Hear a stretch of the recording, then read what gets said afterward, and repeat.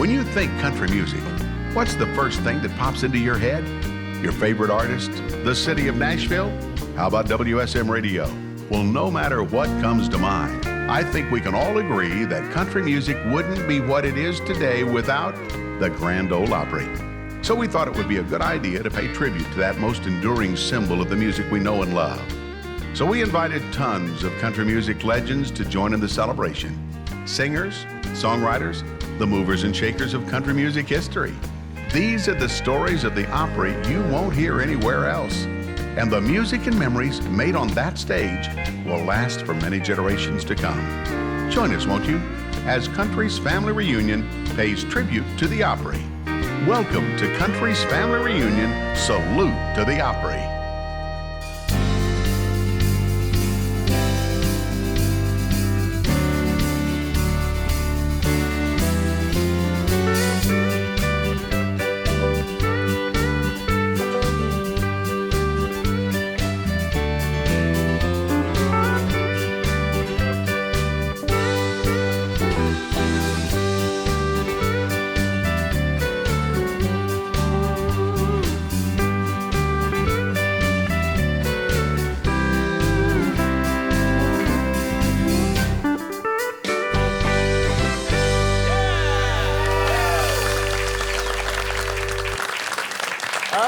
The sound of that music, it can only mean one thing: another Country's Family Reunion, and a very special one this time, as we all salute the show that made country music famous, the world-famous Grand Ole Opry. We are going to have a good time this time. Mel McDaniel wrote a song about it called The Grandest Lady of Them All. Conway Twitty recorded it. And after all of these years, she is still the grandest lady of them all. And the way that the Opry has started for so many years is the way that we got to start it this time. Ladies and gentlemen, with, I almost said, take it away, Hoot Hester. I'm so used to hearing them say that. Hank Singer on the fiddle and our great family reunion band and the Grand Ole Opry Square Dancers.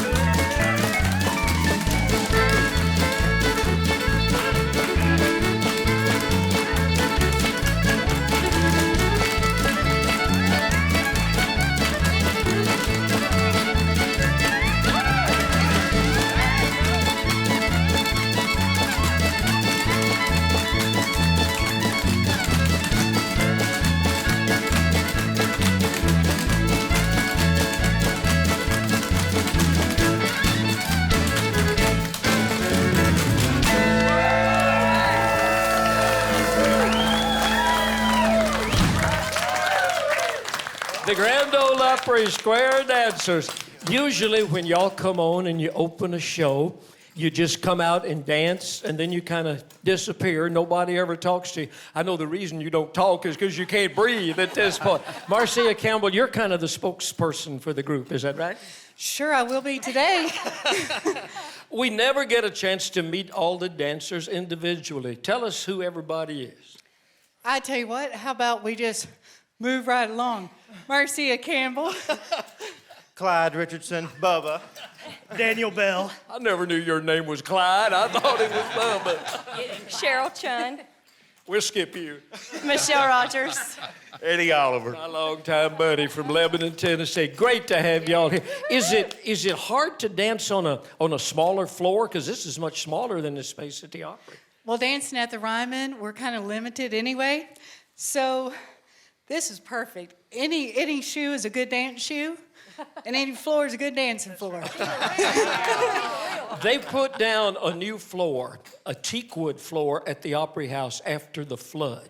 They were so proud of the floor. The first time I walked out there, you had danced, there were already scratches on the floor. I think Buck White did that. Shouldn't have done that, Buck. Well, it's great to have y'all here. You're going to hang around and be part of the reunion with us all? We're just so proud to be here, and thank you. Absolutely. All right. The great Opry Square Dancers getting us off to a wonderful start. Thank you. Thank you, Marcia. Wow. Hey, Bill.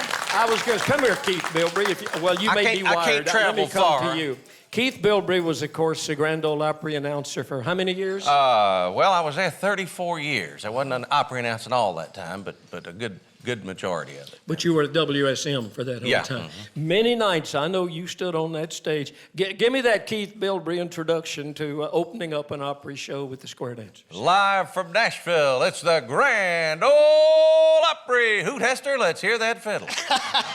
And I'll tell you a little story about that. This is the only night this ever happened. I do the big introduction. I look around here, here's the Square Dancers. The musicians are out there. I can just see the silhouettes because the curtain's down and it's dark, but I assume Hoot's out there. And I say, Hoot Hester, let's hear that fiddle. And I look out, no Hoot. And I hear this. And here's Hoot running out to get his fiddle, which is over by the drums, and he has to run all the way back around. And I'm there. You know, the fiddle's the main part. You can't, guys, can you just vamp or something? But he finally got, do you remember that, Jimmy Caps? Oh, God. The only time he was standing back there talking to somebody, as you know you would, at the backstage at the Opry, and just lost track of the time, and no Hoot. And that was not a hoot. Yeah, he didn't give a hoot. No, he was very embarrassed about that. He'll be embarrassed once again as I tell this story, but that's good, because he put me in a position, now I'm telling you. Now, there's another guy across from us over here that can tell you a little bit about square dancing at the Grand Ole Opry, because between him and his older brother, Ralph Sloan, Melvin Sloan, how many miles you reckon you've danced on the Opry stage? Oh, for 50 years we were there, Ralph and myself. He started in thank you. Yeah. Thank you. He started in 1952, and I retired in 2002. And out of the 50 years, one of our main things, we never missed one scheduled performance at the Grand Ole Opry. Maybe he might not have been there, but the team was there, or I may have been something, and I couldn't be there, but 50 years of dancing every time at the Opry, a scheduled performance. One night, we had a big snowstorm, and I gathered dancers. I started gathering dancers at 12 o'clock, and I had a big motorhome. And as we pulled up at the back door of the new Opry House, we all got out and ran into the Opry House with our clothes on that we wore down there. And just as we run in, the fiddle started, and here the curtain was going up, and here we were dancing, but we made that performance. Without your dancing clothes. Without our dancing clothes and our shoes. And this is one of our older costumes. Yeah. This is the first time I've had it on in 10 years today. So it's great. Still fits? Well, it still fits after I lost 45 pounds or something. No. You brought up an interesting point. How hard is it to dance without the dancing shoes on? It's awful hard. In fact, yesterday I took the taps off of these shoes because I did not want everybody here today telling me to be quieter because, you know, they make a lot of noise. And it's the truth. But anyway, you know, I like the sound of it. I like the excitement of it. Sure. And it was something else. I had never danced like they danced until after Ralph died. I was always in the music and singing business. And when he and I had talked about it, he died with cancer, and he and I talked a whole lot about it. We were very, very close, and he said, "Baby, you got to carry on." And so that's what I did. I stepped in, and I had the dancers there help me so much. Gene and Vernon Huffine. I went to their house, and I sat down at a little table, and they got out some papers, and they said, and they drew these patterns out, and they said, this is what you call this. I didn't want the other dancers to know that I didn't know anything, you see. And they drew this out, and I still have those papers. That was it's 1980. Wow. Well, you did a great job, Thank and you we're so so much. glad that you're here today. Thank you, Melvin Bill. Sloan Thank you so much. and the Sloan family, a big part of our Grand Ole Opry tradition down through the years as we salute the Grand Ole Opry. Our buddy Billy Dean is with us. Billy's not a Grand Ole Opry member. You've performed on the stage many times, and it's great to have you here. I understand that that your song, Only Here for a Little While, that you're about to sing, kind of means something very special to you in relation to the people that are in this room, in this circle, and those that are not here.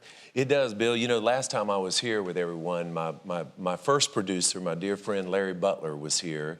Larry produced, you know, The Gambler and Lady and for Kenny Rogers, and we just had the best time. And T was here. Remember, we were all kind of, me and T. And, I love Larry. And Larry, yeah, and just, he went the best way you can go. He died in his sleep, and just like the song The Gambler, you know, he's just like he died in his sleep. And so I've had him on my mind today, and thank you for inviting me. Well, I think this might be a good time for all of us to remember back our friends that have sat in this circle with us down through the years that are no longer with us, and those that are not here for other various reasons. And your song speaks very well to that. Would you share that with us? I sure will. Yes, sir. All right. Thank The you. song's called He's Only Here for a Little While.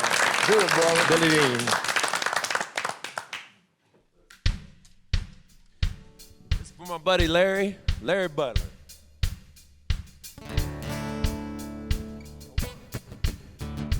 Gonna hold who needs holding, bend what needs bending, walk what needs walking, though it means an extra mile. Pray what needs praying, say what needs saying, 'cause we're only here for a little while.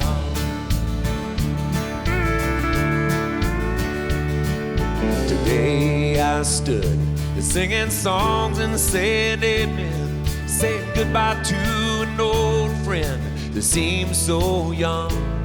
Well, he spent his life working hard to chase that dollar, putting off until tomorrow the things I should have done. It made me stop and think, what's the hurry while they're running? I don't like what I'm becoming. I'm gonna change my style. I'm gonna take my time and not take it all for granted, 'cause we're only here for a little while. Sing it with me, children. Gonna hold who needs holding, bend what needs mending, walk what needs walking, though it needs an extra mile. Pray what needs praying, say what needs saying, 'cause we're only here for a little while. Well, if you're gonna play the Grand Ole Opry, you better have a fiddle in the band.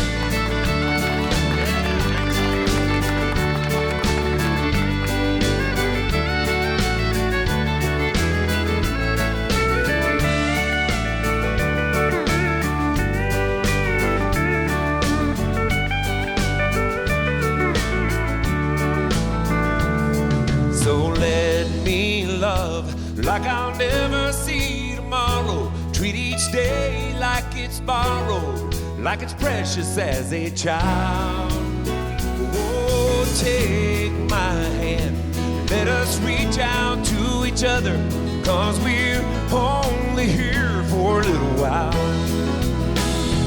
Gonna hold who needs holding, mend what needs mending, walk what needs walking, it needs an extra mile, and pray what needs praying, say what needs saying, 'cause we're only here for a little while. Circle the wagon, yes, we're only here for a little while. Yeah! That's for my buddy Larry. Great job, Billy. Thank you. And I think a good way to start this all off is remembering some of the people that, as I said, have sat in this circle before. Larry and I just did a little short series called Looking Back on the country reunions, where we went back through the files of all the years and pulled out some of those great performances with our old friends. And you realize we are only here for a little while. That's true. And I don't, Carol Lee and I were talking in the dressing room a little bit ago. I don't know what came up, but we all of a sudden were quoting Bill Carlisle. And it just happens to all of us. And of course, I quote Johnny Russell quite often. Most of it we can't mention on the air. And Dale Reeves, I find myself quoting Dale quite often. What did Carlisle say? Oh, Carol can tell you what was it, Carol? He said, you'd tell him a story and he'd say, that's the mainest part. the mainest part. Yeah, we were getting ready. It was, well, that's the mainest part right Well, there. one of the mainest things here today is having Carol Lee back with us. We have missed you. Oh, and the fans have missed you. The two emails that I get the most, where is Carol Lee? And when is Jean Shepherd going to put her book out? Jean Shepherd's book, as soon as it gets, the censors have had it tied up for 6 months. I think she's waiting for us to all be gone. But I told the truth. She's what? I think she's waiting for us to all be gone. I got a long wait. I hope so. But every story in there is true, and I cleaned it up. But it is still in the process, and it will be out at Well, some I had point. a lady that didn't know nothing what she's doing. I thought she did. And I sent money to this publisher, and they kept the money and sent me my manuscript back. Oh. Well, dang. Well, everybody's looking forward to it. Yes, we are. And It will be out by Christmas, I promise, I promise. Oh, did you hear that? Christmas. she didn't say which Christmas time. She just said Christmas time, didn't she? Carol Lee, catch us up. What you been doing? And have you missed us as much as we've missed you? I truly have. Because it's a family. This is truly a family.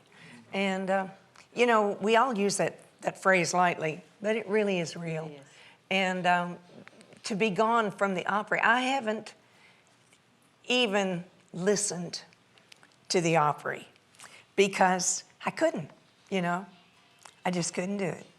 And my memories are in here. And I'm just so grateful that I had the 39 and a half years at the Opry that I had, not counting the first time I went there, which is so over 40 years. And those of you who have been here longer than me, you know what I'm talking about. And it's just a very special organization to be a part of. You know, Bill, I told her in the dressing room a while ago, for what me, were you doing in her dressing room? It seems like Carol Lee's always been, and she always will be. You know, it's just we have missed you a whole lot. Oh, thank you. I can't tell you what that means to me. You know, the fans have been so kind, and I've just learned a little bit about Facebook. So now the fans have, you know, when I retired from the Opry, I'm still working other projects, but when I retired from the Opry, all kinds of messages came in from the fans through Facebook, you know, my birthday in March, for one, and then the retirement later in March. And I was so grateful. So, you know, I got on the internet one night and I thought, I'm going to Google me and see what I Googled my mother and read a lot, you know, that they had written about mother. I found out when I Googled myself, you got to really be careful. I'm dead. I found out that I'm dead. It said, yeah, it said something about I had retired from the Opry, and then the next little message that came down said, I heard Carol Lee Cooper died. Is that true? And somebody else answered it and said, yes, it is, and gave a date. Well, may you rest in peace. I know. I'm having the greatest time. You look good. Do I look good? Thinking back to the days when your mom and dad, Will, Millie, and Stoney, were at the Opry, how old were you the first time you ever sang at the Grand Ole Opry? 13 years old. 13 years old. Yeah, when we guested on the Opry. And we came in from Wheeling to do that guest spot. And so I played guitar back then, and I was recording with them during that time. And so then a year went by and we got the call. Is that when you went to sleep in the guitar case Yeah, backstage? oh, well, I was on stage from the time I was 2, so that was early on. Yeah. You know, so traveled on the road with my mother and dad. I didn't know any other way. Well, thank you for taking time to be with us today. I know the fans are thrilled to see you. Oh, and I thank them we all so are, and much. you're just as lovely as ever. Oh, the fans have been really so much to us. You know, they keep us going. I'm jealous that you share a dressing room with T. Graham Brown. Oh, well, I meant makeup. Yes, it was in makeup. You know, I may have one of Carol Lee's first autographs. I went to see Wilma Lee and Stoney Cooper at a place called Hillbilly Park in Franklin, Pennsylvania. Yeah. And Carol Lee was there. And so when I got everybody to sign the picture, and when I got to Carol Lee, I asked her if she would sign it, and she turned it over. And she signed Carol Lee, and I think we decided she was 9 years old then. I was. And I still have it. I remember. We survived the flood. Isn't that's Yeah. amazing because That's terrific. Bill, you don't get any more authentic in country music than this lady. That's right. Mother Maybelle Carter taught her to play poker on tour. I mean, that's as She country did. as it gets right there. She was She a good did. poker player too, wasn't she? Huh? She was a good poker player Oh too. my, she was excellent. And she loved to play poker. She really, really did. But we were doing one of those 40-day tours across Canada. And it was, let me think, Hank Snow, my mother and dad and I, Mother Maybelle, Cowboy Copus, and there was somebody else. I apologize if I'm missing someone. But there were 5 cars of us, no buses back then. We covered one side of Canada to the other, and we ended up over in, let's see, Newfoundland and Prince Edward Island. And when we got to Prince Edward Island, they didn't have any roads at all. And so we went everywhere by way of this train, and it was called the Newfie Bullet, because about the closest it could get would be 25 miles an hour. Going downhill, it might hit 40.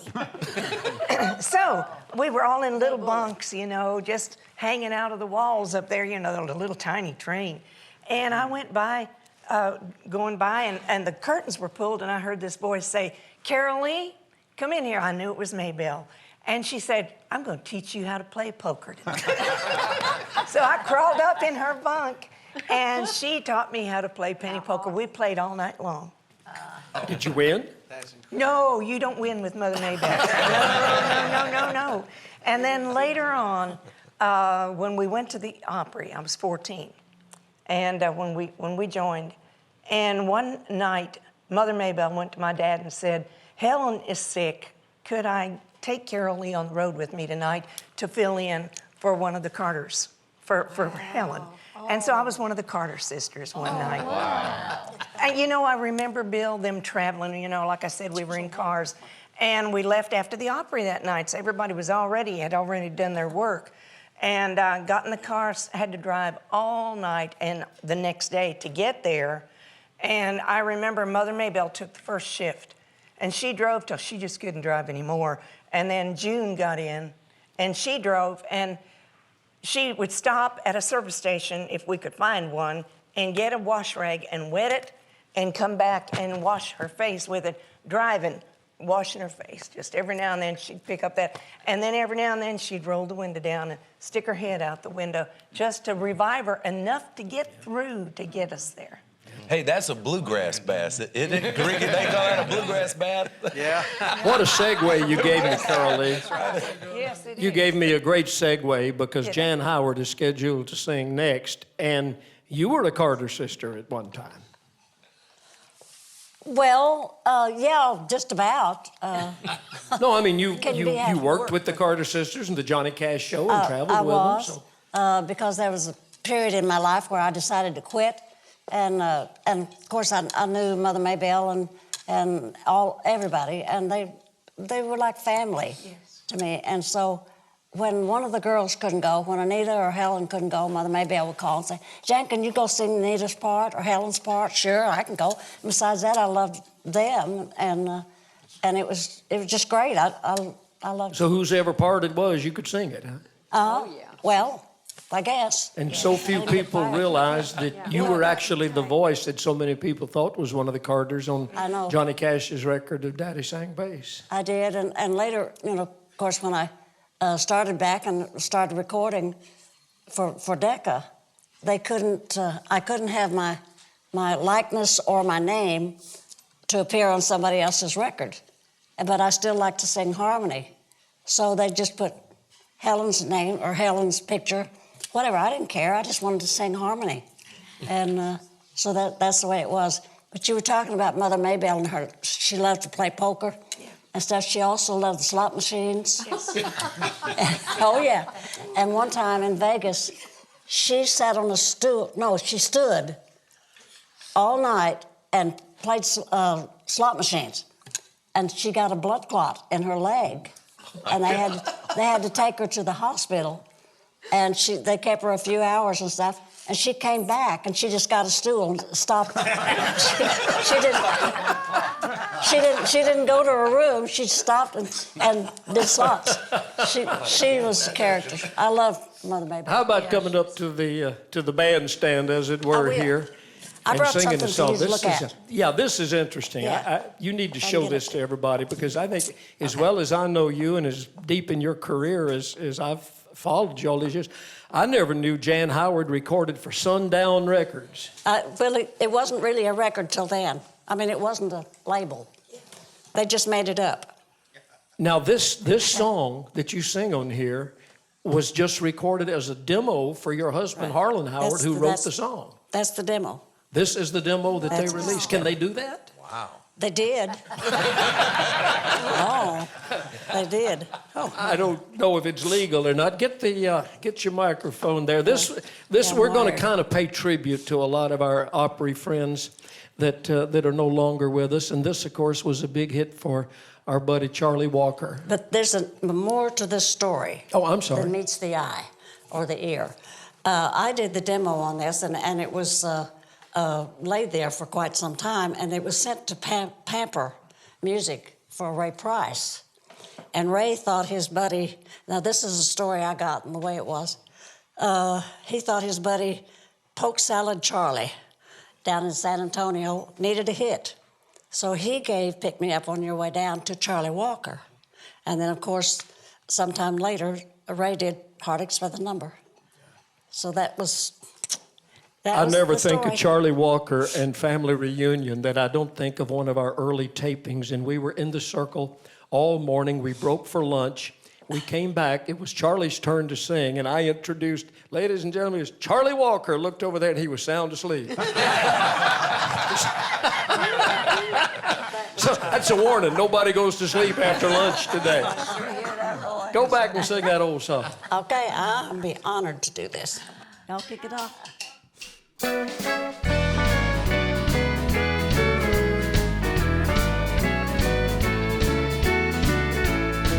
were mine for just a while. Now you're putting on the style, and you never once looked back at your home across the track. You're the gossip of the town, but my heart can still be found where you tossed it on the ground. Pick me up on your way down. Pick me up on your way down when you're blue and all alone, when their glamour starts to bore you. Come on back where you belong. You're the gossip of the town, but my heart can still be found where you tossed it on the ground. Pick me up on your way down. Oh yeah.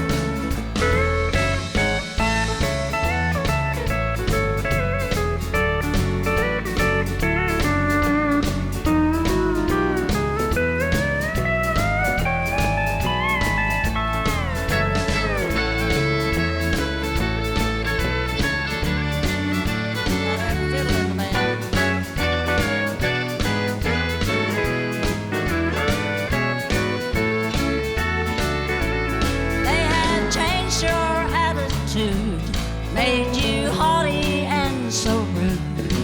Your new friends can take the blame. underneath you're still the same. When you learn these things are true, I'll be waiting here for you as you tumble to the ground. Pick me up on your way down. Pick me up on your way down when you're blue and all alone, when their glamour starts to bore you. Come on back where you belong. You're the gossip of the town, but my heart can still be found where you tossed it on the ground. Pick me up on your way down. That's for Charlie. Hey, Bill. Bill. Boy, what a great song. I got a Charlie Walker story. Tell me a Charlie Walker story. You know, Charlie was a frugal guy. He would pinch a penny on you, you know, and which was a good thing. And we were out playing golf one day, and he saw these two kids out in a ditch trying to find golf balls to go sell, you know. And he said, drive on over there where those boys are. And I drove over, and I said, what are you going to do? He says, hey, fellas, y'all come on up here. And they came up, and he handed one of them a dime and said, go get y'all a pop. And he said, where? Kid said, where? Charlie was quite a golfer, wasn't he? I was. He was great golfer. Yeah.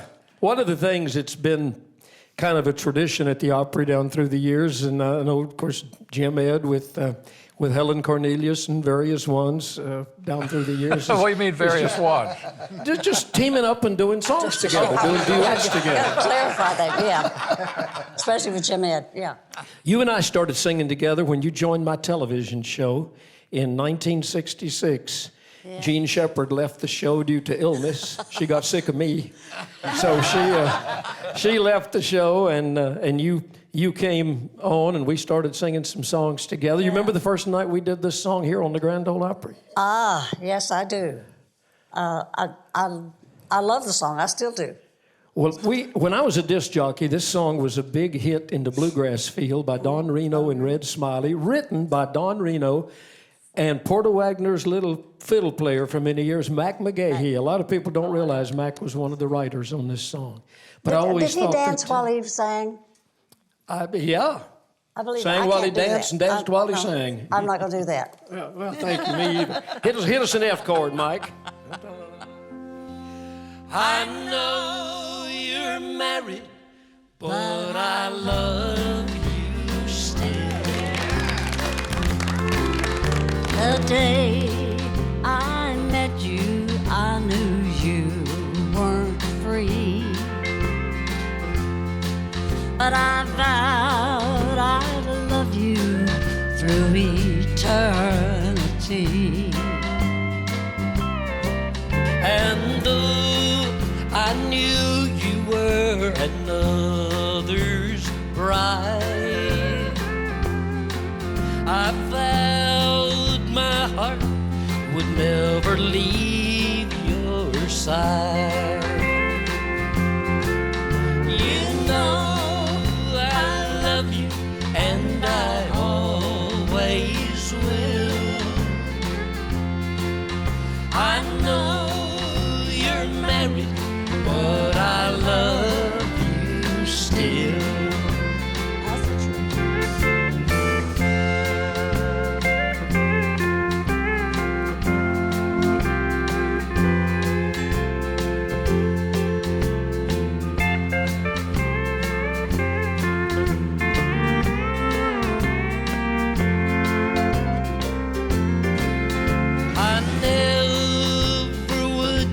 Made that sacred vow. If I had only known what I know now, what inside my heart, thank you, Bill. So close together, yet so far apart. You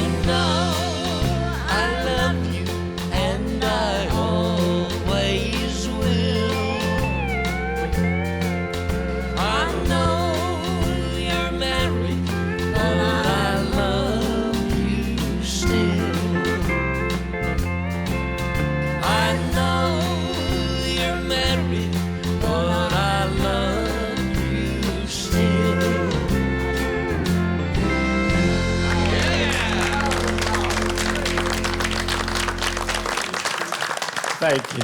That's always fun.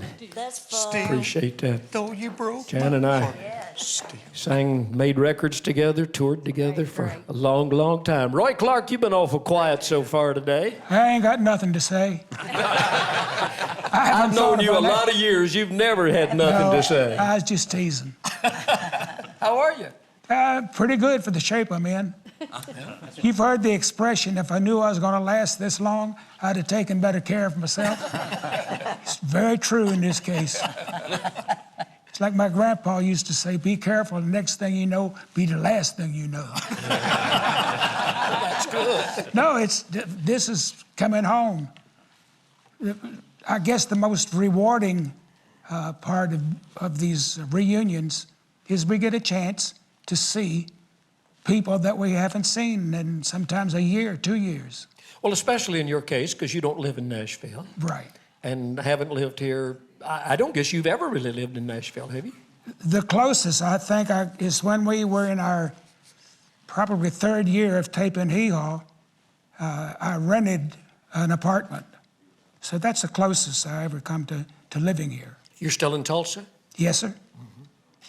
But you're one of the newer members of the Grand Ole Opry. I say newer members. Within the last, how many years have you been a member now? Oh, Lord, don't pin me down to anything.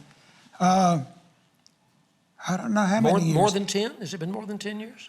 Yes, oh yes, has it? more than Okay. 10. Time flies when you're having fun. But you know, I go back to every time, especially go to the Ryman, that I came to Nashville to the Grand Ole Opry in 1952. Wow. I had won a banjo contest back in Virginia, and one of the best part of it was I got a trip to come to Nashville. And not as a individual, but working with like String Bean, Annie Lou and Danny, and the Duke of Paducah. We'd go out and play these little theaters, and then on the weekend, we'd join up with one of the big stars, like Ernest Tubb, Red Foley, or whatever, and that was my introduction to the Grand Ole Opry, because the Grand Ole Opry, especially at that time, to me, was a radio. It's what it looked like. When I hear the Grand Ole Opry music, I'm picturing a rodeo. And so a rodeo, no. I think that's what put me in the shape I'm in, is I played too many rodeos. Not enough radios. Not enough radios. Really, but this is such a joy for me. It's my excuse to anybody that wants to know where I'm going, as I'm going to the Grand Ole Opry, or going down to do a reunion show. And they say, oh yeah, we see you on there occasionally. So this is just another extension of why I'm in love to be here. What would we have to do to twist your arm and get you to do a song? Well, it's going to take a team of lumberjacks to get me up to the microphone. If you want to stay right where you are and be comfortable, you're feel free Well, to do that'll that. work. Okay. Especially if you see me try to get up. Hey, Bill, I sent Roy a box of medicine. I wondered how long it's going to take for you to get back to it. Well, we got to talking about, there's a mayonnaise back on the east, I don't know how far it goes, Virginia, North Carolina, and in that area called Duke's. And it is a distinct taste. Well, we got to talking about it, and I thought that's as far as it would go. And it was about 3 weeks later that I get a carton of Duke's mayonnaise from T. And somehow it got lost, we thought. So he sent another case. And in the meantime, the first case showed up. So we've been knee-deep into Duke's mayonnaise for quite a while. You ought to be well greased up then. I wasn't going to talk about that part. No, it's, where did we start on this conversation? I know where we wound up, as you was wanting to know if I'd get up and sing. I was wanting to know if you'd say, I didn't say you had to get up. I just said, I'm glad you didn't. Well, stay right there if you want to. Okay, which one are we going to do first, the Greyhound? And this song is very special to me because not too long ago, I was doing an interview with a young man from a local newspaper. And he said, of all the songs that you've recorded, do you have a favorite? And I said, I really can't do that. I've been doing this quite a while. I will admit to over 40 years. For me to single out one song in that period of time is very hard. I said, but I do have one that I love songs that have definite, I had it until I started to say it, messages, you know, that funny and or sad. And this song really captures all of that. It really expresses to you what Roy Clark is all about. This speaks for me.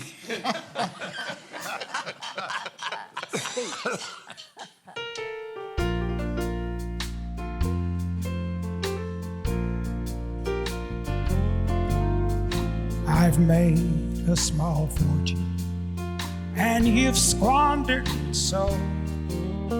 You've broken and you've tasted everything I taught to grow. But I thought that I loved you, and I hoped you would change. So I gritted my teeth and didn't complain.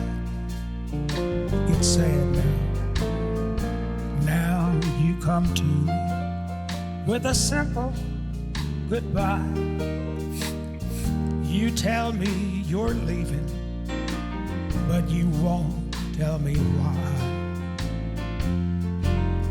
We're here at the station, and you've tried not to go, but here I sit waiting. I got the wrong lead in line. If I don't come up with the one that belongs here, we could be here all day long. Well, it's happening more frequent here of late. Thank God in Greyhound you're gone. Thank God in Greyhound you're gone. I didn't know how much longer I could go on, watching you take the respect out of me, watching you make a total wreck out of me. That big diesel motor is playing my song.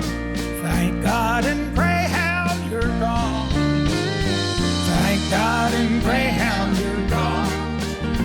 That load on my mind got lighter when you got on. That shiny old bus is a beautiful sight, with the black smoke rolling up around the taillights. It may sound kind of cruel, but I've been silent too long. Thank God in Greyhound you're gone. Thank God and Greyhound you're gone.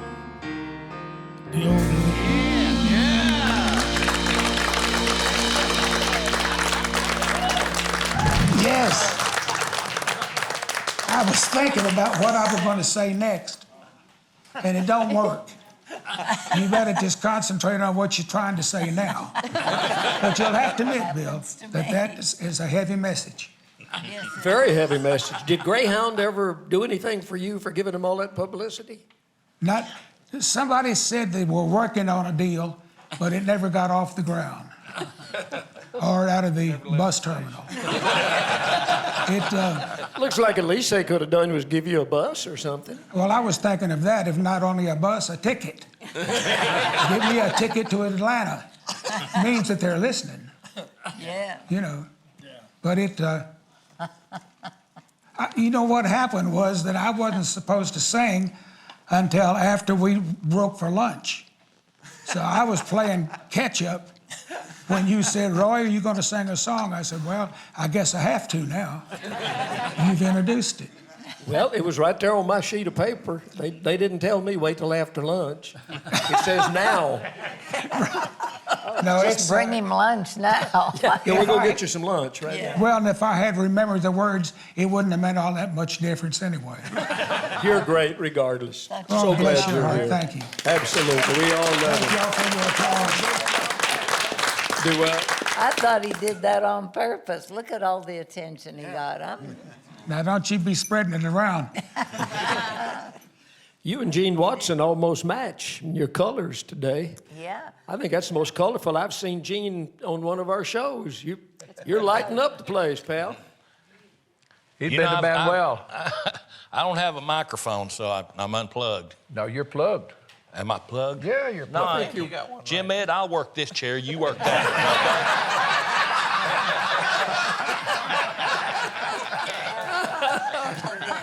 I was going to say you can use this one, because I'm not going to use it anymore. What did he say? Roy said he could have this one. He was not going to use it anymore. But I assume he'd have to come and get it, right? Yeah, probably so. I'm wired up. Gene, I was standing out in the hall yesterday during rehearsal, and you were in here doing this tribute song to Marty Robbins. I guess it sounded fantastic, as everybody will find out in a minute. Were you a big Marty fan? Yes, yes. I thought he was one of the greatest voices in country music. Thought he was a delightful, funny guy, but so sincere at the same time. I had the pleasure of doing a tribute to Ernest Tubb, and they asked me to come because they said Ernest thought so much of me, and Marty was hosting the show. And I was just so blown away with Marty, the way he handled everything, sort of like you do. And we were backstage, and I told him, I said, man, I said, you are so cool at this, you do it so well. I said, you seem to have a handle on everything. He said, do you really think so? I said, you're doing a great job. He said, man, my insides are jumping up and down.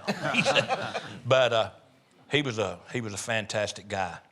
I knew him pretty well, toured with him quite a bit, but I read the book that came out about him that our friend Diane Dickman wrote.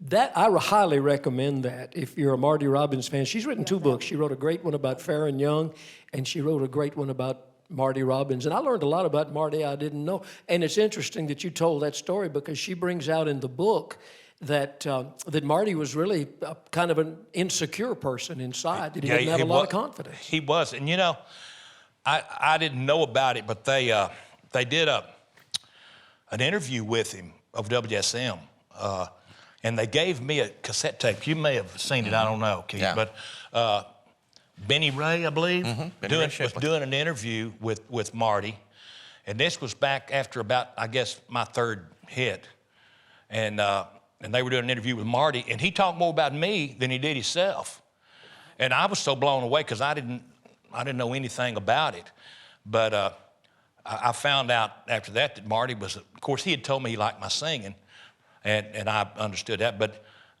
he was a big fan of mine, and that thrilled me so much.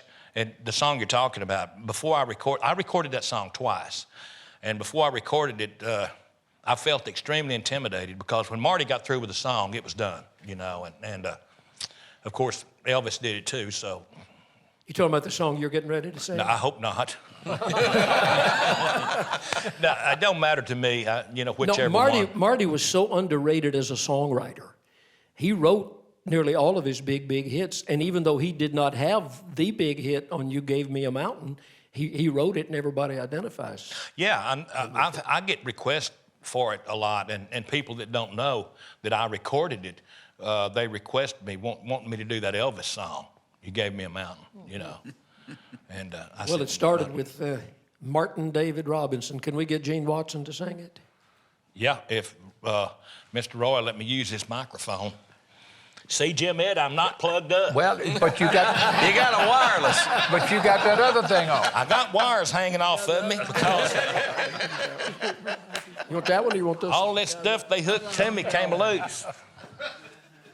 This is fine. There's your one. I like it. I'm sitting over there in that chair, and all these goodies started falling off of me. And I started wadding them up and poking them in my pocket everywhere.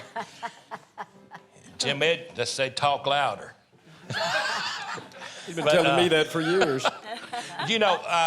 I've got lot of memories of the Grand Ole Opry, Bill, and even though I'm not a member and wish I was, the first time I was ever there was because of the Wilburn brothers.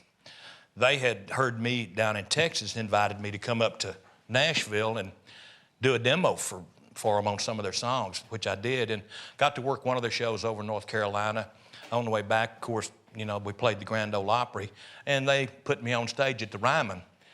And talk about nervous.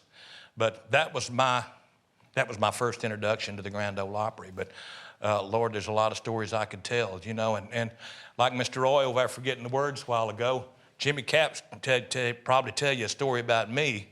It was about 2 seconds before I was supposed to go on stage, and I forgot the start of the song. And I ran back to Jimmy Capps and I said, "How does this song start?" He said, 5511 405.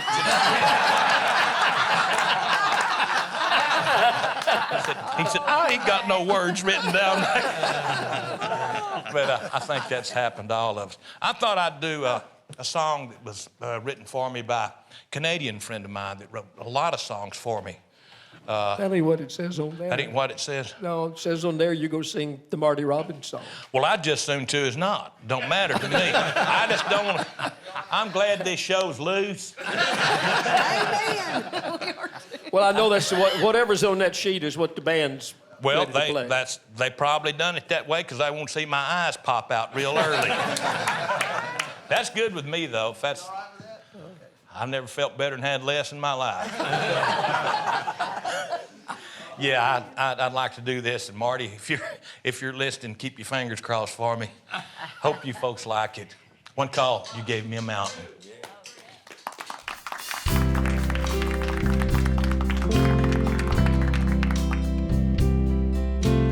Born in the heat of the desert, my mother died giving me life, deprived of the love of a father, blamed for the loss of his wife. You know, Lord, I've been in a prison for something that I've never done. It's been one hill after another, and I climbed them all one by one. But this time you gave me a mountain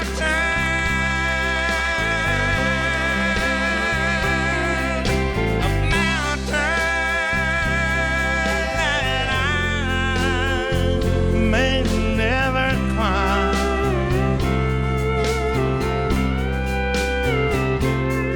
And it isn't a hill any longer.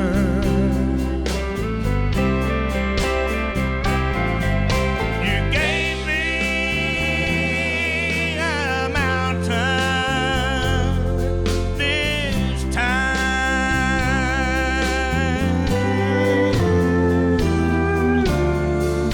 My woman got tired of the hardships, tired of the grief and the strife, so tired of working for nothing, tired of being my wife. She took my one ray of sunshine, she took my pride and my joy, she took my reason for living. Oh, she took my small baby boy. So this time you gave me a mountain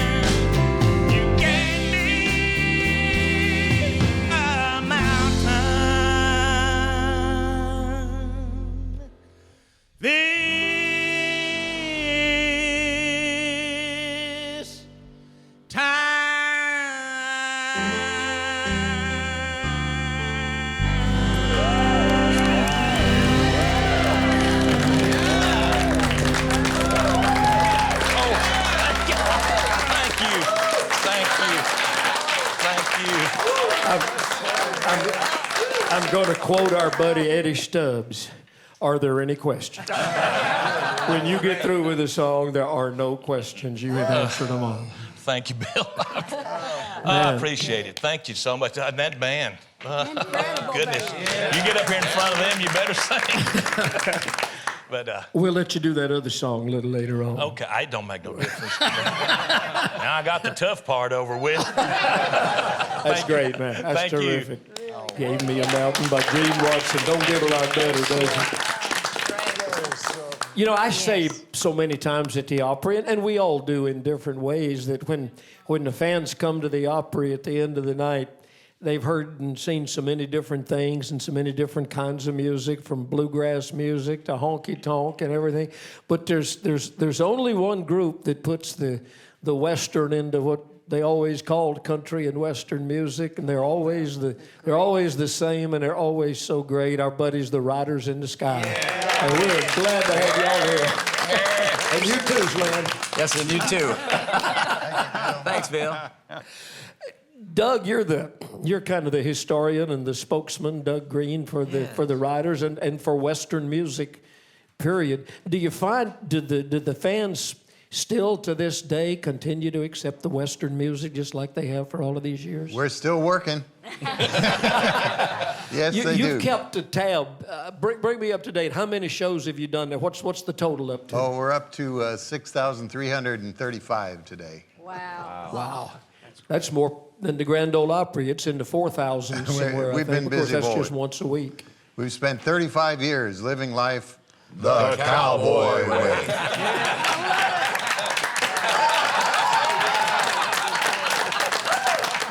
Well, no, stay up. You're already up. Come on up here, because they're setting the microphones for you. You ever worked on the road with these guys? A few things, yeah, but you know the one thing that you were talking about, there's so much variety on the Opry. There's something for everybody. What gets me about this group, they can entertain everybody in that audience. That's right. Male, female, and I always say 8 to 80 because it doesn't matter age, and they're just so unique. There's nobody that doesn't like the Riders. And you've always continued to wear the Western costumes? Yeah, we tried fireman outfits for a while, but it just didn't work. We went for a Beach Boys look. People didn't buy it. Went back to the flowered shirts, yeah. And the chaps, which yes. Which you continue to wear. These are not chaps. This is results of a tragic Rogaine spill, Bill. So, this is a blessing to me. That's right. Yes. Actually, they're chia chaps. I'm sorry. They are what? Chia chaps. Yes, they grow every week. You're sort of rotating the crop, aren't you, Slim? Yes, I am. Well, yes, thank you very much. That's an old Grand Ole Opry joke from years back. Remember that? Well, they still laugh at what you do. They still sing along when you close the show with Happy Trails. Bless them, yeah. And the kids love the They do. The kids Toy love the Story feel songs. of it and the look of it and the adventure, just like we on. did when we were kids, except we just never outgrew it. And so we keep doing it. And the people that come to the shows, older people remember it from when they were kids, and now they're bringing their grandchildren on and say, hey, check this out. And so we get them all. We don't get the ones in the middle. We got a mother coming to the show one time and over in South Carolina and said, you're my dad's and my son's favorite band. She said, I don't get it, but they love it. But we had her by the end of the show. She liked it by the end of the show. Do us a little cowboy music. Well, I thought we'd do the first song we ever did on the Grand Ole Opry, which I believe was 1979, as guests, and we joined in 1982, about the same time Ricky did, and the Whites, and John. I think we were all in one little group that joined together, and I just think it's just so remarkable that we're in a generation that we could work with Hank Snow and Bill Monroe and Ernest Tubb and Roy Acuff and Minnie Pearl and have such great memories of them and still be, part of the contemporary thing as well. It's just a treasure we'll always have. Exactly. Boy, isn't it the truth? All right, let's get serious and do a deeply serious song that tells the story of how the yodel was born.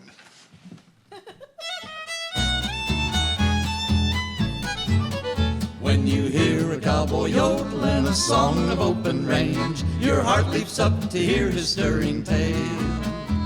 But did you ever wonder at the end of his refrain why his voice leaves in a mournful wail? Well, the story as told to me was handed down through history of a singing cowboy brave enough to try to ride the meanest old cayuse. It bucked him off right at the chute and left him spinning way up in the sky. The bronco jumped up and the cowboy came down. They met at the old saddle horn. It made a deep impression, you could say it changed his life.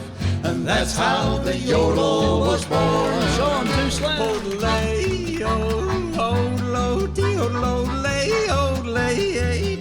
Hang in there, Steve.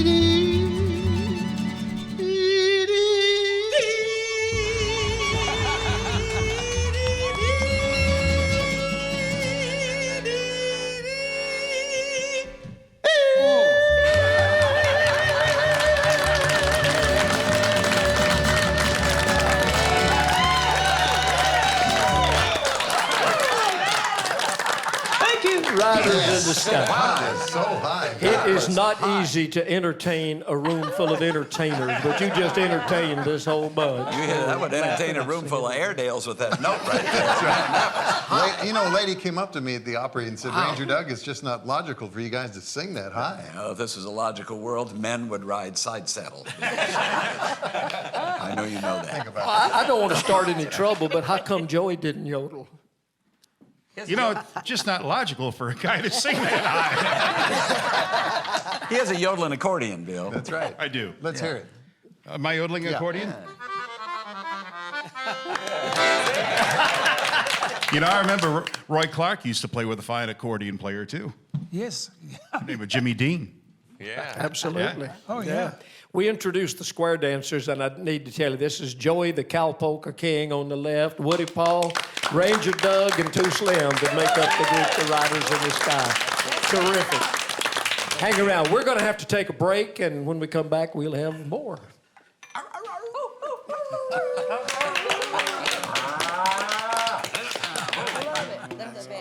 I love that. Good job, Bill.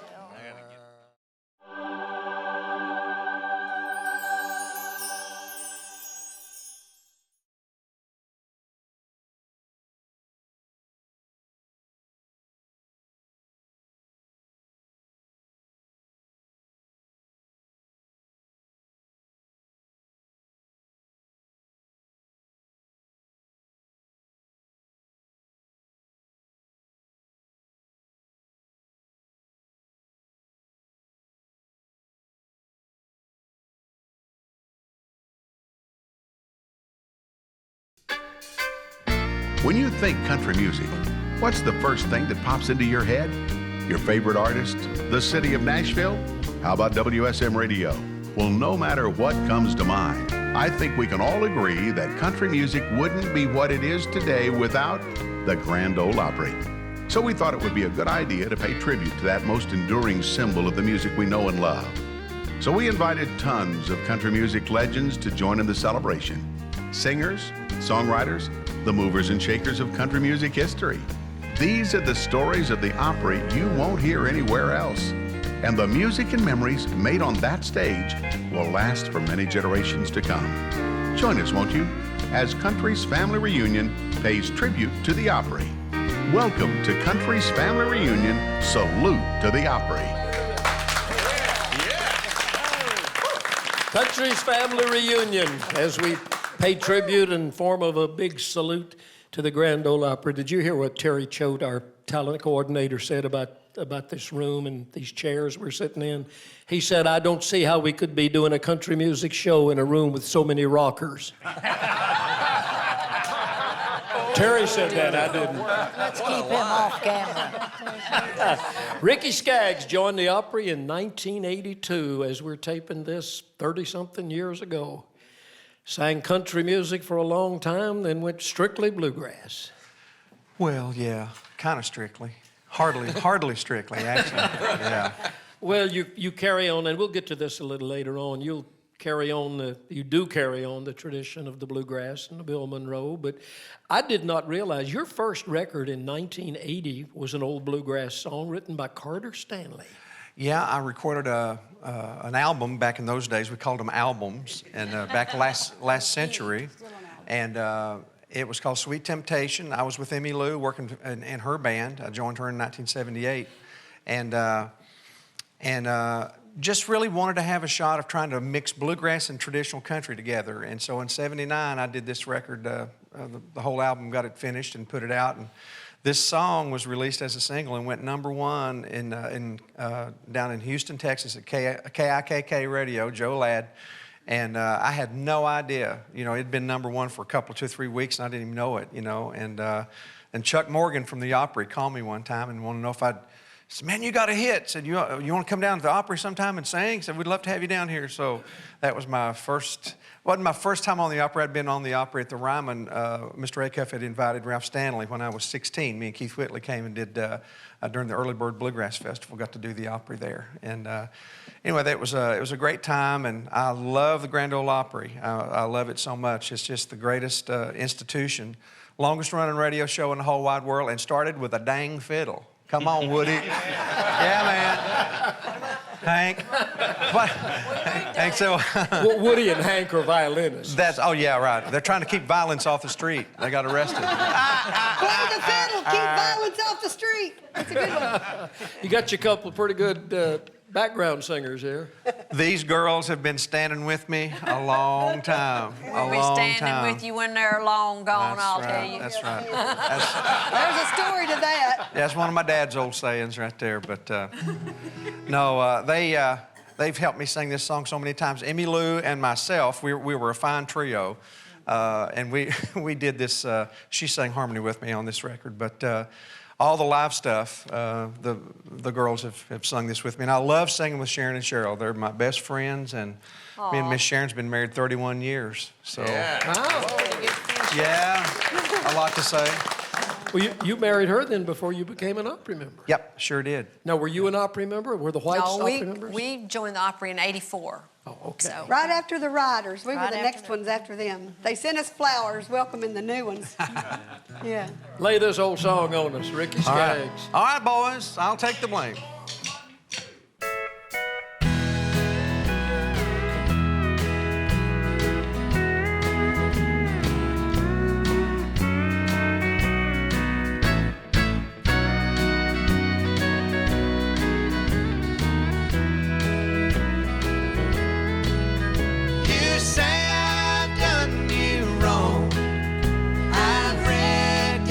happy home.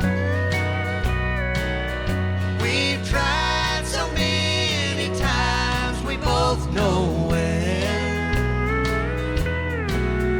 Let's take another chance to renew an old romance. And if we love each other, time will tell.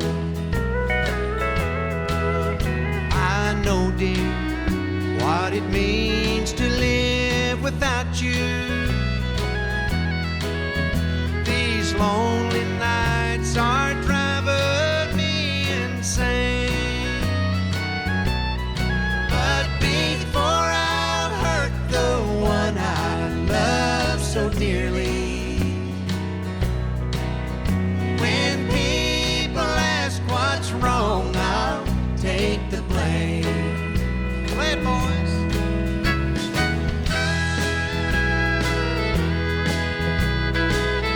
That's a country band right there.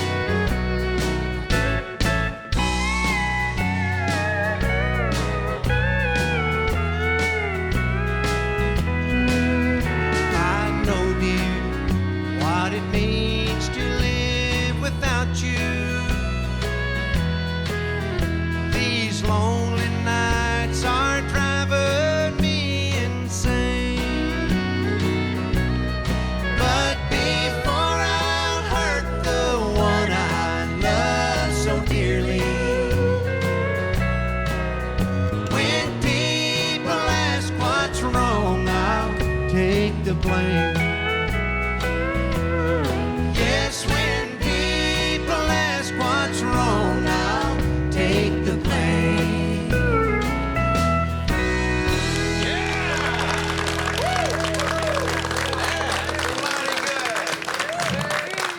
Oh, that is terrific. Thank you. I don't know if I could get signed nowadays with that kind of sound, but that is sure country. I don't isn't it? know if any of us could this day and time. You paid tribute, acknowledged the band here, and they Yeah. do a wonderful job behind everybody that's on Country's Family Yes, Reunion. And absolutely. I never like to let one of these sessions pass without acknowledging all of them and the hard work they put in. The leader over there on the steel guitar. Been doing this with us ever since the beginning, which was back in 1997 from Montgomery, Alabama, Mr. Mike Johnson, one of the great steel guitar players in the world. And on the keyboards or the piano, any combination of most anything like that, one of the best in the whole business from over in the state of Virginia, Mr. Dirk Johnson, no relation to Mike. The violinist in the group. Sound like a fiddle player to me. One of the best fiddle players, and he gets fan mail too, because it comes to me and I forward it to him. Mr. Hank Singer. And the sheriff. Have you arrested anybody today, Sheriff? Everybody's been behaving. But you've got your badge and your gun and your bullet, right? From North Carolina, the great Mr. Jimmy Capps. Now we got two Johnsons and we got two singers, but no relation anywhere from the state of Illinois. Mr. Les Singer on the acoustical guitar. You gonna play the banjo any today?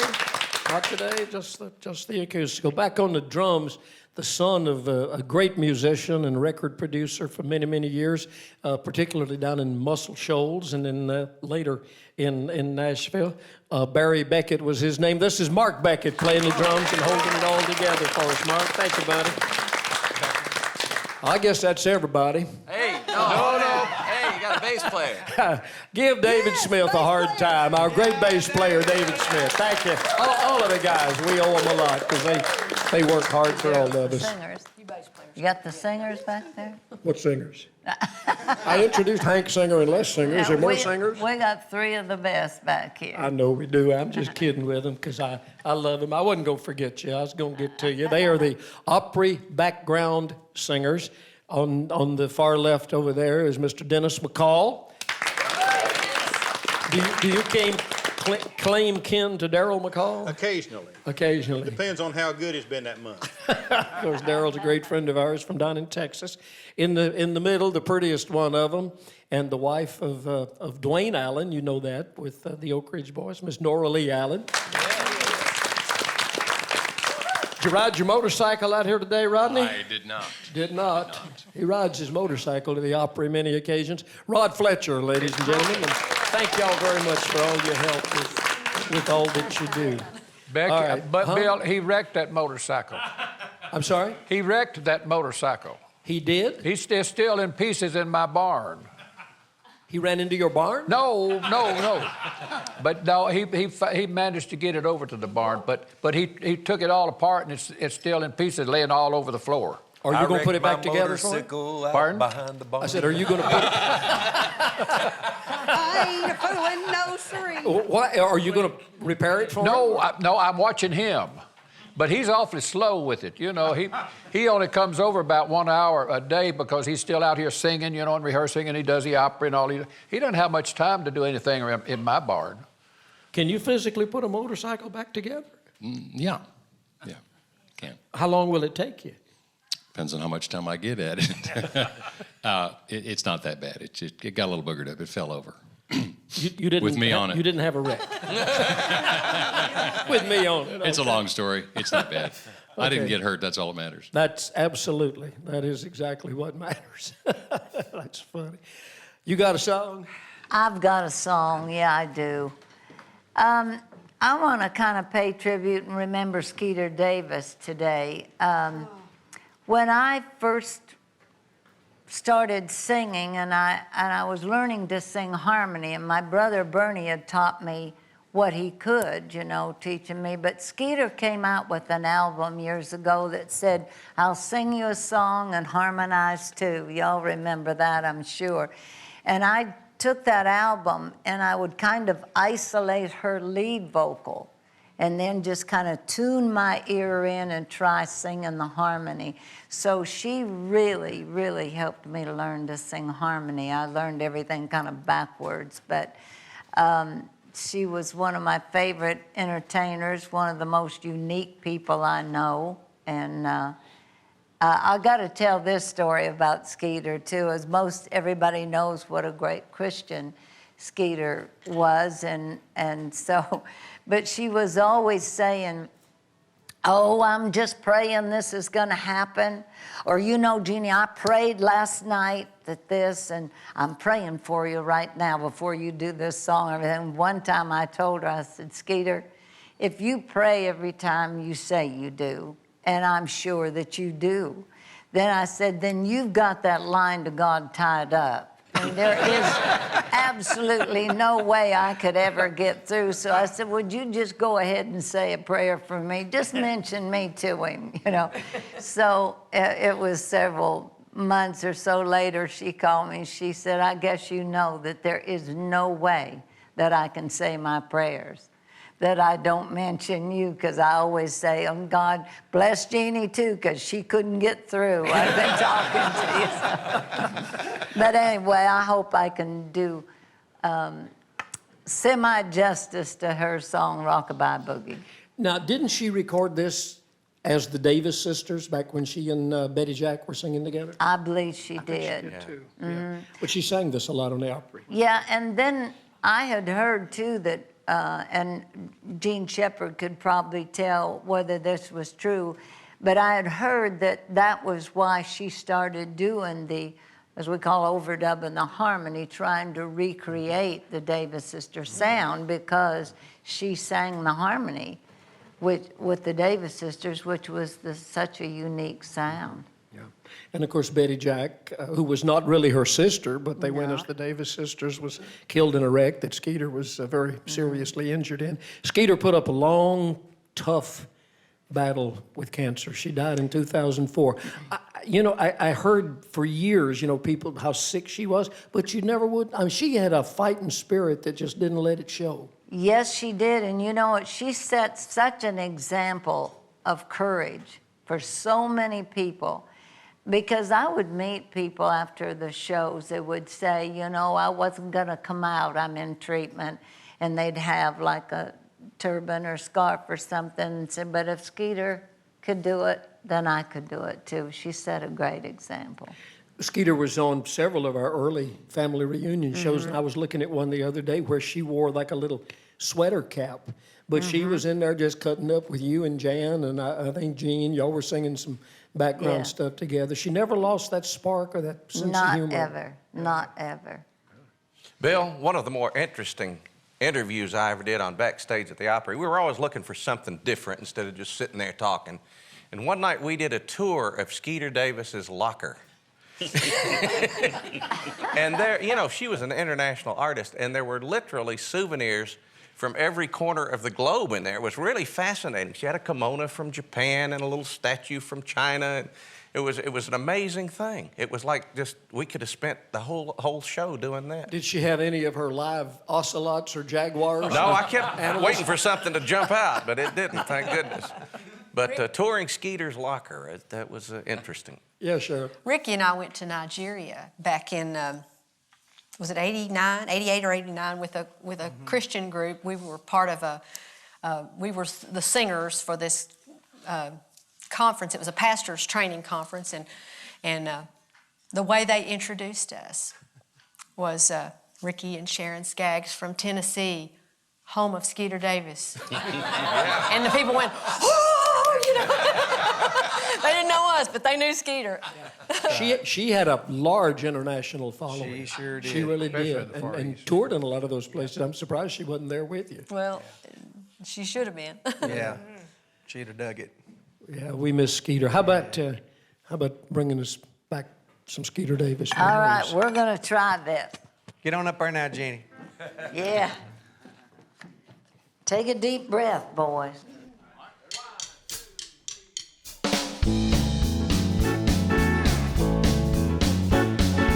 Rockabye boogie is the latest way to rock your baby to sleep.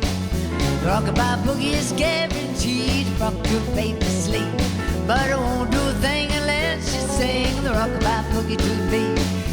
Rockabye boogie, rockabye boogie, rockabye, rockabye boogie, rockabye boogie, rockabye, rockabye boogie, rockabye boogie, rockabye, rockabye boogie, rockabye boogie, rockabye, rockabye boogie, rockabye boogie, rockabye, rockabye boogie, rockabye.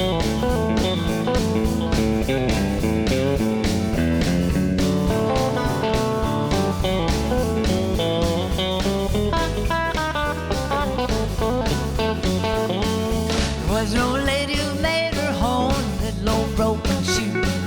She had so doggone many kids, she didn't know what to do. Well, come on, baby, go to sleep, close those eyes of blue.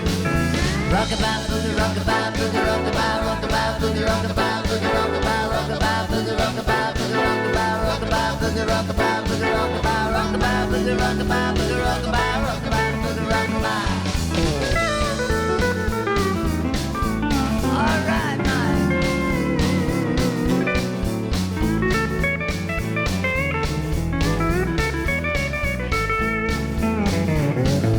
Rockabye boogie, oh rockabye boogie, sleeping in a big tree top. When the wind begins to blow, baby gonna rock and roll. When the bow breaks, the cradle will fall, baby gonna blow his top. Rockabye boogie, rockabye boogie, rockabye, rockabye boogie, rockabye boogie, rockabye, rockabye boogie, rockabye boogie, rockabye, rockabye boogie, rockabye boogie, rockabye, rockabye boogie, rockabye boogie, rockabye, rockabye boogie, rockabye.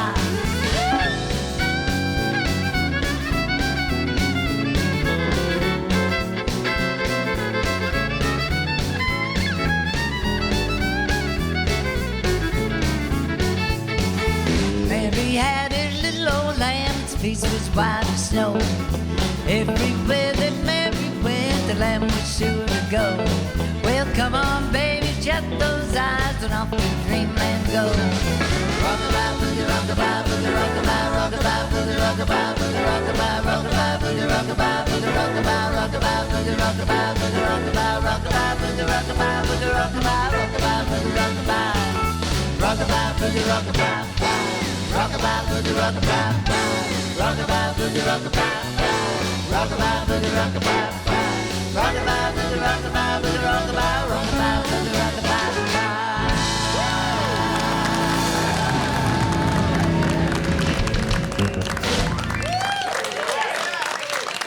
Thank you so much. So what's the name of that song? You must have said Rockabye Boogie 400 times. Yeah, and you know what? I don't know who wrote that song. Does anybody? They should have been paid by the word.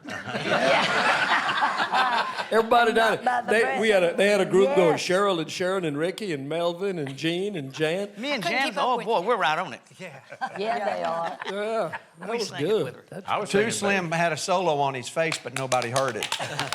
yeah, that's right.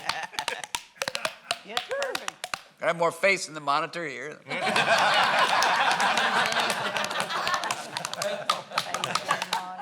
That's it. Thank you, thank you. So I need a snare drum. I'm sure the cameras have picked up this lady sitting over there between Carol Lee and T. Graham Brown, and we haven't said anything at all about her. But I know she's a good friend of yours, and I know you've got some things to tell us about this lady whose name is Cindy Moore, but you could have fooled me. I would have thought it was Minnie Pearl. Well, she is absolutely wonderful, and she and I worked together for several years. I did breakfast shows here in Nashville, and Cindy came on the show, as I recollect from the first time. She was subbing for Terry Williams just to sing harmony with me, and then she did a little mini thing, and we just all loved it so much we just ended up able to add her to the cast and do it. But she's very unique in how she presents Minnie, and she also does a tribute to her. And I don't want to tell too much about it, but I do know that, and I will say this, she may say it again, but she worked in Opryland Park. And she's actually studied under Minnie Pearl. And so she can tell you a little bit more about it, but the way I always used to introduce her on the breakfast shows is, all right, and now Cindy Moore as Cousin Minnie Pearl.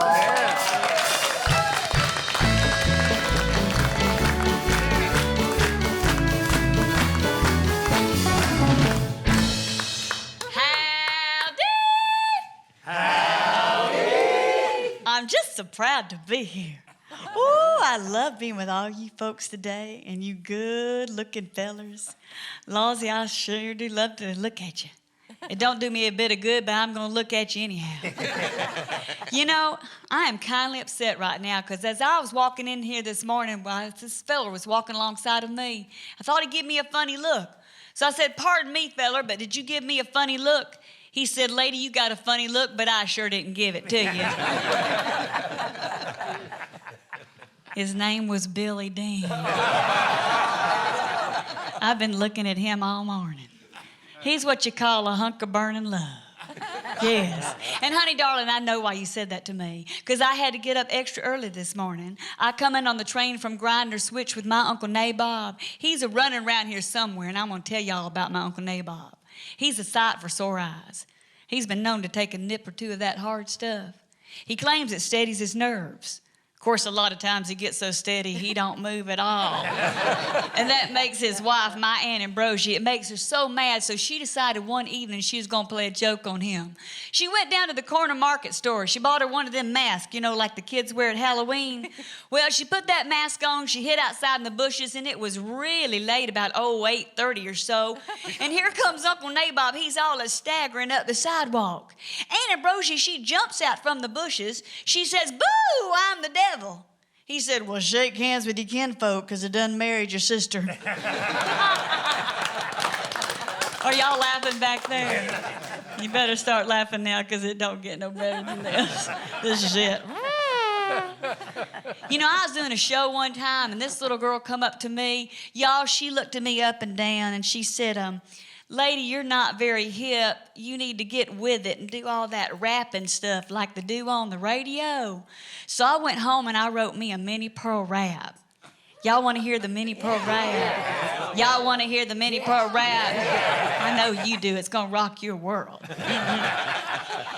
My name is Minnie Pearl. I wear my tag to the side. I'm walking through the house, so don't you try to hide. I got my knee-highs on and my orthopedic shoes. I used to be country, now I'm rhythm and blues. Howdy, howdy.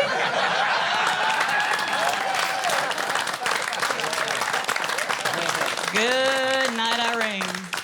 I'm going to take my hat off.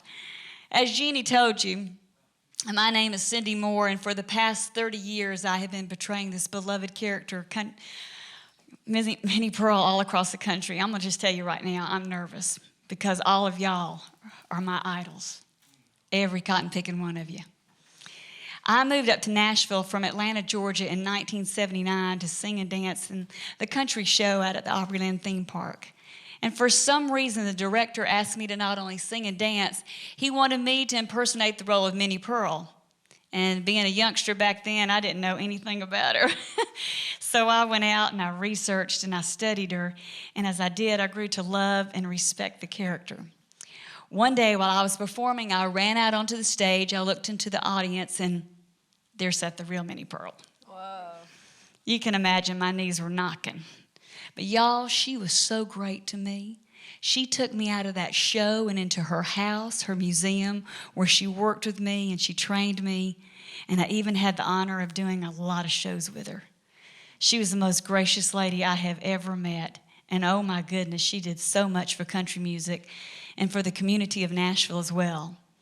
But I'm going to tell you something. When I moved up to Nashville at the ripe old age of 19 years old, I had no aspirations whatsoever to be standing before anybody dressed like this. Because you see, I came up here to be a big-time country western singer. And I had my 10 minutes of fame back in the early 80s. I was on the road with a group called Dave and Sugar. And as you know, they had 7 #1 hits. And George Strait back then, well, he was our opening act. And I'm so glad I could help that feller out with his career. Anyway, after being with Dave and Sugar for 2 years, just like all the Sugars, I got fired. Sugars. I was least in the single digits, though. I was Sugar number 6. But anyway, after I was fired, I was devastated. But I went back to the theme park, and that's when I really started working a lot with Minnie. And Minnie looked at me and she said, Cindy, you are a good little singer, but you're really funny. And if you will continue this legacy of mine, you can be working for the rest of your life. And she wasn't kidding, because I do it almost every single day, and I love it with all of my heart. And as you all know, in 1986, Sarah Cannon was diagnosed with breast cancer. She was a breast cancer survivor. She passed away from a stroke in 1996. And I'm here as an 11-year cancer survivor. So, you know, I wanted to follow in her footsteps, but not in that quite direction. But she taught me so much, and she was just such a joy to be around. And every time I go all over the country, and when people don't know who Minnie Pearl is, well, I just educate them. And I'll tell you, young and old, after I'm through with them, they love her. And I just tell you what, it is such an honor and a blessing to be able to put this hat on. I'm not the real Minnie Pearl, but I'm going to keep the legend going for everybody. Amen. And I'll tell you one thing. She used to always tell me, you reach for that moon, because you just might prick your finger on the edge of a star. Thank y'all so much for having me. Cindy Moore, you are so wonderful. Thank you for sharing that, because we knew Minnie and we loved her. There's several things went through my mind as you were doing that. I guess the first thing was, are you going to pass this gift along to somebody else? Well, you know, I'll tell you something. Last year, a little girl, my neighbor, she's 9 years old, and she had to pick a country character or a Tennessee character, and she came over to my house and interviewed me. And so I made her a little hat and everything, and she went on stage at her school, and of course her friends were looking at her like, what is that? But the kids love it, and I want to do that. And I also do a thing. Last year we had a 100 Mini March, and I had about, 40 girls in the Christmas parade at Donaldson, and we were all dressed as Minnie Pearl, and we won the Best Element Award, too. But I just want people to really remember her, and I know all of y'all knew her and how wonderful she was, because if you think about it, you know, not many people take people under their wings nowadays. You know, they're all out there, and of course, we all have to make a living. But as a youngster, I just always remember looking at her thinking, oh my goodness, why are you picking me? But a lot of people don't know this, if you go to the Country Music Hall of Fame, all the plaques in the Hall of Fame have a date of birth and a date of death. But Minnie Pearl's plaque only has a date of birth. There's no date of death, because she never wanted the character to ever die. Well, as long as you're carrying it on. Don't make me cry. Don't you make me cry. I'll tell you what, she was so wonderful. And I remember I was telling T over here, he was telling me some stories about her backstage, and I said, well, have you ever been into her house where she held court? And he's like, what? If you ever got in trouble, he knows. I know. If you ever got in trouble by Miss Minnie, she would take you into her kitchen, and you would sit there and sit across from her, and she'd hold court. She held court on me one time at the Opry backstage. Oh, goodness gravy. Well, it's scary. She said, when they were applauding, and I immediately started talking, and people quieted down, you know. So when I got off stage, she called me over there, and she said, now look, son, don't ever talk over your applause. It's too hard to get. And I said, yes, ma'am. That's right. That's right. She did the same thing with little Jimmy Dickens, and he talks about it all the time. He said that he was talking over the punchlines and things, and Minnie took him aside.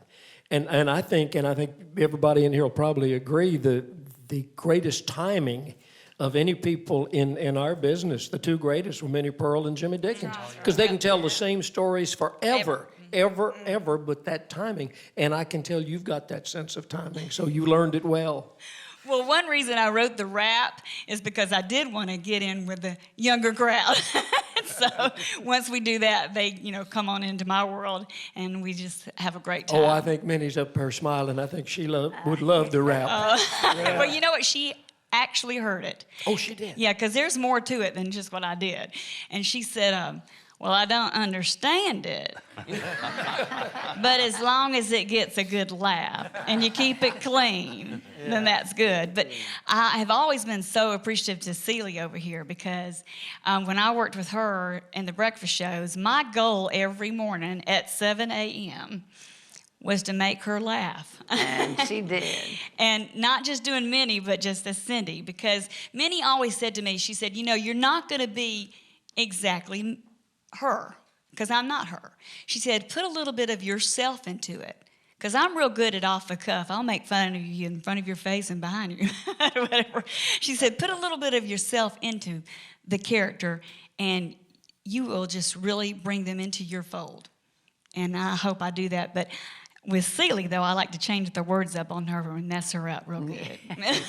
Minnie had one of the greatest philosophies about an audience, and we've all heard her say it. She said, you love them and they'll love you back. And they loved her back. And you know what? From Cindy Moore's perspective, I love all of y'all, and I can feel that you love me back. Thank you for And I keeping thank you that that. alive. Thank you, Bill. Cindy Moore, she's wonderful. Bill, I don't know if you noticed my lapel pin or not. It's a Minnie Pearl hat.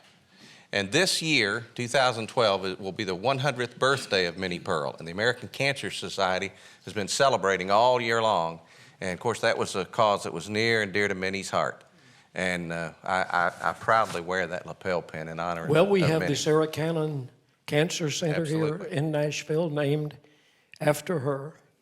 And even though Sarah Cannon has passed away, Minnie Pearl will live forever. And you know what's so neat about that? Minnie gave her name, Sarah Cannon, to the Sarah Cannon Cancer Center, and then the character's name, Minnie Pearl, to the Minnie Pearl Cancer Foundation, all on a handshake and agreement. There was no contract at all. And I just think that says so much for her. And she, like I said, she did so much for Nashville. And now the Minnie Pearl, Sarah Cannon Cancer Center is the #1 cancer center in the country. Hey, Bill. Yeah, Ray.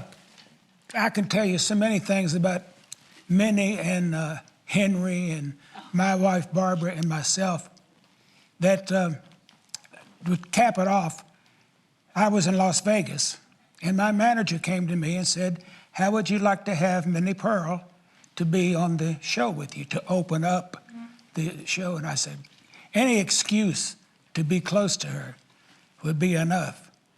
But as the time came, I got to thinking, now what if she goes out here on the stage, somebody who has had too much to drink, and start heckling her and giving her a bad time? I said, I don't know, but they'd have to come over me to get to it. I mean, I wouldn't stand for it. And then the night came to opening act, I'm back in the wings looking, and they're rolling in the aisles. And I'm thinking to myself, worry about yourself, Clark. She's done all the stories that we all know she was telling to this so-called sophisticated audience. Mm-hmm. And she was Minnie Pearl. She was not adapting to anything else. Love it. That's great. One other real quick thing, when Cindy was talking about the little girl dressing up in the character, my neighbor, when she was 7, was going to do the same type thing for school. And so her mama made her the whole outfit and all, and pretty soon she looked so cute. And Maria called me and said, can you think of a Minnie Pearl joke that would be appropriate for 7-year-old Allison to tell? And we always thought about her as family humor, you know, but we got to thinking, well, so many of her stories were about Uncle Nabob drunk. Well, 7-year-old girl can't tell that at school, or about checking the fellas up out of them, feeling her up one side, and I'll do that again, I'll write you a check. Well, I couldn't think of one. I finally called, that's when Debbie Logue was at the Opry, and I called Debbie and I said, we have a problem here. Debbie said, let me give that some thought. About an hour and a half later, she called back, and somebody finally thought of a joke for her to tell. And she told the one about the teacher sending brother home from school because he had the pox.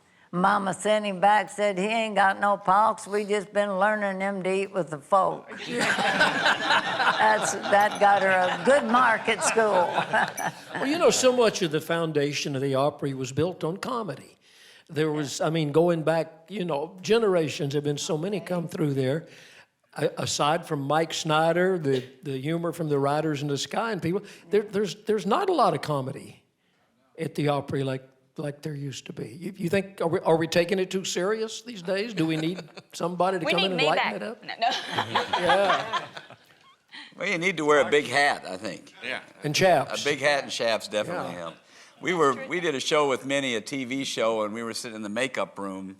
I was in one chair and she was in the next chair, and I had a dream about her several weeks earlier that was really an R-rated dream, if you can imagine, which I still can't imagine why I had this dream. But I sat next to her in the chair, and she's getting all done. I said, you know, Minnie, I had a dream about you, and I blushed, you know, and she looked at me over, you know, twinkling, and she said, if I was 30 years younger, we'd make that dream come true. I was like, whoa, the goddess is flirting with me. It's like, oh my Lord. Boy, that's Minnie. Yeah. You worked with her all those years on Hee Haw. Oh, yes. Yeah. And when we weren't on Hee Haw, we worked together. Minnie and I had an affair. We really did. We were that close that we went through the brother and sister phase, and we became very close. You know, I had to change that a little bit. That we, when you know, she loved everyone, and when she would meet you, hadn't seen you for a while, she'd walk up and hug you and stuff. I got offended when she hugged anybody else. She was my personal property. That's where I got to that point. What did Henry think about that? Oh, he was part of it. That's what made it safe. Yeah. But the first, we worked in Texas, the first time we met close together.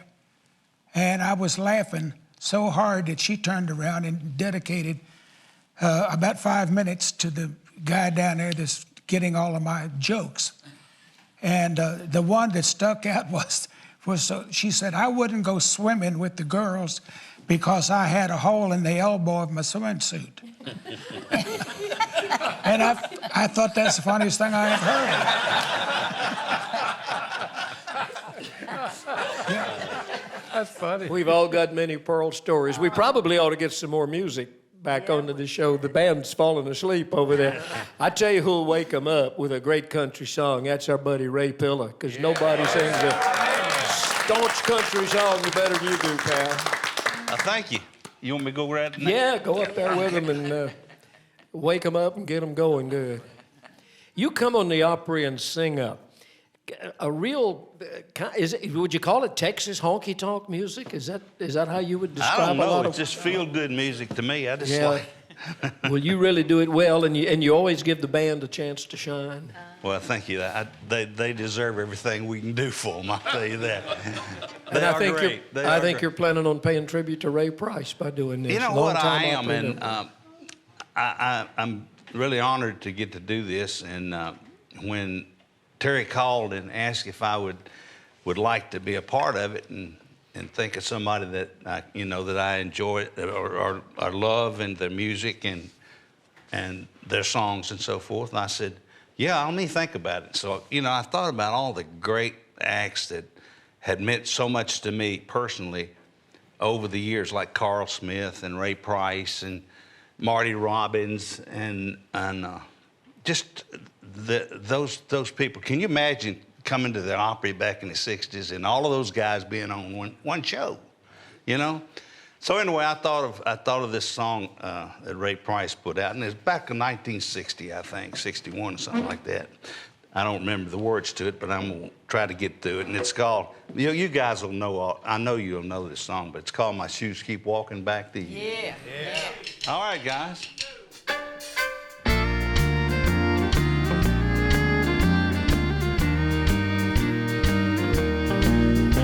I may say that I don't care, hold my head up in the air, even tell my friends I'm glad that you don't call.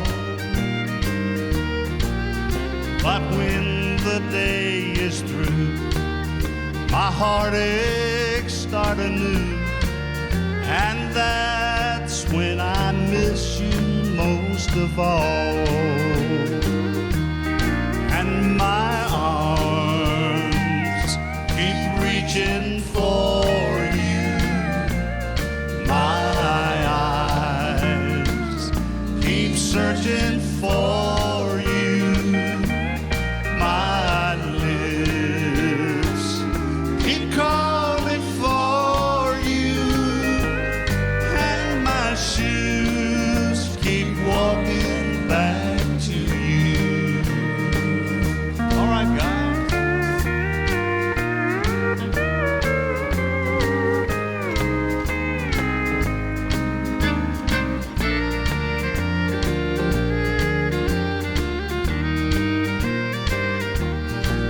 No matter how much I pretend, I wish I had you back again, for nothing else means half as much as you. My world just seemed to die the day you said goodbye, and I can't forget no matter what I do. And my arms keep reaching for you, my eyes keep searching for you, my lips keep calling for you, and my shoes keep walking back to you, and my shoes keep walking back to you.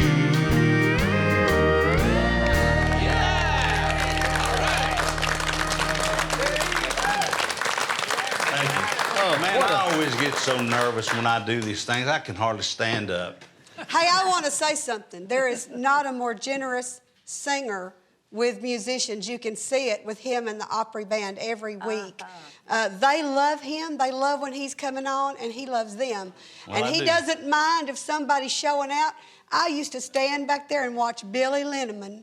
He would wait for you all night because he's going to get to just swing his heart out. And I just appreciate his generosity with how the band loves him. and he I've loves always them back. appreciated these guys, and this one right here goes back with me to like late 50s, I think. At least. Wow. Yeah, we've been knowing each other a long time. But you know, it's such a thrill to be a part of this Grand Ole Opry, this show that we call the Grand Ole Opry, and to be a part of it, and to live in a time period where you not only knew all of these famous people that we're singing songs of, but we became friends with them, you know? Same way. And I mean, Grandpa and String Bean and all of these characters, man, that were such wonderful people.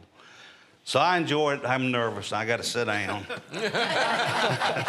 You know what I was thinking as you were doing that What? great song there, which was written by disc jockey out in California named Lee Ross. I years wondered who wrote that Lee song. Ross wrote that. It's a very well written and well crafted Yeah, I know song. it. I know. You can take. What would you know about that? Well, I don't. I know very little about it. But I listened to that, and that's a sad song, but it's feel-good music. Yeah. It's just feel-good music, the way That's country that music, it's done. You know, can I tell you a quick story? Please do. I deal at Harris Teeter a lot, and Joanne and I would go to the grocery store and hang out. We love shopping up there. And when they opened this new Harris Teeter over on Highway 100, we went in there and over a period of time, after you deal somewhere, people know who you are and you were part of the Opry or something. But nobody ever knew who I was in there, and I never told anybody or anything. And the manager finally, one day, he said, I heard you were on the Grand Ole Opry. And I said, yeah, I've been on. We talked about that a little bit. So about 6 months went by, and he came over. I was in there, and he came over, and he said, Ray Price had been on the Opry that Saturday night. And he said, you know, I never had been to the Grand Ole Opry. And he said, I came Saturday night. I had company in town. He said, I brought them to the Grand Ole Opry. And he said, you were on. You did a good job. He said, I wonder who that old man was that came out there and just opened his mouth and just sang out to the whole place. I said, that was Ray Price, buddy. Hey, does that bother you when somebody says, I've lived in Nashville all my life and I ain't never been to the Grand Ole Opry? Yeah, it makes me feel sorry for him. Yeah. Or they'll say, I only went to the Opry because I had company in town. Yeah, and that's they what wanted happened to go. on that. Yeah. There ought to be a law against living in Nashville all your life, not going to the Grand Ole Opry. But you can't imagine that. I just can't imagine. I can't either. As much as when I lived in Virginia, as much as I loved Nashville, Tennessee, I got another story I can tell you. Go ahead. When I first came to this town, I told Joanne, I said, we're going to go to Nashville. And I didn't have any money. And I said, I know that I can get a job within 2 weeks after I get there. I'll have a job if I have to go, do anything. So I came to Nashville and I got a job at Firestone. And I went up there and signed a little paper or something and whatever. And this guy came over and interviewed me. And he was the manager of the store. And he said, and we became really good friends and have stayed friends all our lives. And he said, but I lied to him. He said, I don't understand. You just came to Nashville. You just moved to Nashville with a wife and 3 kids. What made you do that? And I said, man, when I was in the Navy, I came through Nashville from Millington, Tennessee, the air station up there, and I said, I came through Nashville and I just loved it. And I said, one of these days I'm gonna live there. And he caught me, man. About 6 months later, I was on the Opry and he came to the show. And he said, I want to see you in my office. This was Monday. And his office was upstairs in the attic where all the tires were, And I was up there standing waiting on him. He came up and he said, I came to the Opry Saturday night. And I said, oh, Lord, here it is. And he said, I can't remember the guy's name. It was a division manager. He'd gone with him to the Opry. And he said, he wants me to fire you this morning. And I said, well, it was a good run while it lasted. He said, I'm not going to do it. He said, you're a good worker. And he said, I know what you want. You want it bad enough, but you stay here as long as you can. That's awesome. That's great. So I sold some more tires that day. That's a great story. Thank you for sharing that. That's a great story. Yeah. It's talking about great songs. John Conlee came in here yesterday and sang a song that I had never heard. Oh, wow. This is one of the most, you stood there next to me and we listened to him in rehearsal. This is one of the most powerful songs I've heard in a long time. And our buddy Vince Gill is one of the writers on it. And Leslie Satcher, a lady who's a fabulous songwriter and a great singer. John, you said you heard this. This is in Vince's album, newest album? It's in his current album as we tape this. And I bought the album, and I love the whole album, but I just zeroed in on this song. I mean, this song, it just hit my heart and tells a great story. And some time ago, Vince was appearing on the Opry the same night I was, and I went into the dressing room. I said, "Is there any way in the world you could do this song on the Opry tonight?" He said, "Well, I don't know. I don't really do it that much." But he said, "Let me think about it." So he thought about it, and sure enough, he did it on the Opry that night, and just nailed it. And my first question when they asked me about doing today's show, I said, "Is Vince going to be there?" And Terry said, "No, he's not scheduled to be there." I said, "Well, then I know the song I want to do." If he had been here, I was going to try to talk him into doing it. But in the meantime, I'd like to take a stab at it. Well, it's a great song. I want you to come up here and share it with everybody. I doubt that many people, if anybody in the room, I was standing there by John the night that Vince sang it at the Opry. Yeah, and it's a great song, but I couldn't help but watch John because I knew how moved he was, and I said, "You'll be doing that one, won't you, brother?" Well, I'd already told, in fact, that night I told Vince that I was in the process, I was going to learn it and start doing it. And so we've just done that in the last few weeks. And so listen closely to this. This is called Bread and Water.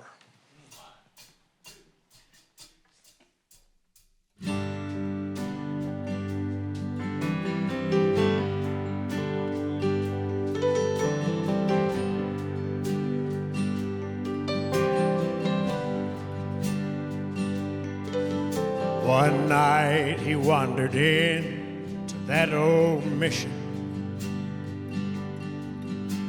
the one down on the poor side of town. He really had no interest in salvation, just a place to lay his drunk old body down. He said, "Ma'am, I sure am hungry, but I don't have a penny to my name. Lord knows I haven't worked in a month of Sundays.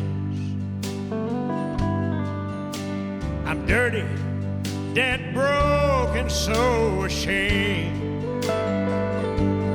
I need bread and water, ma'am, that's all I need. Bread and water, a place to rest my feet. I ain't too proud to get down on my knees if the bread and water's free."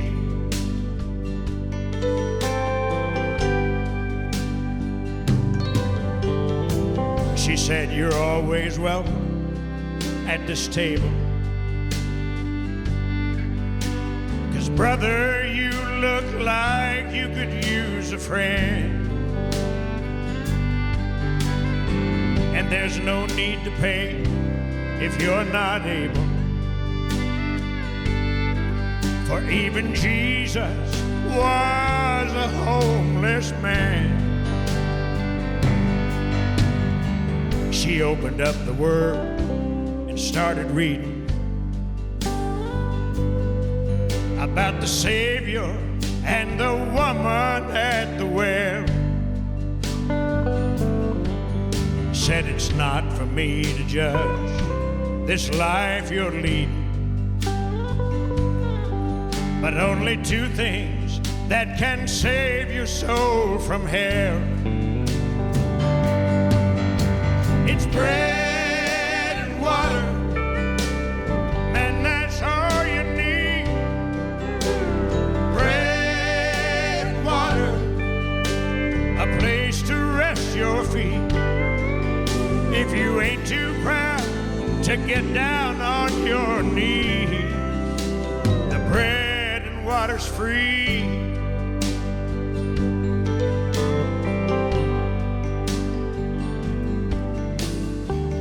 When he bowed his head, he kind of choked up. They spoke every word of our Lord's Prayer. Then he closed his eyes and never woke up. But he'll find bread and water waiting there. It's bread and water, and that's all you need. Bread and water, a place to rest your feet. Bread and water, and that's all you need. Bread and water, brother, just believe. If you ain't too proud to get down on your knees, the bread and water's free.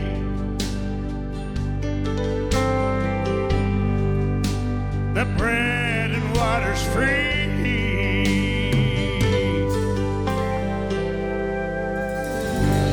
Bread and water.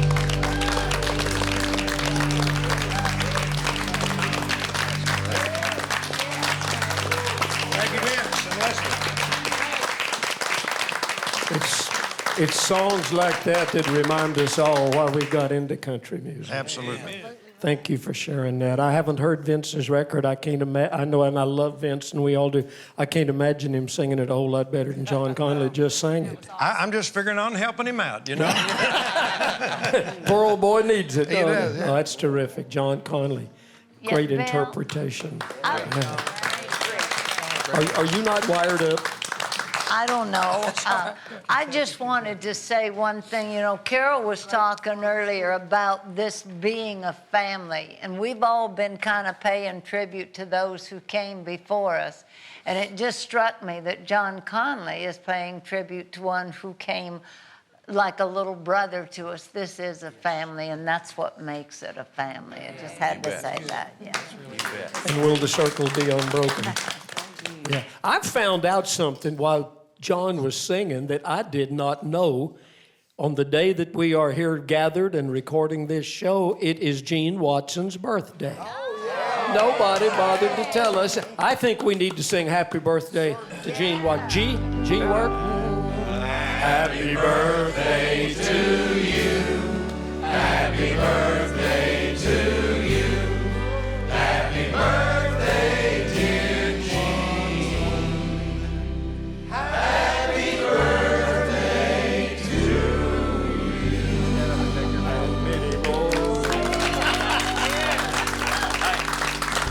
I don't know of anybody that's had happy birthday sung to them by so many artists, so many legends. It's a pleasure. Thank you so much. I won't ask you how old you are unless you want to tell. Oh, I don't mind telling you. 64. 64 years No, old. 69. Now he's denying that. Oh, no. You got your whole life ahead of you. You know, everybody says, I ain't having no more. Boy, I hope I do. He beats the alternative. You ain't lying. He told me he's had 19 birthdays since 50. I failed math in school. I don't know where to go with that. Tiffus, Yes, we sir. hadn't heard a song from you. Well, you know, I got one to sing, and I've never sung it before, so I've been praying hard about it, boy. I woke up at 12:30 last night. I couldn't sleep. I bet I listened to this song. I know I listened to it 15 times, so it ought to be, let me see how Barney put it. It ought to be carved in the deepest recesses of my subconscious id by now.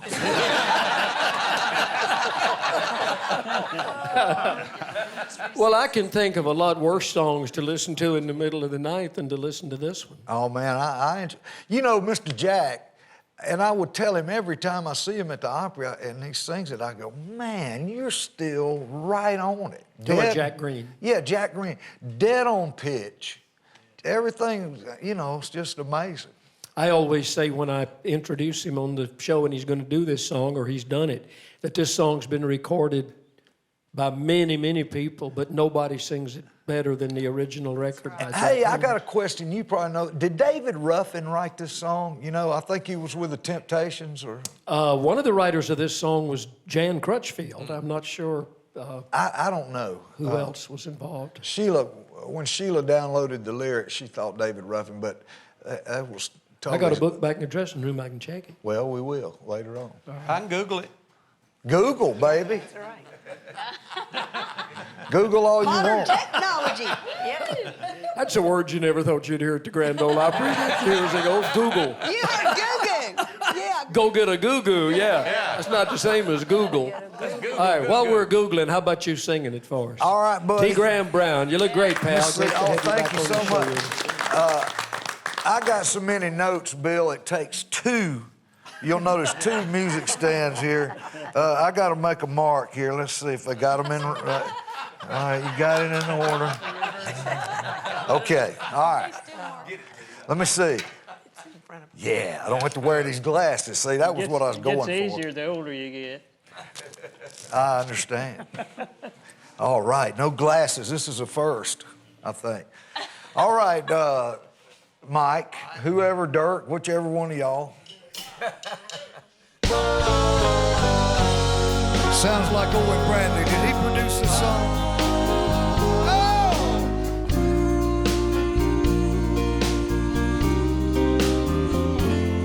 Oh, somewhere there should be for all the world to see a statue, Lord, a statue of a fool made of stone. Oh, it's the image of a man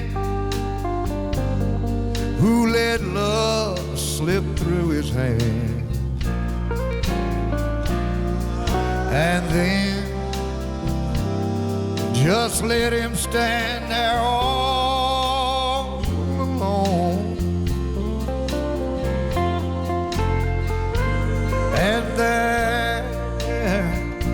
there on his face, a golden tear should be placed to honor the million tears he cried. Jack Green put a little hurt in this, you know, and the hurt in his eyes would show, so everyone would know. Concealed is a broken heart inside. So build a statue. Oh, build it high. Oh, so that all the world can see.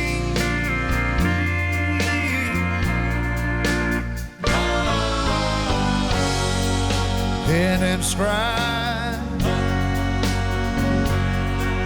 the world's greatest fool and name it after, oh, name it after me.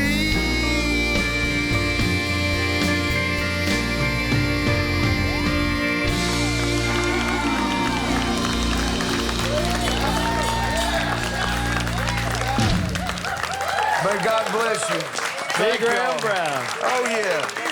Song was originally called Name It After Me. Yeah. But we all know it, of course, is Statue of a Fool. I'm going to start doing that in the show. Yes. You should, man. I am. I definitely am. It's a great job. You going to take the two music stands with you?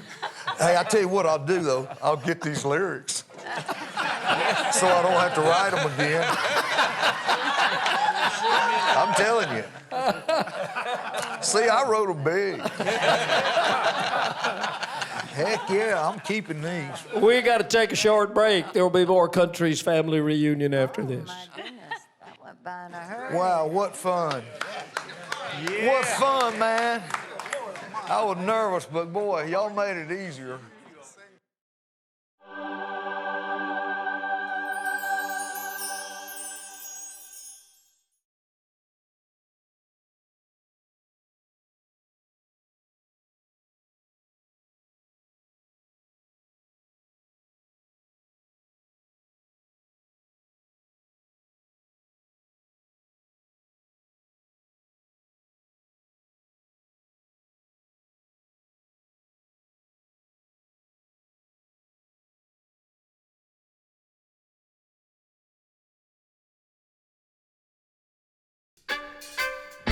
When you think country music, what's the first thing that pops into your head?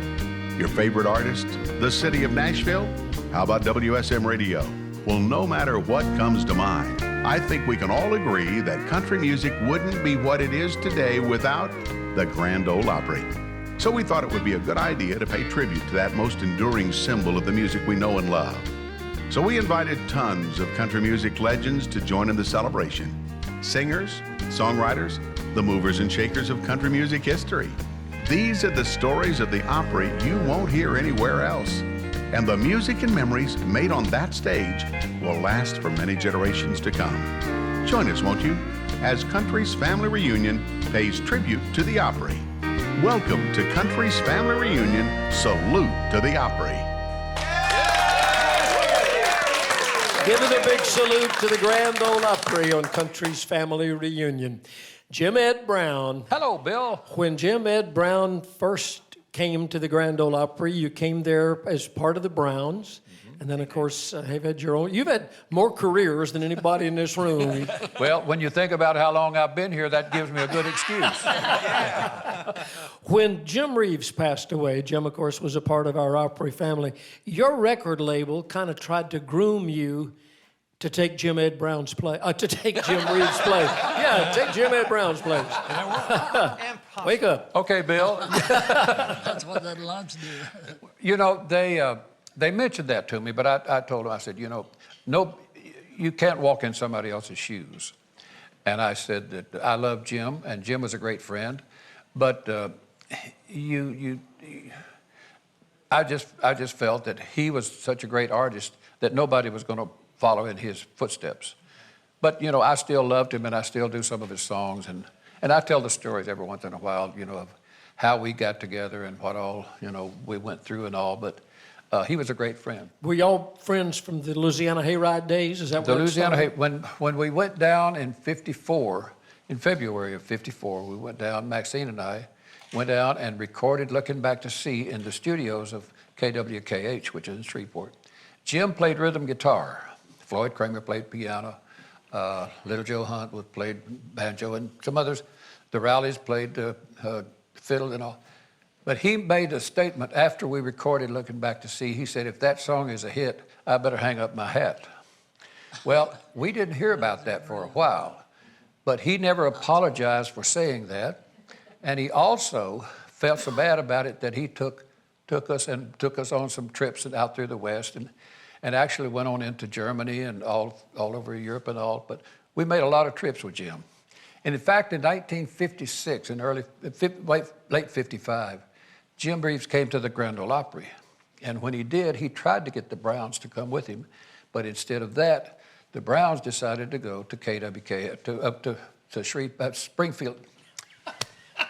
I'm bad as you. We're all... Thank you. We decided to go to Springfield, Missouri, and be on the Ozark Jubilee. So we did that, and then we were there for a while. Uncle Sam called me in the Army, but and that kind of killed everything for a while. But anyway, Jim, may I just bring back a few memories, you know, here of Jim Reeves and some of his music and all. I wish you would. Nobody sings them any better than you do. Well, I've still got his records, and I listen to those every once in a while because he is such a great was, you know, such a great stylist, you know, and just had a tremendous voice. But I remember so well this song. This was the first song that he ever recorded that sold 1 million records. And I know whenever we came back from Europe on a trip over there, I noticed he was awfully nervous the whole trip. And he didn't share anything with us at the time, but when we got back into New York, we got off the plane and RCA was waiting there and met him with his first gold record. I know that Larry Black told me that the Mormon Tabernacle Choir was going to be here today, but I think what we've got here today is better than the Mormon Tabernacle Choir when it comes to singers. So all of you know the song, sing along. Out where the bright lights are glowing, you're drawn like a moth to a flame. You laugh while the wine's overflowing, while I sit and whisper your name. Everybody. 4 walls to hear me. 4 walls to see. 4 walls too near me, closing in on me. One night with you is like heaven, and so while I'm walking the floor, I listen for steps in the hallway and wait for your knock on my door. 4 walls to hear me. That's so good. 4 walls to see. 4 walls too near me, closing in on me. Well, like all entertainers, after the first one, you want the second one. Didn't take him long to find it either. Put your sweet lips a little closer to the phone. Let's pretend that we're together all alone. I'll tell the man to turn the jukebox way down low, and you can tell your friend there with you he'll have to go.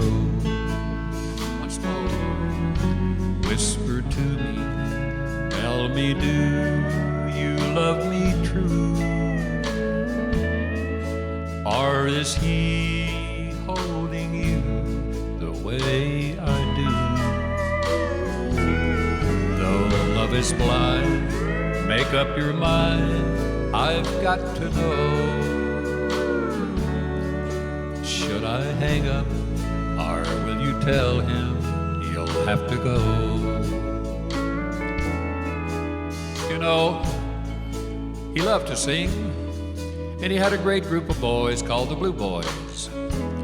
When he was in town off the road, there was a little studio not but a little ways from his house, and he'd take the Blue Boys and he would amass a few songs for his publishing company, and he'd go down to this little studio, and Tommy Hill was the producer down there, or the engineer, I guess I should say. And they recorded a lot of songs together, sometimes all night long. I remember one day he had asked Maxine and I to come out and have breakfast with him. So we were there at the appointed time. Mary was there, but no Jim. Well, he was about 15, 20 minutes late, I guess, but he was always late. I sometimes think he was late for his own funeral, but he walked in and he had two little white boxes in his hand, and they were, of course, in the music business, we know them as tape boxes. And he handed them to Mary and he said, "Mary, here's another one of your insurance policies." Well, that was very true because they were great insurance policies. There were songs in there like, well, Distant Drums, which you all are familiar with. And there was this song, too. I'm calling to tell you it's over. Yes, darling, your daughter forgot the words to my song. You're saying you're sorry you hurt me, but you've hurt me much more than you know. You're asking me where this call comes from. Oh, I hope that you won't enter here. If your new romance turns out a failure, then here's where to find me, my dear. I'm just on the blue side of lonesome, right next to the Heartbreak Hotel, in a tavern that's known as Three Teardrops, on a bar stool not doing so well.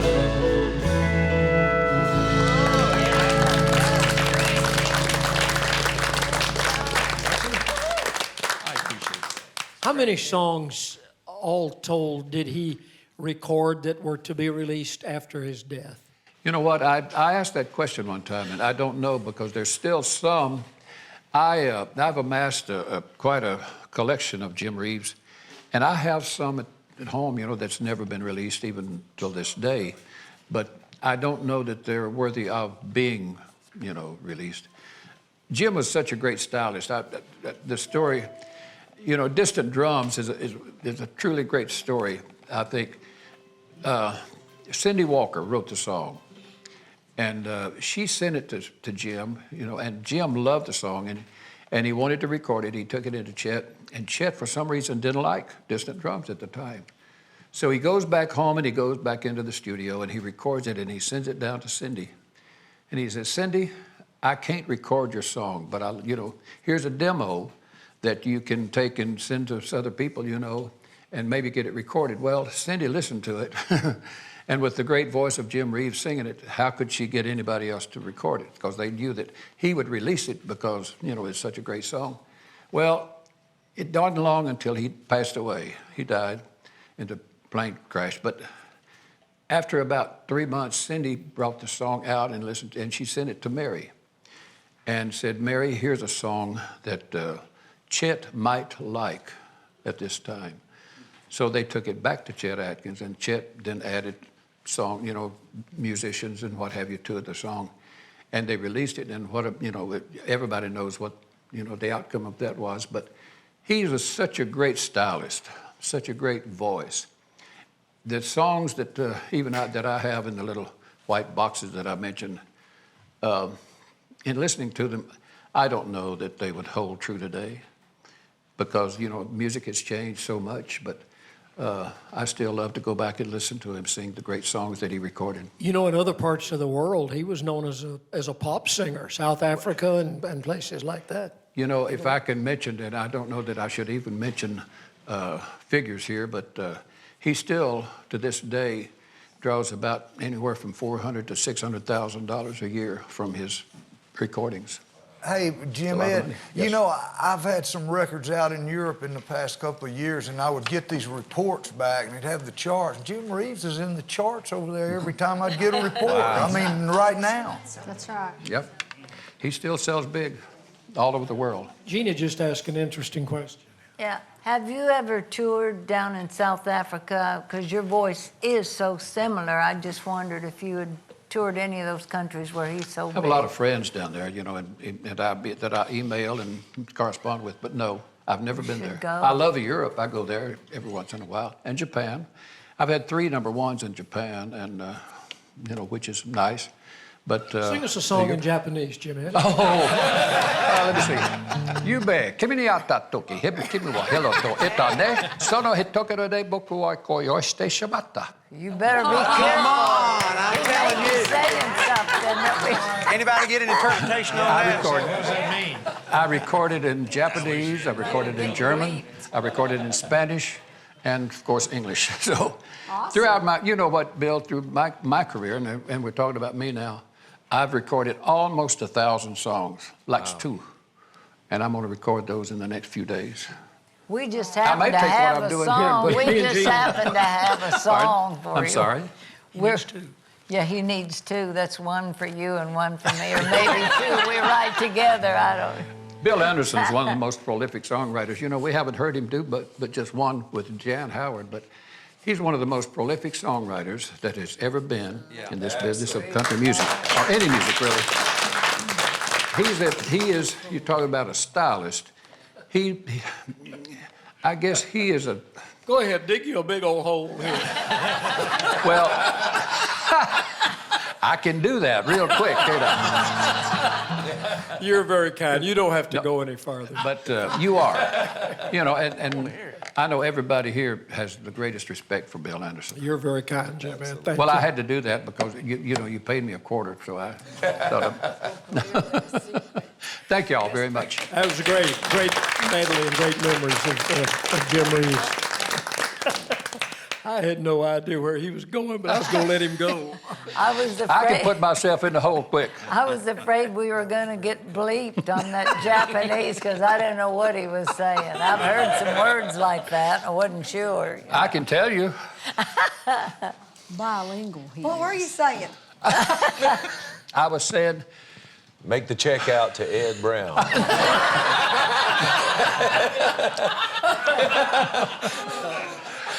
I was saying basically a picture of you is worth 1,000 words. Wow. That's, you know, but it's a little more than that, but that's what basically it says. Can And you if order you dinner and believe stuff? that. We've heard Oh, yeah. Cheryl and Sharon, but we haven't really heard the Whites. No, we haven't. No. Let's go around. Buck, you've been awfully quiet. What does that word prolific mean? Sir? What does that word prolific mean? What does prolific mean? That don't I'm sound not sure. clean. I don't know. It don't sound That clean. means he wrote a bunch It means of it's songs. time for you to get up with your daughters and get some music going. We were talking about the Opry stars that we've kind of paid tribute today who are no longer with us, and people from our earlier family reunion shows. Y'all are going to actually pay tribute to an artist who not only is very much with us, but as we're taping this in a couple of weeks, is going to be inducted into the Country Music Hall of Fame. Talk about her and your friendship with Connie Smith.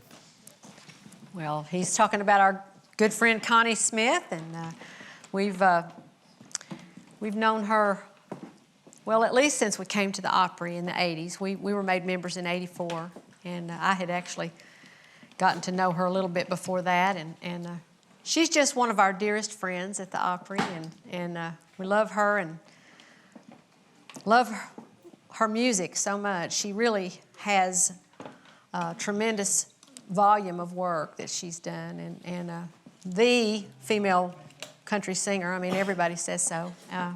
We all believe it, you know. People like Linda Ronstadt and Barbra Streisand say, oh, I want to sing like her when I grow up, you know, so. The really wise ones do, you know. And What's so pretty about Connie, besides her great voice, and she's a beautiful woman, but she's pretty inside out. Her heart's so good, and she's really been a good friend to us. We love her, and the song we're going to sing, she had a hit in We don't even exactly remember the year, but In the we think- 70s, I think. What'd you say? Late 60s, early 70s. Yeah, I don't know the something year. like that. And then we had a hit record with it in the 80s, I guess. And so we just kind of wanted to honor her today and give us a chance to sing a good Dallas Frazier song. Well, we used to listen to the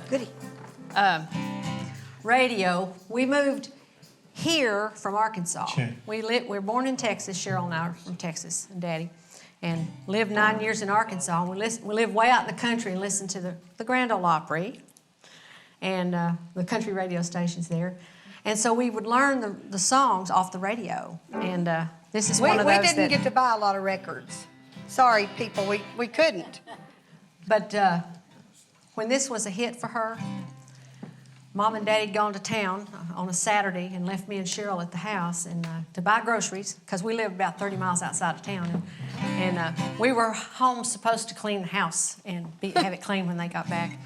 We had the radio cranked up, and about every hour or hour and a half, they played this song. And by the time they came back, we knew the song. And I sat down and tried to work the chords out, you know. So anyway, I hope y'all like the way we do. And a tribute to our sweet Connie Smith. This is, if it ain't love, you better leave it alone.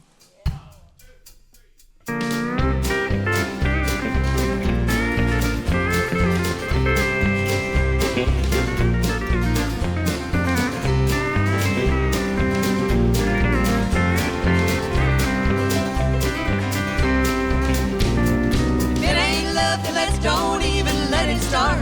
Let's leave it alone.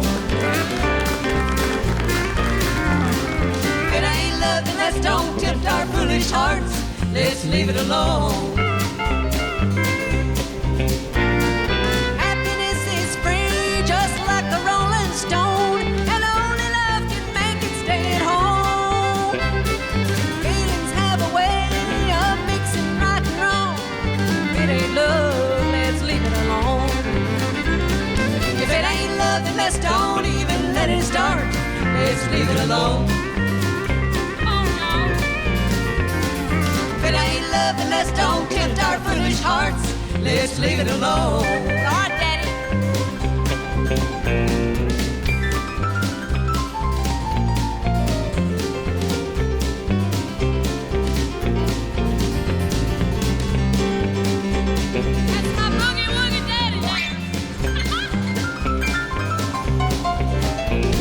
Togetherness can fade like the music of a song. It comes and goes with the breaking of the dawn.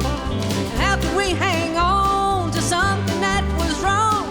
If it ain't love, let's leave it alone. If it ain't love, then let's don't even let it start. Let's leave it alone. If it ain't love, then let's don't tempt our foolish hearts. Let's leave it alone. If it ain't love, then let's don't even let it start. Let's leave it alone. If it ain't love, then let's don't tempt our foolish hearts. Let's leave it alone.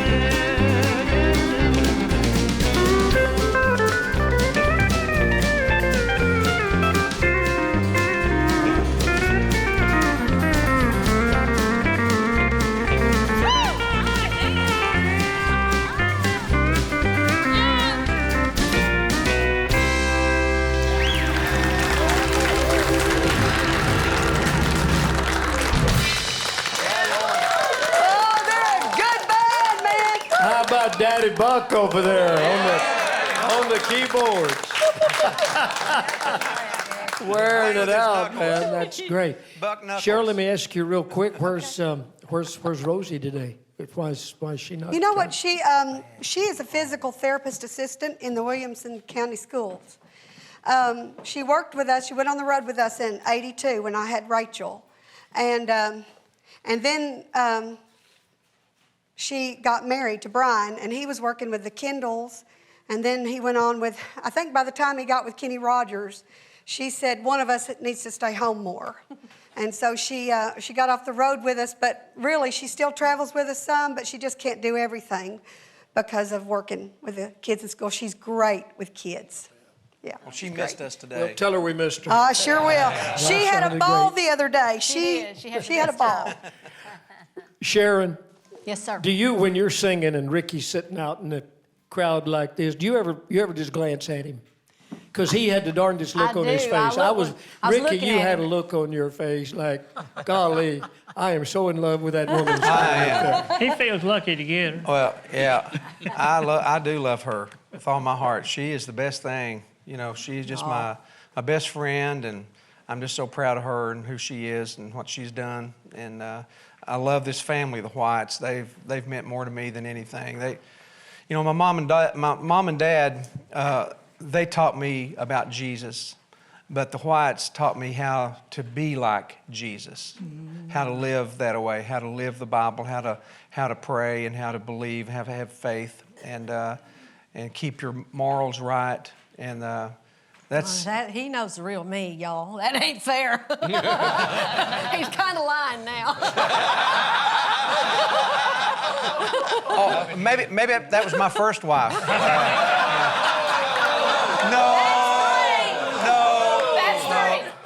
Maybe that's his last strike. Yeah. Is that the third strike? I got one at the table a while ago, so I only had. He usually says he wakes up with 2.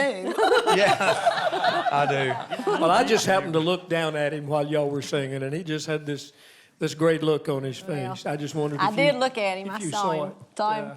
And I was thinking I should have said it because all of the hits that we ever had, Ricky produced them. And that song was one of them. And, he had, of course, he understood our background was acoustic. We were never a real bluegrass band, but we played acoustic music.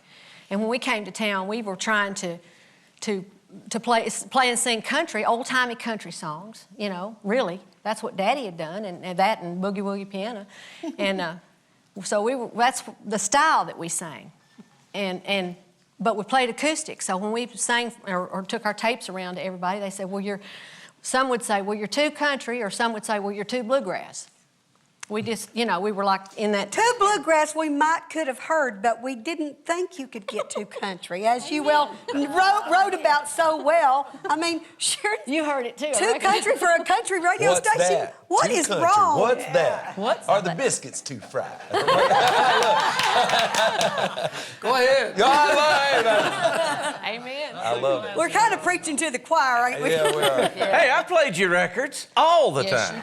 Yes, you did. Album cuts. I couldn't get enough of the Whites. Thank you. Okay, were they country or bluegrass to you? They were the Whites, man. They were That's the Whites. all I That's needed the to best know. thing you can say. Great harmony. Yeah.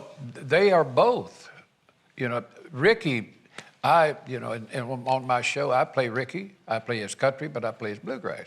The Whites country, but they all, And I want to ask one question. Tell me which harmony y'all parts you girls sing. Who sings the lead? Sharon sang the lead, so I sang the part right below her, and Dad sang the second part below her. But we don't in bluegrass, you call it baritone and low tenor. But we don't do it the same way every time. Yeah. There are trios that do. I mean, I've watched some of them Tuesday that sing the same part every time. Every song. Every time. There's always a lead.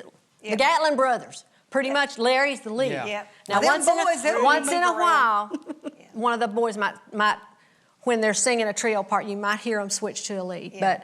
But it's very rare for somebody else to sing lead in that trio. But you do most of the lead. No, I don't do all of it. No, I don't do all of the lead. I mean, I do some of the lead, but that's what I'm saying. We switch. Like on Daddy San sings Antonio leads. Rose or something like Blue Letters, or He Took Your Place. He would sing the lead, and I'll sing the first part above, and Sharon will sing the higher part. Almost all the time, See? she'll sing the higher in a trio. No, I don't. I'm not completely seeing How yet. many families do you know of that sing together that don't flip-flop parts? And honestly, Y'all never did flip parts? No, she didn't know. They didn't know how.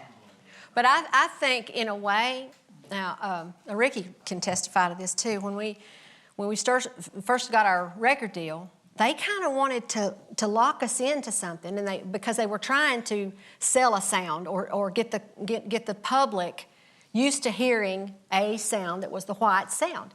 And so all the singles that they released had me singing the lead. But we were we'd been singing together for 15 years probably before we ever cut anything for a major record label. And we all sang leads. And we liked doing, our kind of show was like a Kitty and Johnny show because everybody sang something. There was music featured. There was funny stuff featured, and Daddy would do gospel songs, or we'd do just all kinds of things. It was a variety type of a show. Even though a lot of the shows that we did were bluegrass type festivals, we did a variety. Mother would sing leads, But anyway, I think it was hard for the record company to. When she'd sing the lead, well, I'd go down to the bass, see? Yeah. And they could sing the other two. We could do a quartet. We had Daddy sang bass and Daddy sang tenor. He sang some of the He did. Me and little brother sang Not bass at the same and time. tenor. Not at the same time. Not at the same time. That's the only thing he didn't do. Well, we've given everybody a harmony lesson. It's watching. And not only that, Bill and girls, but I've got to say, being a keyboard player, that I just idolize your dad.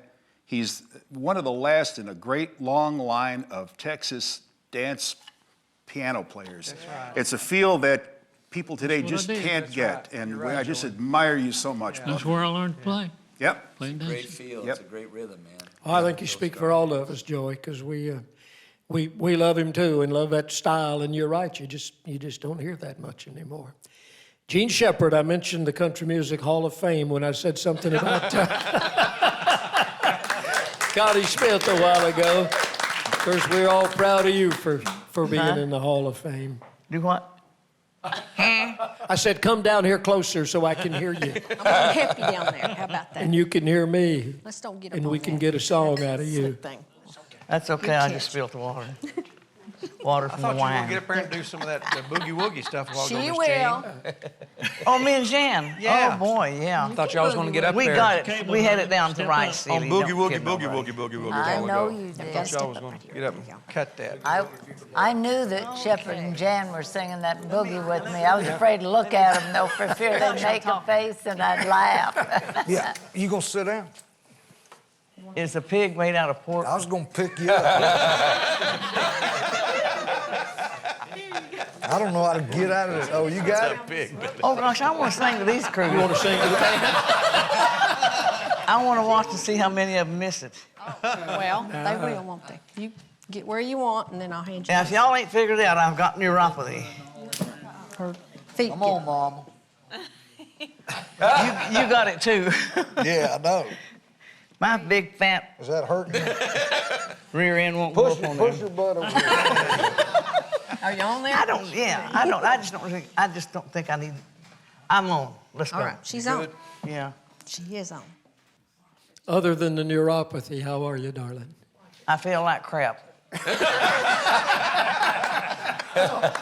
No, I have a dopamine, which is a chemical imbalance in the brain, and it affects my walking.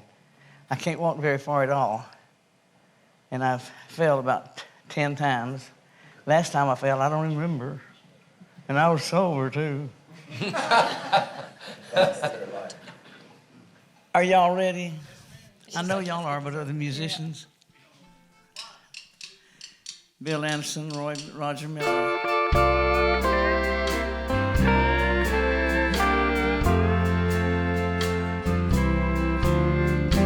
Your world was so different, my mind, can't you see? We just couldn't be close, though we tried. Our both reached for heaven, but ours weren't the same. That's what happens when two worlds collide. Your world was made up of things sweet and good. My world could never fit in. I wish it could. Two hearts lie in shambles, and oh, how they cried. That's what happens when two worlds collide.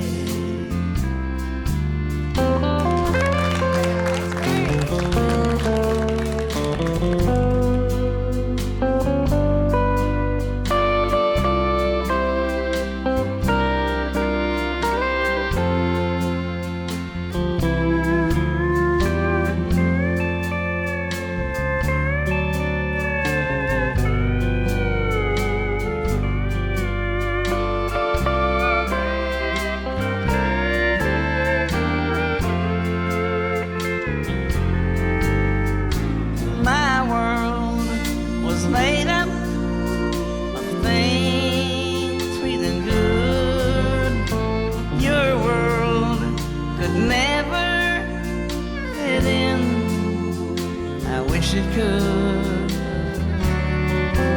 Two hearts lie in shambles. Oh, how they cried. That's what happens when two worlds collide.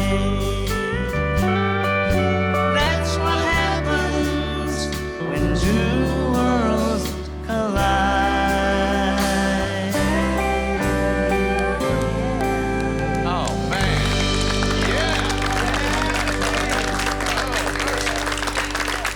Thank you. Can I get off the stool now? Thank you for doing that. I appreciate it more than you know. I can sing better than that. That sounded That great. was just Well, right that sounded awfully good. Let's play jump doing rope the here. song very much. You know, Roger was never individually was never a member of the Grand Ole Opry, but he performed there so many times. You know, with Ray Price and with Farron Young and different people in the different bands and everything. It was almost like he was a regular. One of the last times I saw Roger, he come in our dressing room. I said, "Well, are you coming in to slum or what?" He said, "Oh yeah, I'm slumming." In your dressing room? Yeah, I said, Did you throw "Thanks." him out? Yes. Good. He was trying to get me to move to New Mexico, and he almost convinced me. Yeah, because he lived out there. I the love last New year. Mexico, yeah. Yeah. We just got off a 5,000-mile trip. Goodness Driving. gracious. He asked you at the wrong time. Me and Benny solve all the world's problems when we ride along. None of them ever come true, but we solve them. I bet you do. Where did you go? You up in Canada or? North Dakota and Edmonton, Alberta. Yeah. My goodness. It's a long way from the house, ain't it? Yeah. Love you, Bill. Love you, Gene. Thank you. Thanks for being here. Give me your microphone there. And to the car strippers back there, you've done a good job. Singing Dead on Pitch. Hey, Bill, is that the song that you and Roger wrote in the back of the car and y'all kept singing it all night long till you? Yeah, we were riding from here to San Antonio. And that was in the days before little cassette recorders or iPhones or anything, obviously. And we were afraid we were going to forget the song, so we stayed up all night just singing it back and forth to each other. That's wild. Was that the days of Old Yellers? Well, I don't know. I don't know. You know what Roger always called that song? He called it Clyde. Not when two worlds collide. He said, I believe I'll sing Clyde. That was a duet. Roy, you knew Roger Miller pretty well, didn't you? Very well. If anybody did, I did. Tell me some Roger Miller stories that we had. Oh, Lord. Some of them you almost had to be there. Rex Allen introduced us together at the disc jockey convention at the Andrew Jackson Hotel, where it's lived forever. And Rex said if he could get this Roger Miller and this Clark guy together, it would be worth selling tickets and just sit back and watch them destroy each other. And we did. In fact, the first day we met, we hung out in Rex's suite until it was time to leave, and went by Roger's house. I met his first wife briefly because he didn't stay in one spot. She was throwing stuff and he wanted to be moving. And he grabbed some clothes and away we went. For that entire week, he and I never were more than 5 feet apart. And that just began. We had so many great, in fact, the one, Two Worlds Collide, I said to him one time, I said, Roger, that is a great song. He said, it's the worst thing I ever wrote. You know, and out of that, I had a feeling it frightened him to get that, back then, that serious and that open. You know, it was better going chug-a-lug, chug-a-lug, and that kind of stuff. And those ballads and things, I guess his lifestyle at that time. He was getting off of the old yellers. And we met one time out in California where we did most of our damage. And he had a briefcase, or a attaché case. And he said, well, I'm getting off of them. I'm not taking any more pills. You may have been there. And he pulled this attaché case up. No, it was during the day. Yeah. Daytime. Girls weren't allowed. No. And I slipped in, though. He opened his thing up. He had to have 5,000 pills, all from the doctor. This is going to take the place of that. This will take the place of that, you know. He really tried to get off of it and off of the pills. We were in Reno one time, and he had one of these executive jet services, and where they guarantee you an airplane within an hour. You sign a 1-year contract. He said, well, it's a good airplane. You want to go see it? I said, well, okay. We went to the airport in Reno. He had already called and had one of the first briefcase. You heard that story. I don't think so. That Roger had a phone in his briefcase. First one. Now they're down to you can put them in your watch pocket. And we get to the airport, and they're firing the engine up in this Lear jet. Even back then, you know what it cost to do that. We got in his airplane, flew to Burbank, and to show me his house. He had just got a check from BMI or whoever did his music back then. And this was like the third one. It was close to 200,000. And so he was really having a ball. And we did. We had so many stories. I tell one and I'm thinking of another. But I said to him one time, Roger, I said, every time we get together, it's always who can outlast the other one being funny and all these things. We were in the dressing room at the Frontier Hotel in Vegas. I said, I've never once told you I love you. He said, I know it. I love you too. But we have to keep our sillies. Keep our sillies? Our sillies. Yeah. You know, our... I can see where y'all would be good friends because you both got that quick wit about you. And I'd love to have been in the room just to watch y'all. It'd be like a ping pong ball. I would love to have been there on occasion myself. One time, all of our mutual friends would get together and they say, Roy's coming to California. Roger's coming in from Detroit and he'll be here. It's party time. So they'd get somebody's house, one of our fraternity members, Joe Allison. or sorority, yeah. in that case. And so Roger stepped out of the car. They'd gone to the airport to get him, and he stepped out, and his feet was like a foot off of the ground as he's walking. He said, Clark, get with it. I need somebody to talk to. He didn't understand them, they didn't understand him. But he knew that I could get with it. Sometimes he spoke his own language. Yes, he did. The creative things he did. There was a movie called Waterhole No. 3, and he did the soundtrack for it. One of the first things, this was legit. And then, of course, he did the Broadway Big River. And he said to me, I'm just thinking of one, and telling another. He said to me, you know, I've got to write another one to prove the first one wasn't a fluke. He had, at one time, he had right in the Hollywood Hills, he had one of those stilt houses that you went in here in the garage and went to each room down was a story lower. And he said, he had one of those compressed air horns. And you could look down on the house and there were rows of houses down there. He said, watch this. And he hit that air horn and said, "Rant!" He said, listen. He heard this voice say, "Knock it off, Roger." And then another guy said, "Give it to him, Roger." And we went inside and left them out there just hollering at one. Oh, Lordy. How about another song from Roy Clark? Well, thank you. Yes.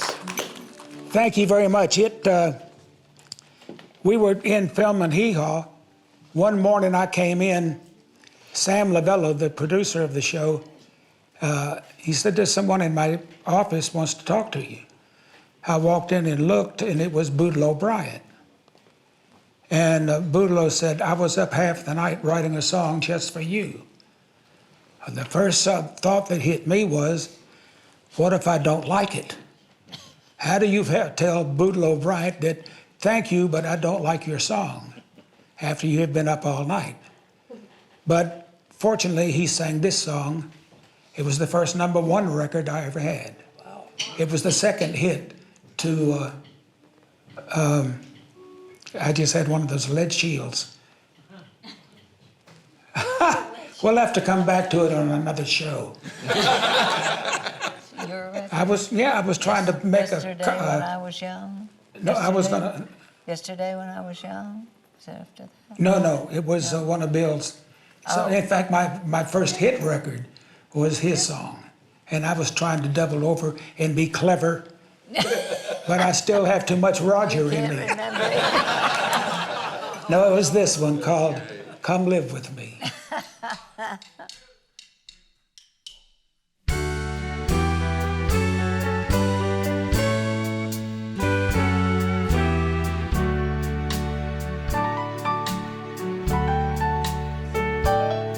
Come live with me and be my love. Share my bread and wine. Be wife to me, be life to me, be mine. Come live with me and be my love. Let our dreams combine. Be fate to me, be fate to me, be mine.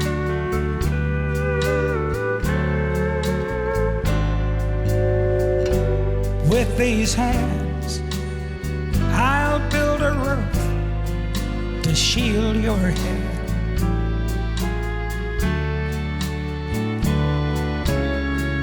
And with these hands, I'll carve the wood for a baby bed.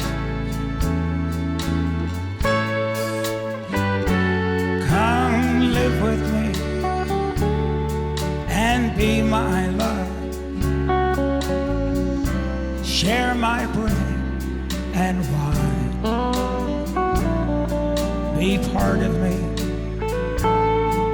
the heart of me. Be mine.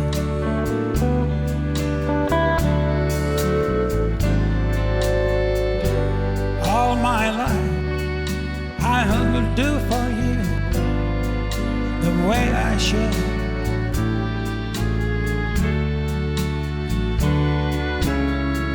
And all my life I'll prove to you that it could be done.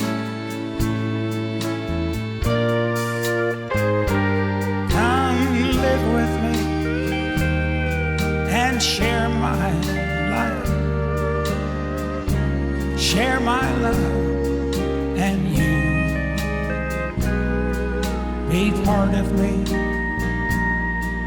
the heart of me,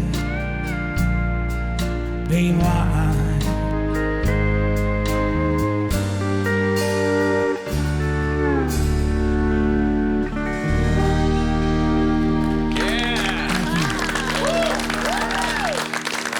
And thank this great band, because I didn't come in till a day and a half after I should have, and they jumped right on it. And for your lyric writers in the audience, that whole last half of the song I made up as we went along. Boodle been proud. I got to think that maybe Boodle got a little help from Felice on that. I mean, that just sounds they like both are. something they would have She written wasn't together. there that morning, but she was very much on it, Felice and Boodle. Yeah, you could tell that. You could kind of hear her touch in there as well.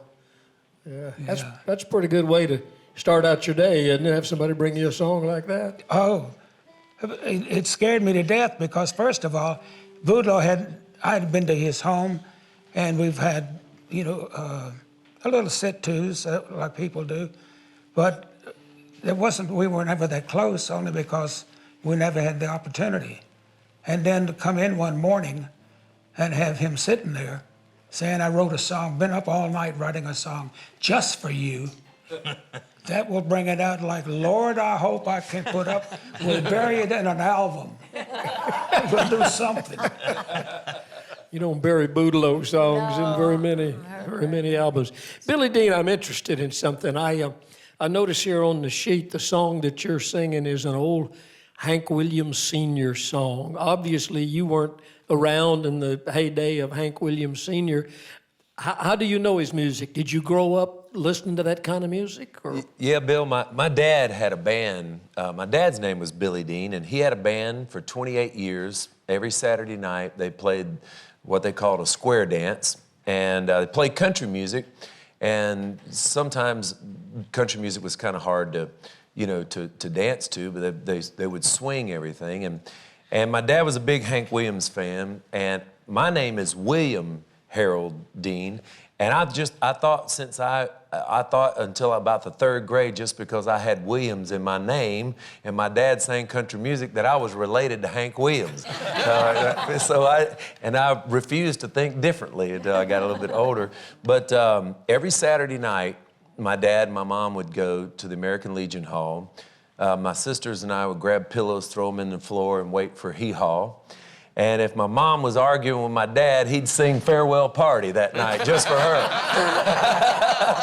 And one night, I remember it specifically, I was probably in the first grade or second grade, but my dad showed me 3 chords on the guitar, because I'd always sang with his band, and I was the little surprise, but I couldn't play guitar. And when I finally got big enough and my hands would fit around a guitar, he taught me 3 chords. And when they got back from the dance that night, I could play about 7 or 8 Hank Williams songs that I've been singing for, because of all those 3 chords, And that was how I got started. And but I thought I was related to. I was so disappointed that I wasn't.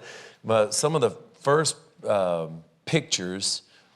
In fact, my dad saved up enough money to come to the Grand Ole Opry. My first Grand Ole Opry experience was he'd saved up money to come to the Grand Ole Opry, bring us all up here, and I've got pictures of me with a white cowboy hat and sunglasses. I already thought I was a star back then. And the Ryman was closed. It's when the Ryman had just closed, and we couldn't go to the new one.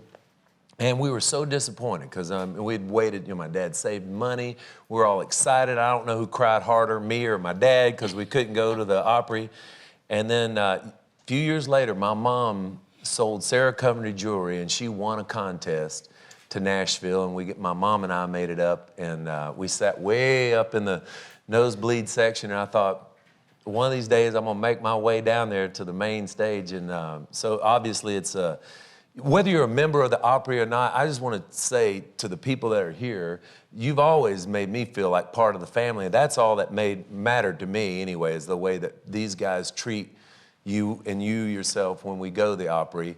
All the other stuff is irrelevant. So it's really how you guys have made me feel over the years. And I've had, let me tell you, one of the killer moments of my life was the night that my daughter sang with me, and the Whites were there. Oh, baby. And my daughter came and sang on the Opry, and Sharon and Cheryl came around and gave her a big hug, and she said, I know how important it is to sing with your daddy, or how much fun it is to sing with your daddy. And so I've just had great memories all the way. You know, when you mentioned how hard people living in Nashville and not going to the Grand Ole Opry, it took us, my family tried so hard to go to that opera, years of it. And so we finally made it, and to be sitting here, is obviously I'm reliving all of that. Well, now that we know you're kin to Hank, how about singing one of his? Hey, can we swing it, boys, like they did?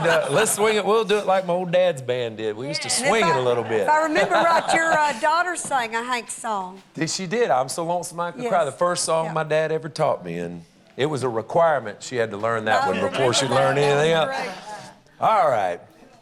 We'll do it. If you feel like dancing.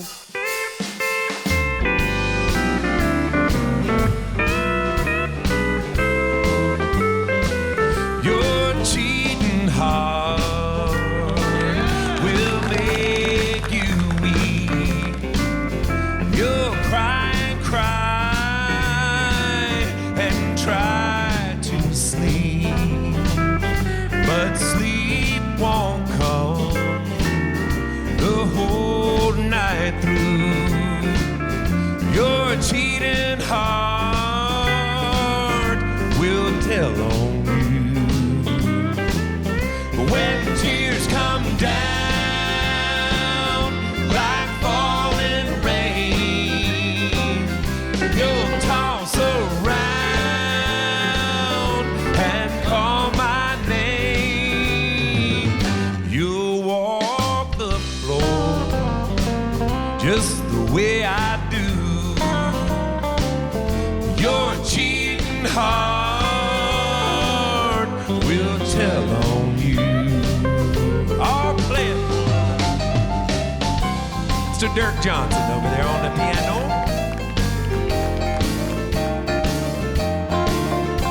Not too much of that rock and roll now, not too much of that. We'll be done. All right, Mike. Easy on that jazz stuff, easy on the jazz.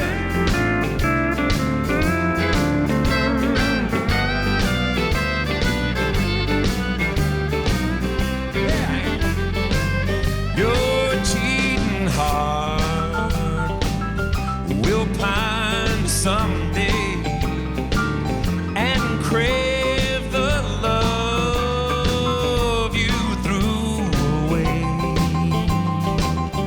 A time will come and you'll be blue.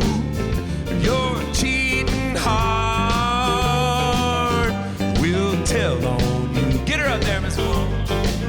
When tears come down like falling rain, there we go. You'll toss around and call my name. You'll walk the floor just the way I do. Your sweetheart will tell on you. Your cheating heart will tell on you.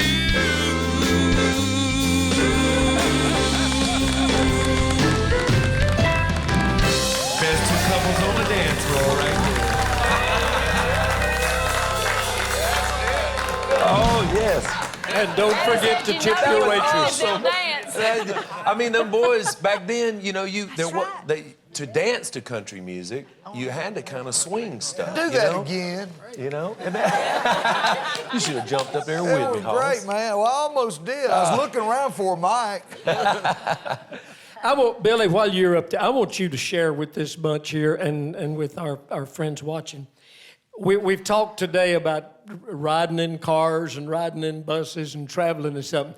Are you guys familiar with what this guy's doing? He's not going to the fans. He's bringing the fans to his house. I am. Now, that'll save a lot of wear and tear on the body. Well, it dawned on me one day that there's all of these people that come from all over the world to Nashville, Tennessee, and they come here to see country music stars and experience country music. And we're always getting on a bus or an airplane leaving here to go to their homes somewhere. And my wife and I, we have a little farm about an hour outside of Nashville. It's called Dean Acres. Dean Acres is the place to be. And we just tried, we said, let's hold, 4 or 5 concerts in our house last year. And we did, and we enjoyed it so much, we decided to convert this old 100-year-old tobacco barn into a little mountain Opry kind of a thing, and so we can have concerts up there. We sit about 150 people. We'll feed you a little Tennessee home cooking and play a little country music. And so it was a chance for us to to do something a little different, and you never can trust what Wikipedia will say about it, but in Wikipedia has always been saying that Jimmy Dean was like, I was related to Jimmy Dean, and we were no relation, but when that happened, I started studying up on Jimmy and reading up on, how he went from country music singer to being like, grocery store brand. In fact, I got a letter from him right after I won a couple awards. I found it just about a month ago, and he was congratulating me, and he signed it, "Love, Dad." But we're just kind of after that just started following maybe in his footsteps a little bit by just doing some other things, other kind of things besides country music. Use your country music, but getting it more in kind of the lifestyle, like Jimmy got into the food lifestyle, and we want to get into the farm and agricultural part of what Tennessee's about, what country music's about. Okay, and you're going to do some more of these. I am, and I would love any of you. I would be so honored to have you guys come and play our barn. I'll tell you, you'll have a great time. We'll feed you. How do the fans find out about it? They go to your website? Or? You go to deanacres.com, and our next event is November the 17th, and hopefully we'll have everything finished with this barn. We had a barn, we had 2 barns on our property. One burned down a year ago, and the bank said, well, you got to rebuild it. And we were like, well, we don't really need 2 barns. Well, why don't we renovate the old 100-year-old barn? It was built so well. These men and women back in the day, man, they built things to last. That's right. And this barn is something we want to preserve the way they built it. And we want a good spirit of music to come through there. So I hope you'll even come back out. I know you've been out to the place, but I hope you'll come back too. Oh, I love it out at your play place. the barn. Thank you. That would be incredible. I think he's come up with an idea. Everybody's over there saying, yeah, that beats getting on the bus and traveling somewhere. Just have everybody come to your house. I would love to have you. We'll feed you and put you up. By golly, we might even go fishing out there on Center Hill Lake. Sounds good, Billy. Thank you, buddy. pal. Yes, sir. Always great to have Billy Dean sitting in the circle with us. You gonna do that down on the river?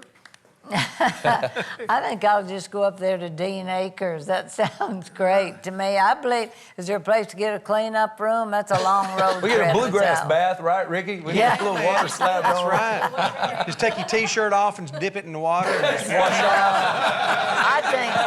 I think it sounds like a wonderful idea. I'd But you have to do love it in the service go. station. That's exactly right. Yeah. Well, I would love to have you guys.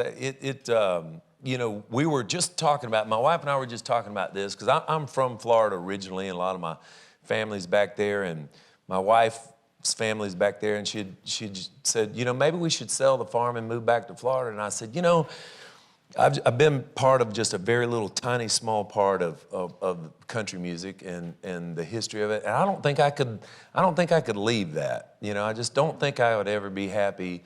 And the farm is just kind of this. The farm is where we've laughed. It's where we've cried. It's where we've fought. It's been the inspiration behind all the songs that I've had out on the radio. It sounds like home to me. We need to write that, Jimmy. We need to write that. And it's been so special.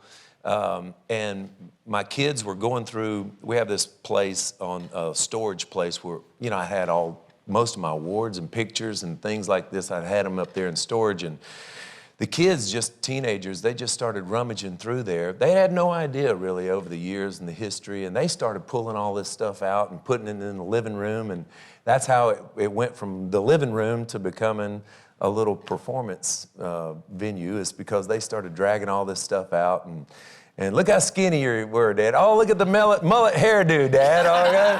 And I'm like, well, that stuff could just stay in the box. You know? So, but it's great that they're discovering, you know, some of that stuff now. And so it's a big deal for us to be part of the history and the heritage. You're sitting next to a guy that's got a big farm outside of Nashville, Jimmy C. Newman. You ever thought about converting the barn and having shows at your house?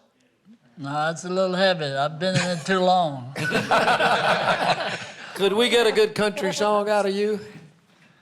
Why don't we do the one that is the reason why I'm here today in Nashville, Tennessee? Yeah. By the way, you look extremely dapper today. You really do. I love that. Do I use it? Am I supposed to use it? Yeah, sure. Thanks to Miss May. Yeah. When we Miss May bragged on him, dressing. he said Miss May. Yeah. I don't want to break anything here while I'm at it. Let's do Cry, Cry, Darling. That goes back to 1954. Okay? Is that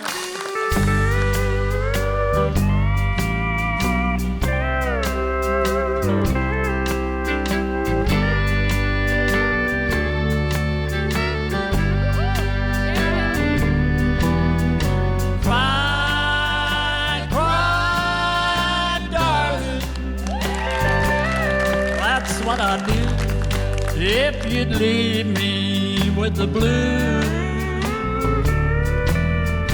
Cry, cry, darling. That's all I do. If it's you, I should lose. For me, there'd be no sunshine.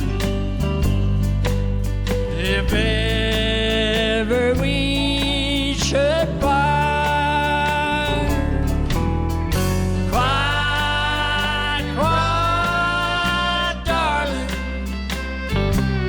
That's all I do, 'cause you're the one that's in my heart, little darling.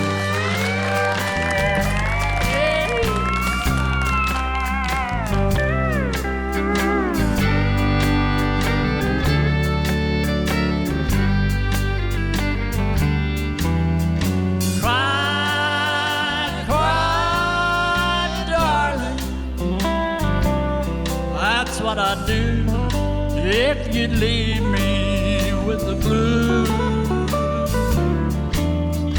Cry, cry, darling. That's all I do. If it's you, I should lose. You know how much I'd miss you. If ever we should find, cry, cry, darling. That's all I do, 'cause you're the one that's in my heart. Little darling. Thank you all. Thank you, Bill.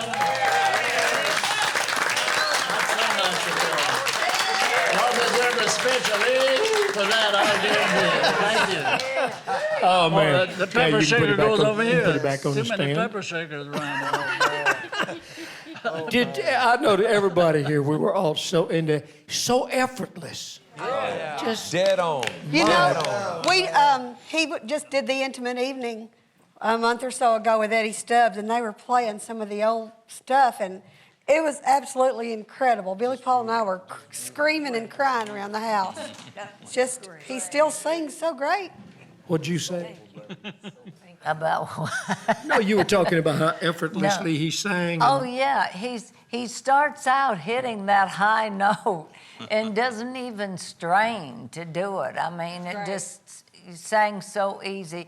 And I don't know, I don't guess he minds us talking about it because we talked about his birthday. I missed his birthday back in August, and he celebrated a milestone birthday. He hit 85, I believe it was. Yeah. Yeah. Jimmy C. Newman. Thank you for the nice things. The little hungawa was off and I couldn't understand you when you tried to spoke like that. Little hungawa. Thank you. Thank you all. You have created words that I've never, like hungawa, snuff queen, diesel sniffer. That goes back to those days he was talking about a while ago, that creation. He and Roger were... Yeah, we need a Jimmy Newman dictionary. Yeah. All of us. But Roy was talking about those days with Roger, and I happened to be in those days too. Yeah. And I knew Roger pretty good too. Did you have one of those briefcases? What's that? Did you have one of those briefcases? Oh, no. Now, Roger had the first That's why he's telephone, around the tail about it. and it was you saw it. It was a attaché case. Well, you had to go through 16 operators and hope that you could get a line. And we spent a whole mountaintop in California trying to get it to work. Said, it's Miller, it's a telephone. Yeah, no, we're not in town. Jimmy's talking about it. That was my favorite. Roger, he said, my favorite saying was his. He said, I'm 20 minutes ahead of my time. That was my favorite, because he was such a genius, you know. Somebody said, I just wrote a hit song, Roger. He said, I'm sorry to hear that. He told me one day, he said, it was Opry one night, he said, just started writing a new song. I said, you did? He said, yeah, let me sing just a little of it for you. He said, if you won't be my number one, then number two on you.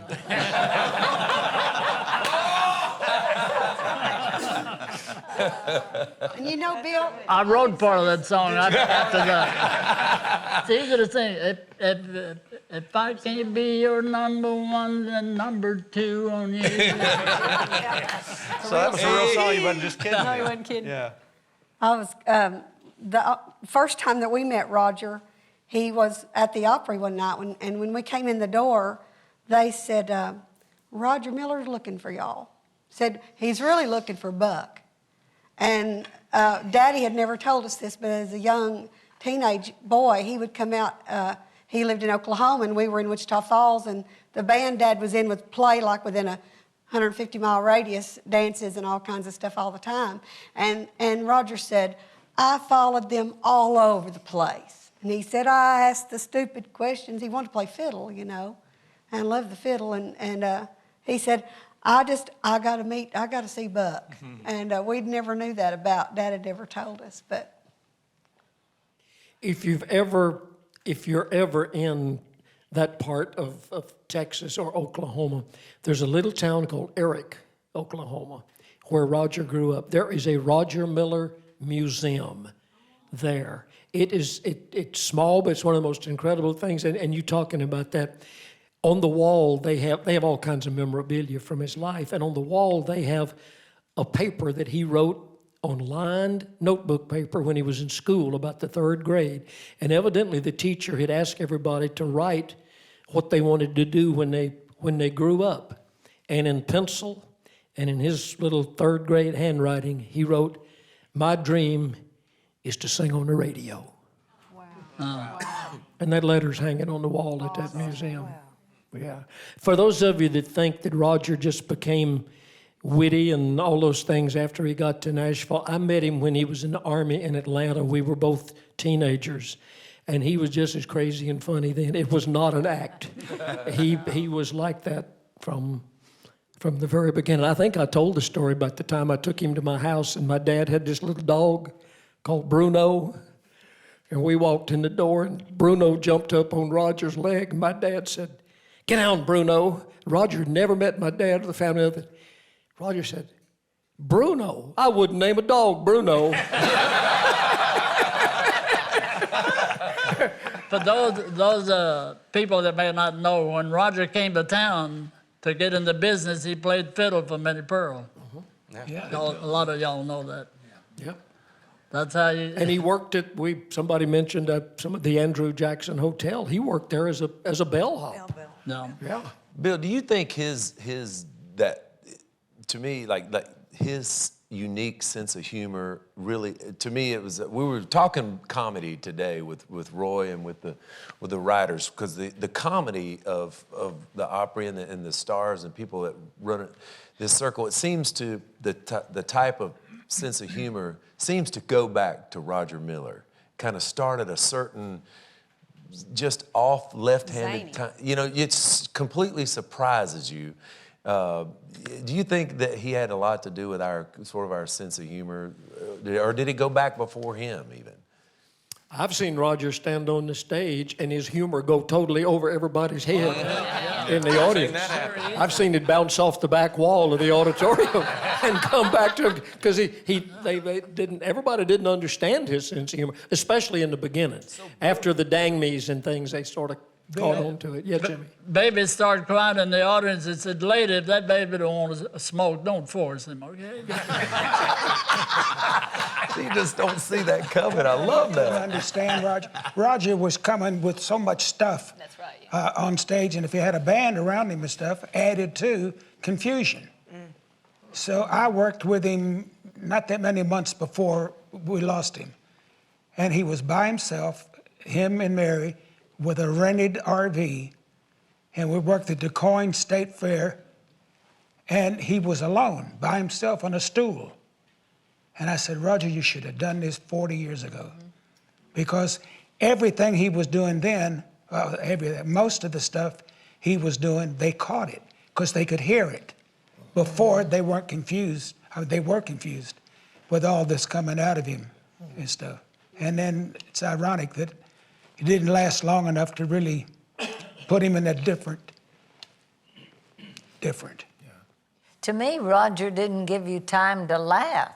He was so quick, you know, he'd say something and you didn't dare laugh because you'd miss the next thing he said. Yeah, and then you would say, "What was that you just said?" And he said, "I forgot." Yeah, he wouldn't know. He was the poster child for ADD before he even knew what that was. Because he just went from one thing to another so fast. Well, I think, you know, the old saying, you know, out of the mouths of babes, we need to listen, because he said he wanted to grow up and sing on the radio, and your report card said Billy whispers too much. Need to listen. Had to say that, Bill. Gene Watson, on your birthday, thank you very much.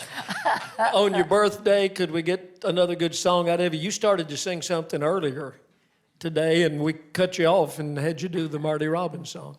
Well, Bill, you know, I'm celebrating 50 years in the business, and I forgot what that first one was.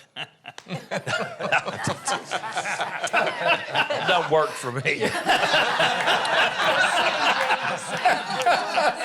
It's timing, Gene. Ain't he a great singer? I give up. I can't sing the right song. But no, it's, you know, I was sitting over there listening at Mr. Jimmy C. Newman, and he was one of the people that I idolized when I was growing up. When he was singing those country songs like Cry, Cry, Darling, I used to do those things the way he, in my heart, just kill me, you know? And he just did again. Thank you. Great. Thank you, I'd like sir. to do a song that was written by Dallas Harms, a Canadian friend of mine. It was real good to me. Wrote songs such as Paper Rosie, Old Man and His Horn, and this one right here. If we can get the boys going, I'll try to do it for you.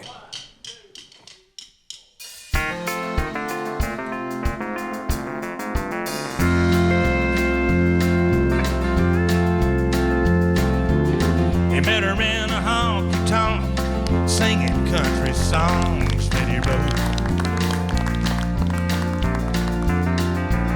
Oh, she sat at a table, listening to his music and drinking Cokes. Well, he sat down beside her, said, "Honey, what's your name?"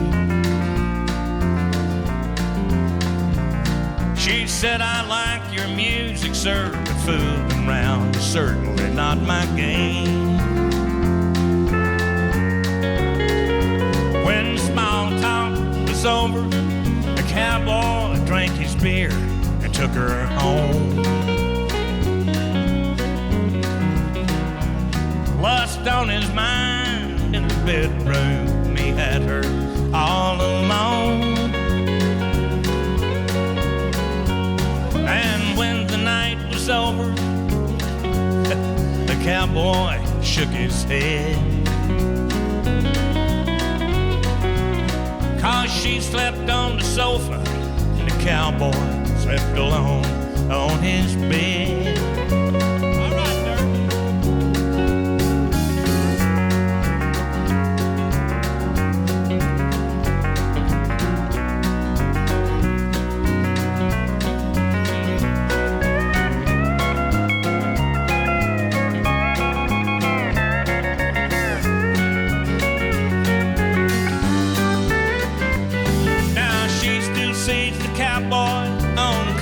Shows and sometimes on TV. He phones her up and talks to her long distance from wherever he might be. He'll ask her how she's doing. She'll reply by saying, just fine. And the moral of this story is cowboys don't get lucky all the time. And the moral of this story is cowboys don't get lucky all the time.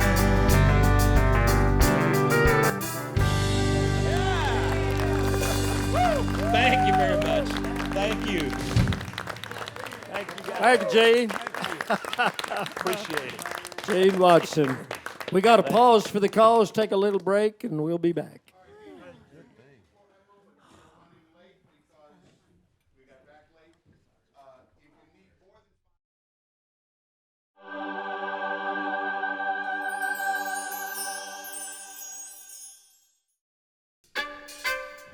When you think country music, what's the first thing that pops into your head? Your favorite artist? The city of Nashville? How about WSM Radio? Well, no matter what comes to mind, I think we can all agree that country music wouldn't be what it is today without the Grand Ole Opry. So we thought it would be a good idea to pay tribute to that most enduring symbol of the music we know and love. So we invited tons of country music legends to join in the celebration. Singers, songwriters, the movers and shakers of country music history. These are the stories of the Opry you won't hear anywhere else. And the music and memories made on that stage will last for many generations to come. Join us, won't you, as Country's Family Reunion pays tribute to the Opry. Welcome to Country's Family Reunion. Salute to the Opry.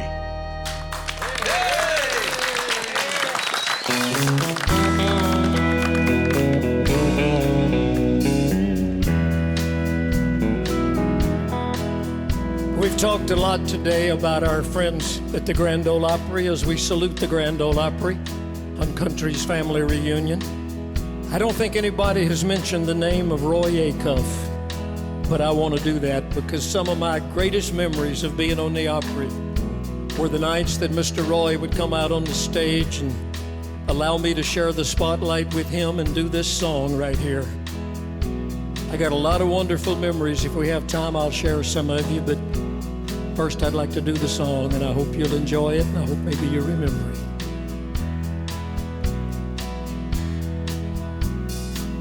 One night we were out on tour getting ready to do a show. And at the time, it really wasn't anything all that special. It was what you might call just another one-night stand. When I looked over my guitar, and there stood an old man. His cowboy clothes were frayed and worn, and his boots were far from new. He said, I'd like to sit in with your band. You see, I'm a country singer too. Yeah, well, we just all had a big laugh. When I looked back at the old man, there was a tear in his eye. So I told the band to cool. 'cause I didn't want to see him cry. He reached down and he took my guitar with a determined look on his face. But then as he started to play and sing, a look of sadness took its place. He said, I've sang my songs from Maine to California, seen the world through the window of a car. I never made a dime back when I made it, never saved a dime. I always thought someday I'd be a star, but now my voice is cracked and no one wants me. My wife gave up on me years ago. It's been so long, my kid don't even know me. And picking and singing is the only life I know. And then he said, I wonder if God likes country music. Will there be a place up there to sing my song? Will he make my fingers nimble like they used to be, so I can play the chord and sing along? I wonder if God likes country music. I just stood there. Will there be a place None of us really knew what to say. He took my old guitar and he sat it down ever so gently. And then as he turned to leave, the band stood up and applauded. But I can still hear his words today. I wonder if God likes country music. Will there be a place up there to sing my song? Will he make my fingers nimble like they used to be, so I can play the chord and sing along?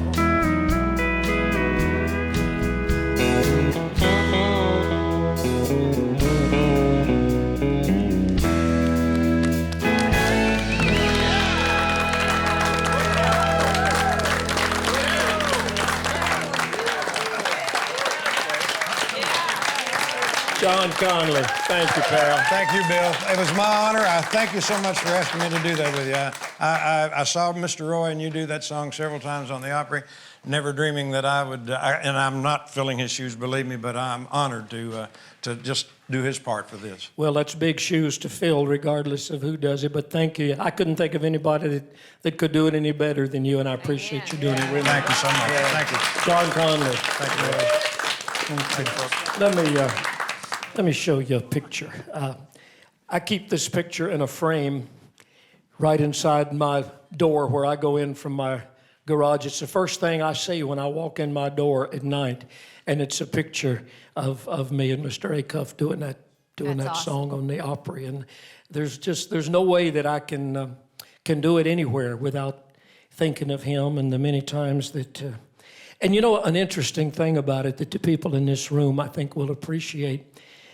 Mr. Roy would never do that song. I would go to his dressing room and ask him if we could do that song. He would never do it unless I agreed to rehearse it before. He would come to my dressing room, usually because my band would play, and he would, unless we would rehearse it, he would not do it. as well as he knew it and Wow. everything. He wanted to rehearse it every time. Wow. And one of the most special memories is the last night that we did it. Carolee, you were probably there. I'm sure you were in the group.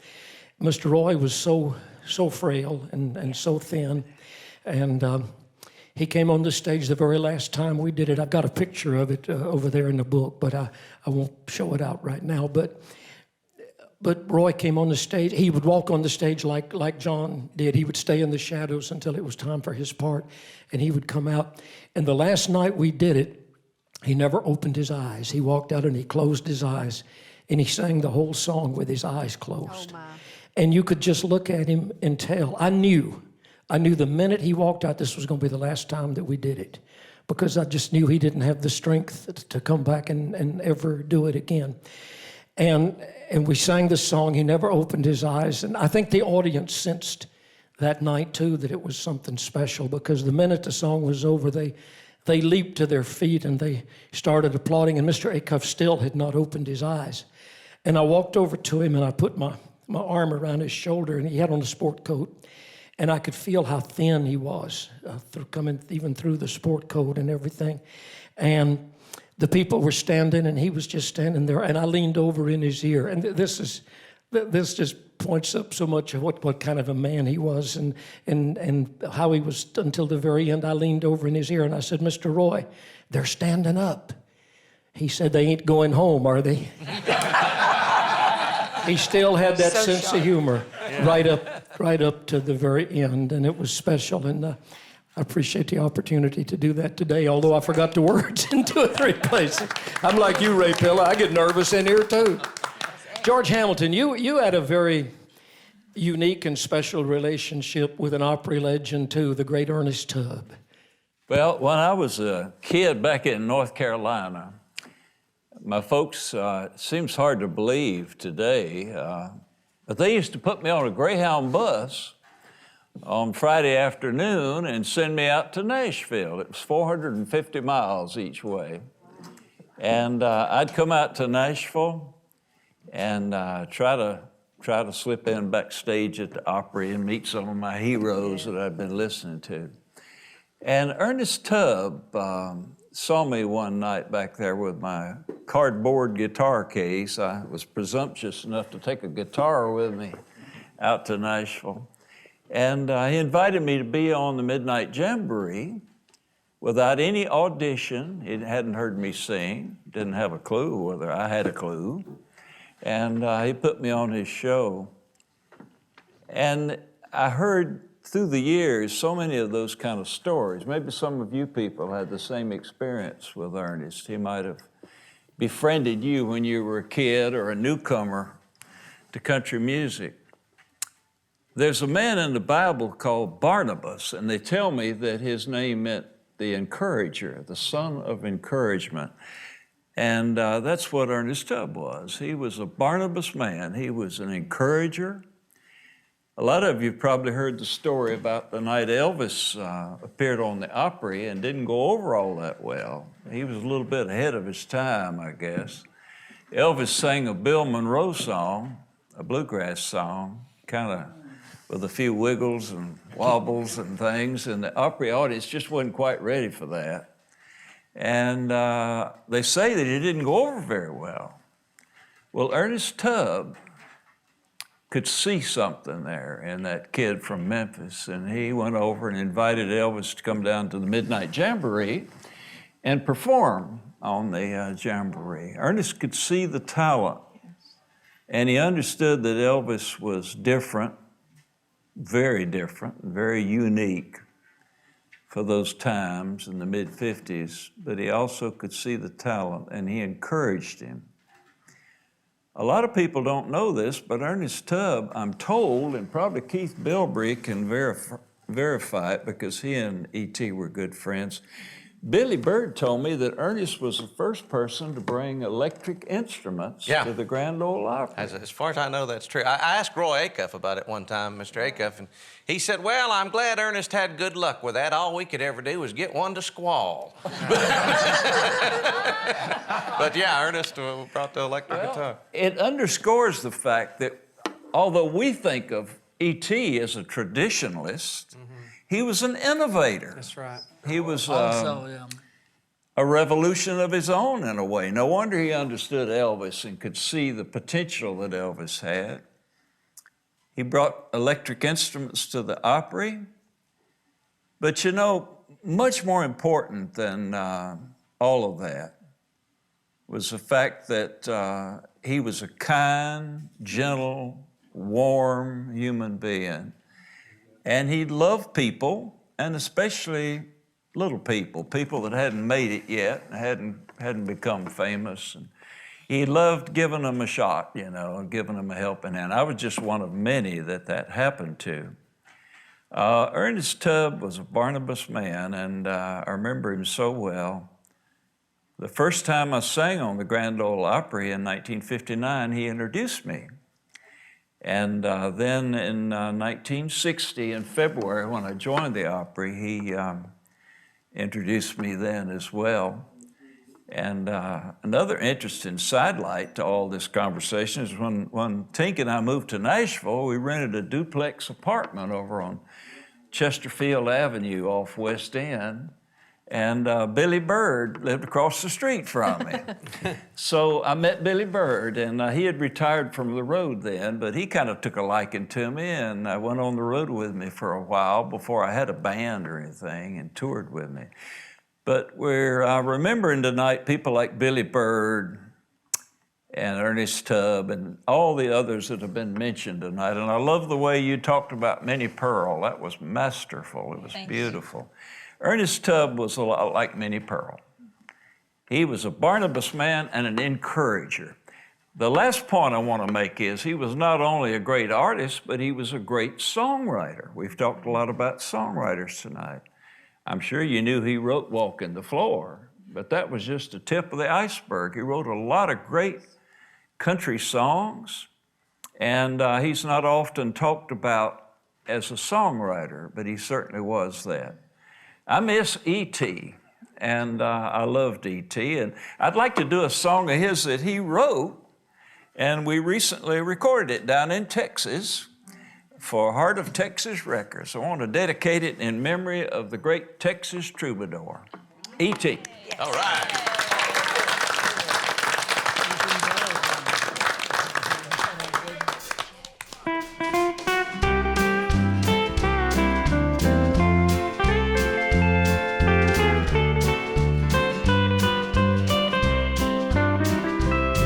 There's a little bit of everything in Texas. Just look around and you will see. There's a little bit of everything in Texas, and a whole lot of Texas in me. There are 47 states all around it. Each of them has treasures of their own, but everything they boast of, I sure found it. And we've got them all right there at home. If you love old sunny California, or perhaps the hills of Tennessee, a little bit of everything in Texas, and I bet my boots you will agree that there's a little bit of everything in Texas. Really, I'm not bragging, don't you see?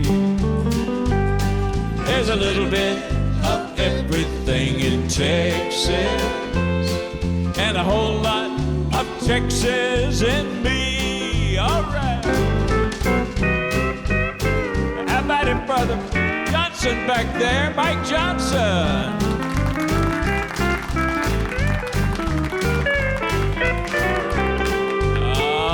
Jimmy Camps now.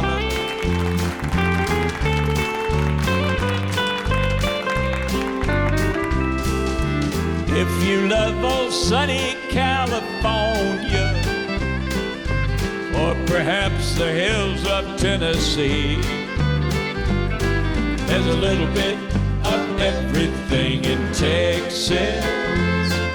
And I bet my boots you will agree, 'cause there's a little bit of everything in Texas. Really, I'm not bragging, don't you see?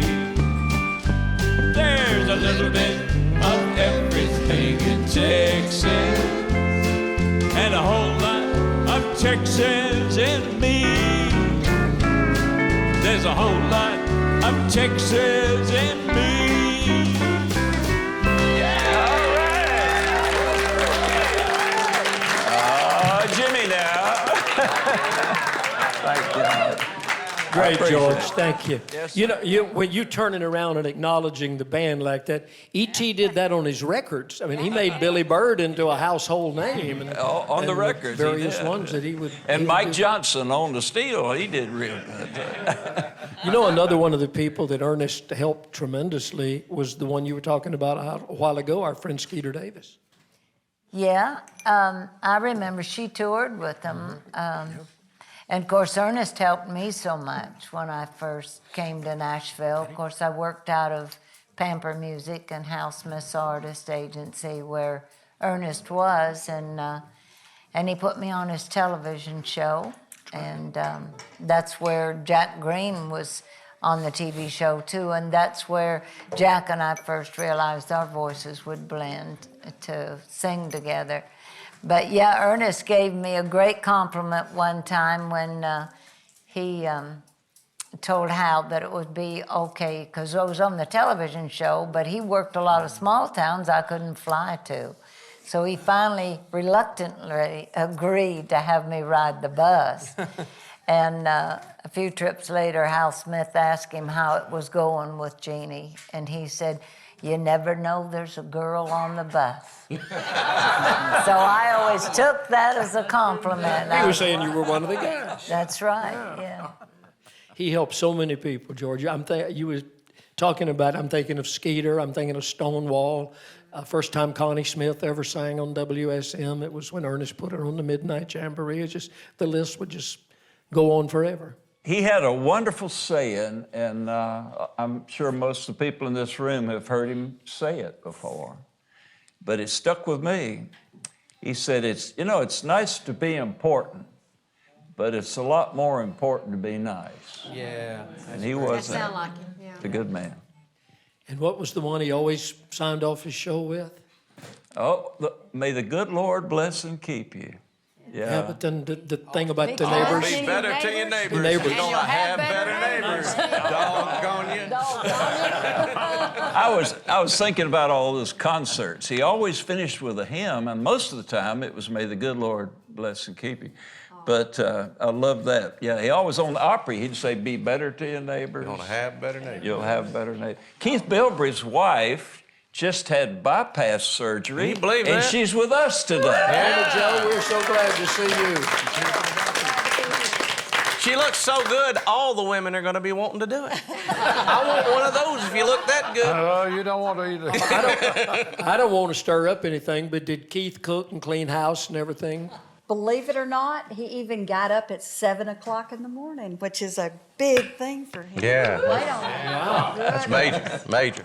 But I appreciate everybody's prayers. I couldn't Well, have made you it had a whole without lot of them, and you look wonderful, and we're so glad you're back and doing great. Jimmy Joe building. Mike Johnson, you got a microphone over there?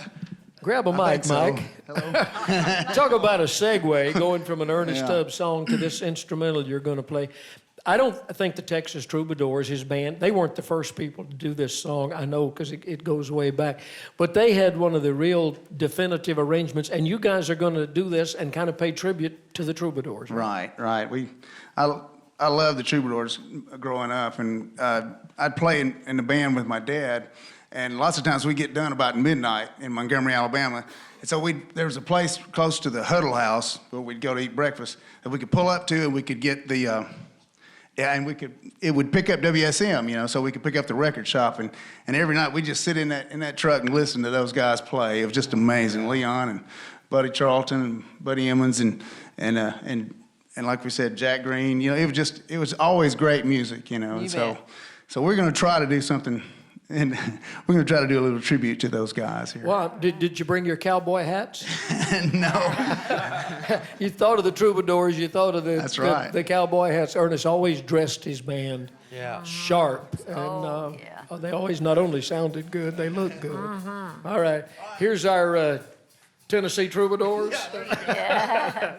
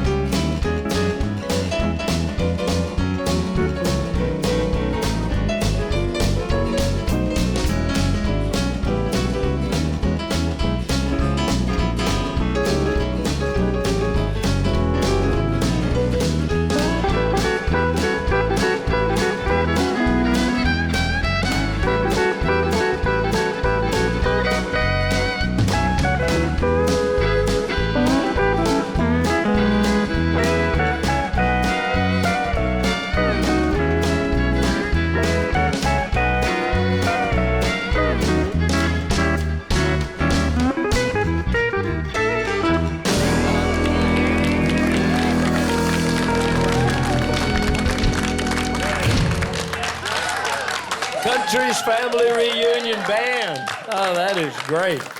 That's terrific. All right, two questions. Jimmy Capps, did you ever sit in with the Troubadours? Did you ever work with them? No. I played rhythm on some of Ernest's sessions, but I never did jam with him or anything. I wasn't qualified. No, I thought maybe if somebody was out of town or something, maybe you'd fill in a song. I worked one time with Ernest when it was after Leon had quit and Steve Chapman had quit, and I filled in one time on an Opry spot with him, and he called my name, and I thought that was really cool. Did Ernest ever carry a piano? I don't remember ever hearing a piano. Not to my knowledge. I don't think so. Yeah. Well, Dirk, you just became the first Texas Troubadour piano player. That was terrific. I know you guys worked hard on that arrangement. Panhandle Rag, the name of that song. We have a lot of viewers that would love to have a whole show full of instrumentals because they write in how much they enjoy you guys, and you are terrific. Thank you. Bill, Thanks for doing a great job. Owen Bradley used to play piano on Ernest records. And he used to call him Half Moon Bradley because he always said he was half as good as Moon Mullican. So he called him Half Moon Bradley. Ernest told me something one time. I don't know whether this is original with him. It sounds like something he'd say, but he told me one time sitting on the bus. He said, "People will forget what you did, they'll forget what you said, but they'll never forget how you made them feel." And boy, he lived by that. Line. He lived by that. That's right. And you know, Bill, I remember when my dad was in the hospital the last time, and we were working the Opry that night, and we worked with Ernest. And after the show was over, he asked me how he was doing, and I told him it wasn't looking good. And I said, my dad always thought the world of you. And he always said Ernest Tubb was the fairest man he'd ever met, ever.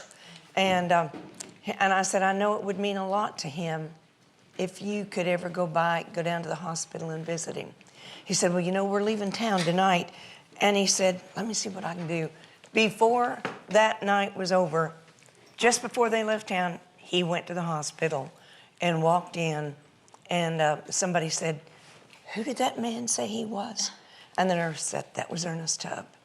And he came out, you know, shaking his head, but he took that time to, you know, to give of himself and to go and be there. He never talked to me later and said, by the way, I visited your dad. It wasn't for that kind of motive, you know. That's great. Johnny Cash did a similar thing when my dad had a heart attack. And Mother was working the road because Daddy was able to be home if Mother's sister stayed there and took care of him and looked after him. And one night, Mother said that her sisters told her, said, you'll never guess who came to see Stoney tonight. And when I say my dad, I'm speaking of Stoney Cooper, Wilma Lee and Stoney Cooper. And Mother said, who was it? And they said, well, we came in from going to the grocery store and we looked in and there was Johnny Cash beside my dad's bed on his knees praying for him. Oh, wow. And that's our people. That's the way our people Carol. are. That's right. That's why this is family, you know. These are our chosen family. George, you were talking about various things with Ernest Tubb. I remember Owen Bradley telling me one time, you were talking about him being the innovator with the electric instruments and things. In the heyday of when Johnny Cash was playing on the Opry a lot, and really in his heyday, Owen Bradley said to me one time at the studio, he said, you think that is big applause that you're hearing for Johnny Cash? He said, you ain't never heard anything until you heard the applause that Ernest Tubb would get in 1941, 42, when he brought the electric instruments onto the stage at the Grand Ole Opry. He said it was like pandemonium. He said he was like the Elvis of his day with his music. How did they feel about what was the sentiment when electric instruments? You know, I'd only heard I remember when drums were accepted on the Opry. Bob Wills was the first one. Yeah. Was Bob? Yeah. Mm-hmm. So somebody told me that you'd have to ask every performer would ask, or the drummer would ask each performer, do you want drums on this or not? And the only thing I'd ever heard was Grandpa Jones said, well, very little, if any. How did that? Is that true? I was always wondered, you know, because how did Ernest Tubb? Don't look at me when you asked that. That was 1941. Okay, I was not there. Oh, okay, I guess. So that must have been that had to be a milestone, I guess. He probably caught a lot of grief maybe for that. In the beginning with the drums, they only allowed a snare drum, didn't they, George? Yeah. Wasn't Yeah, it? that's it. In the beginning, just the snare drum. I heard Lester Flatt refer to electric band. He says, oh, he's got one of them plug-in bands. Wasn't that Lester used to say? That's what happened when the doo-wows came in, too. All right, now it's getting a little close to home. From preaching to meddling right there. Well, now, Bob Wills, wasn't he the first one to actually have a drummer on the Opry? I thought it was Pee Wee King. I thought it was Pee Wee, wasn't it? Was it? Pee Wee King. I think Bob Wills Didn't they make the first drummer play behind the back curtain Horns, where they couldn't see him? Yeah, because Which is Bob really Bob funny. was loaded up, sat on the stage and getting ready to play, and they told him he couldn't have drums. Yeah, He was said, it Art "Pat," Divine or who was the I general don't know. manager then? Probably Vito. Could have been Vito, But yeah. Bob told his boys, said, pack them up, boys. Yeah, I we're said going pack home. them up. We're going back to Texas, and they said, oh, wait a minute, you know. Then they gave in on the snare drum. Yeah, so I guess Ernest was the first person to bring electric guitars, but I don't know that he had drums when he came then, right? No, I don't know. He Okay, didn't. that must have been. Drums that came sounds in later. Yeah, they started. You know, when my mother and dad came out with There's a Big Wheel, which Don Gibson wrote for them, there was that big drum on the choruses. And you all know because y'all covered that song years and did a great job. But it was a drum. And so when my mother and dad went on the road, sometimes people would question them. What are you doing with a drum on there? And my dad would say, oh, it's just a little old Salvation Army drum. They said, okay. Yeah, little old Salvation Army drum. I had the audacity one night to take a trumpet on the stage at the Opry. I had recorded that old song that Kenny Rogers in the first edition did called "But You Know I Love You," and we had a trumpet on the record. Bill McElhaney played the trumpet. Well, Snuffy Miller, a lot of y'all remember Snuffy that played drums with me for years. Snuffy knew just enough on the trumpet to play that one little line, and he would hold a trumpet in one hand and play the snare drum with the other, and the song started off with the trumpet solo, and so I didn't ask anybody. I didn't know. We went out there. The record was doing pretty good, so we went out there and started the Opry show with that trumpet. I turned around. Mr. Acuff was standing over on the side. He was whiter than that piece of that red and white tablecloth there. And Aunt Divine, who was managing the Opry then. No, Bud Wendell. I'm sorry, Bud Wendell was managing the Opry. And they did not smile whatsoever. So we got to the end of the song, and I thought, I better walk over there. So I walked over to Bud and Mr. Acuff, and I said, did I do something wrong? Bud says, well, put it like this. Don't do it again. And we didn't. I had a saxophone player, and every time we'd do the Opry, I would ask the Powers, can my sax player play? No horns on the Opry. Yeah. Okay. Then I'd come back and, can my sax player? No horns on the Opry. Well, about after the third time I did it, they told me, look, T, no horns on the Opry. If our policy changes, you'll be the first to know. Well, I've seen you out there. But now it's okay. Marty Robbins, Marty brought them on every now and then. I remember Johnny Cash had them. That's Ring of Fire. Ring of Fire, their son. Tom T. Hall did that one night, didn't tell anybody on the year Clayton Delaney died. That very last line, da-da-da-da-da-da-da-da, and his drummer did it, and he didn't ask anybody. He said he came off, and Hal Durham was standing there. Tom T., what was that? He said, it's a trumpet, Hal. You never heard of a trumpet before? He said, we're going to have to talk to Mr. Acuff about that. I don't know about it. Don't worry, Joey, accordions are safe. Yeah. They shouldn't be, but they are. Joey's got the worried look on his face. The accordion going to be there. Pack them up, boys. We're going Pack them up. Pack them up. We're going home. Speaking of cowboys with hats, musicians with hats, I think we need some more music from the riding the country way, the cowboy way. Get up there, Woody. Yes. Get up there. You know, we brought longhorns to the Opry. Longhorns? That's right. We were the first, I think. Hey, can y'all put the accordion on the other side this time? You know, since we were here last, looking at you, Roy, we did a couple tracks with one of your longtime band leaders, with Shelby, out in Tulsa. Really? Yeah. And we played out there in April. And Ranger Doug, you tell these people what the biggest news for fiddlers in our band is. Well, our own Woody Paul was this year's inductee into the National Fiddler Hall of Fame. All right.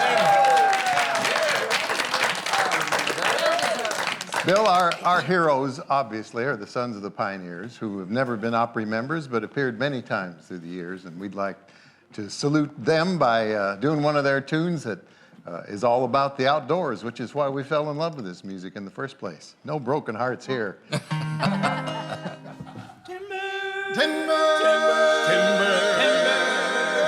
Timber, over mountains high and the canyons wide. Let me roam and ride through timber. When the day is done, by the campfire's gleam, let me lie and dream of timber. Tall timber's calling, and the echoes ring. For nature sings a song along the timber trail. Blue shadows falling down the canyon and the whispering pines entwine along the timber trail.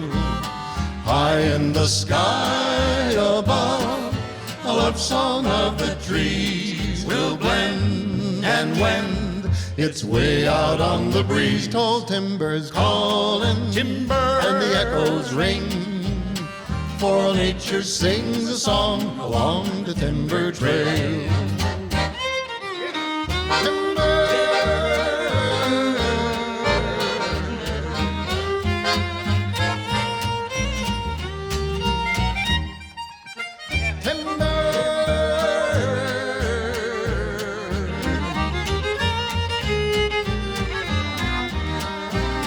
High in the sky above, a love song of the trees will blend and wend its way out on the breeze. Tall timbers calling, and the echoes ring, for all nature sings a song along the timber trail. The timber trail.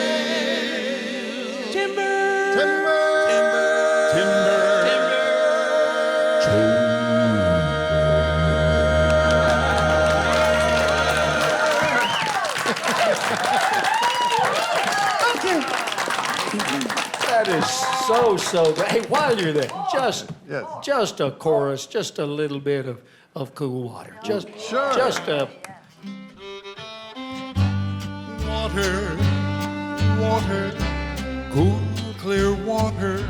All day I face the barren waste without the taste of water. Cool water, water. Old Dan and I, with throats burned dry and souls that cry for water. Cool water, clear water, water, cool, clear water. The nights are cool and I'm a fool. Each star's a pool of water. Cool water, water. But with the dawn I'll wake and yawn and carry on to water.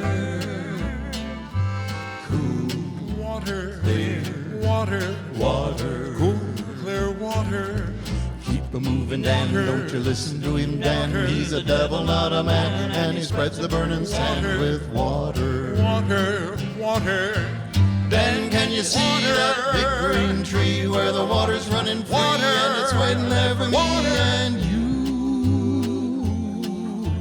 Water, cool water, clear water, water, cool, clear water.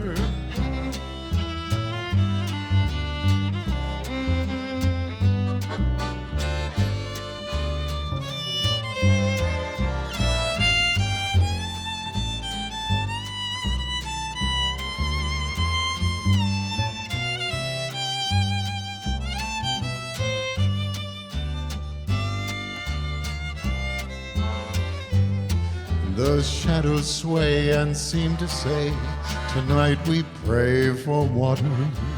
Ooh, water, water. And way up there, he'll hear our prayer and show us where there's water. Cool water, clear water, water, cool, clear water. Dan's feet are sore, he's yearning for just one thing more than water. Cool root beer. Water. Water. Like me, I guess he'd like to rest where there's no quest for water. Cool water. Clear water. Water. Cool, clear water. Keep moving, Dan, don't you listen to him, water. He's a devil, not a man, water. And he spreads the burning sand water. With water. Water, howdy, water. Dan, can you see that big green tree water. Where the water's running free water. And it's waiting there for water. Me and you? Water. Cool water. Clear water. Water. Cool, clear water. Cool, clear Water, water, Water, water.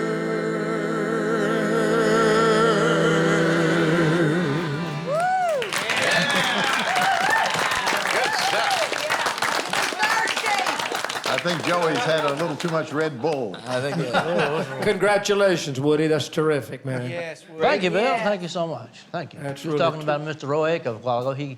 He was a very generous man, too. He gave me a fiddle when I graduated from high school. And I used to come back up to the Opry back in the 60s with Sam and Kirk McGee. Yeah.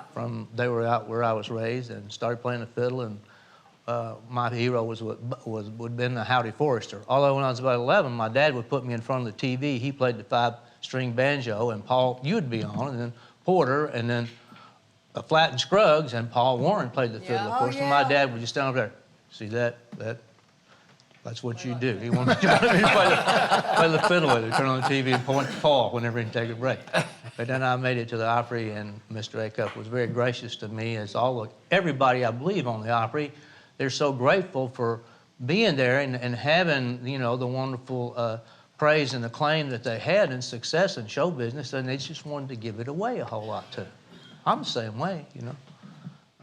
So who you going to give your fiddle to? Well, I'm thinking about it. I've given quite a few.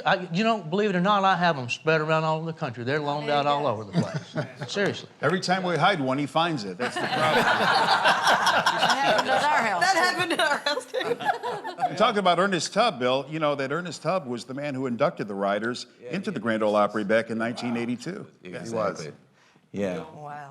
Yeah, I've got a great picture of Hal Durham and Ernest and us backstage right after we were inducted, and Hal's wearing my hat. It's pretty cool. It's a pretty cool moment. And I had hair then too, so it's very dramatic.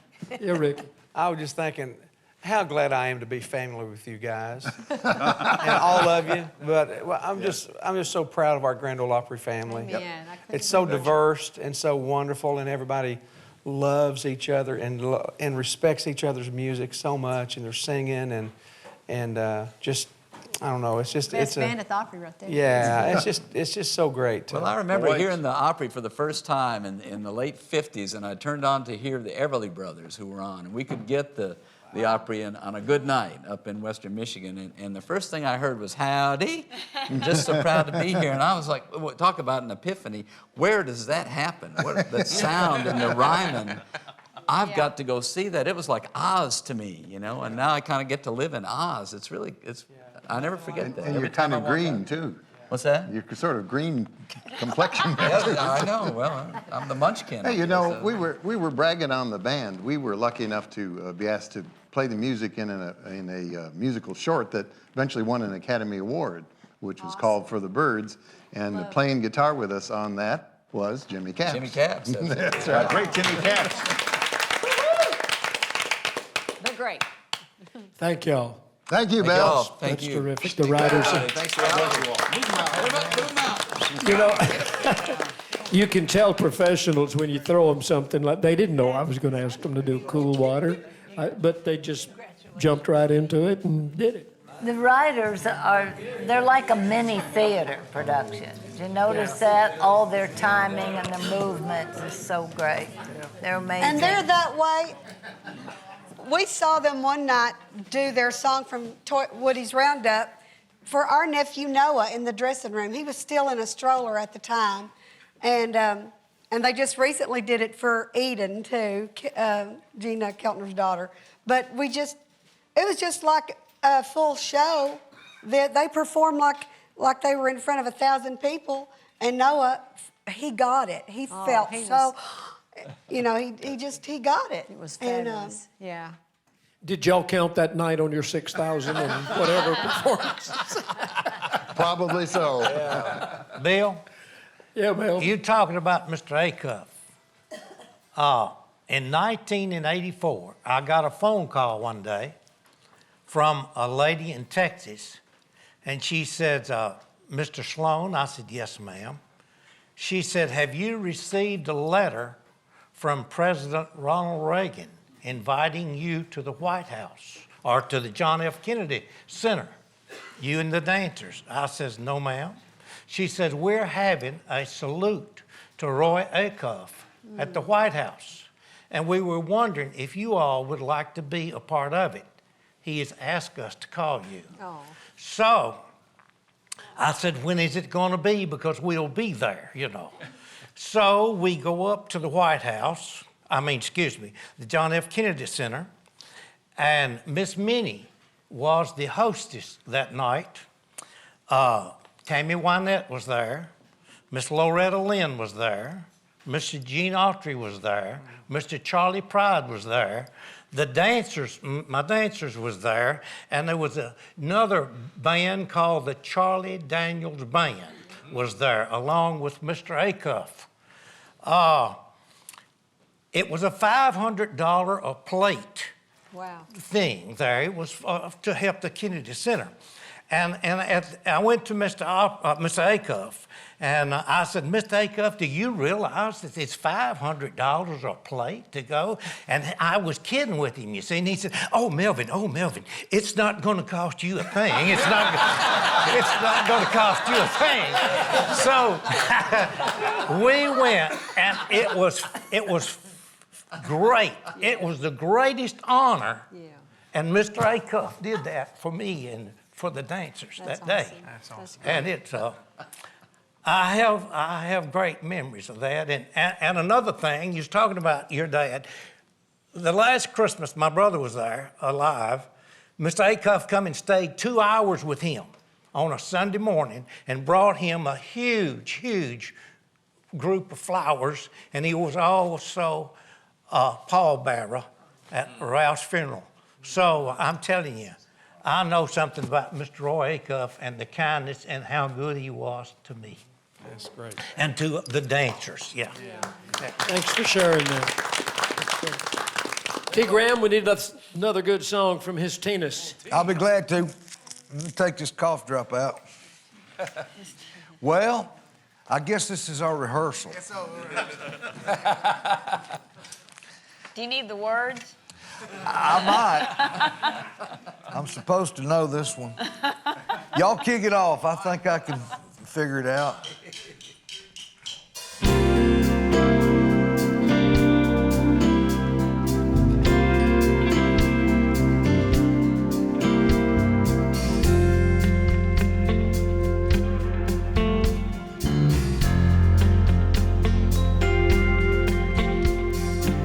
She played easy to get, never gave me less than her very best.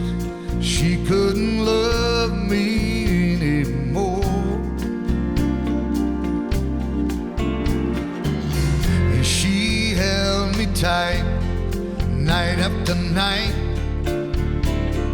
And even if she tried, she couldn't love me anymore. She would have followed me anywhere, but I was just leading her on. I never knew I had a good thing going. I just didn't miss her till she was gone.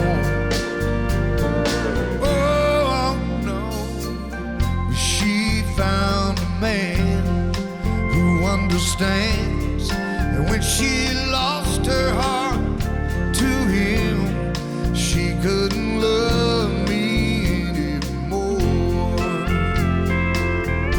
Oh no, she couldn't love me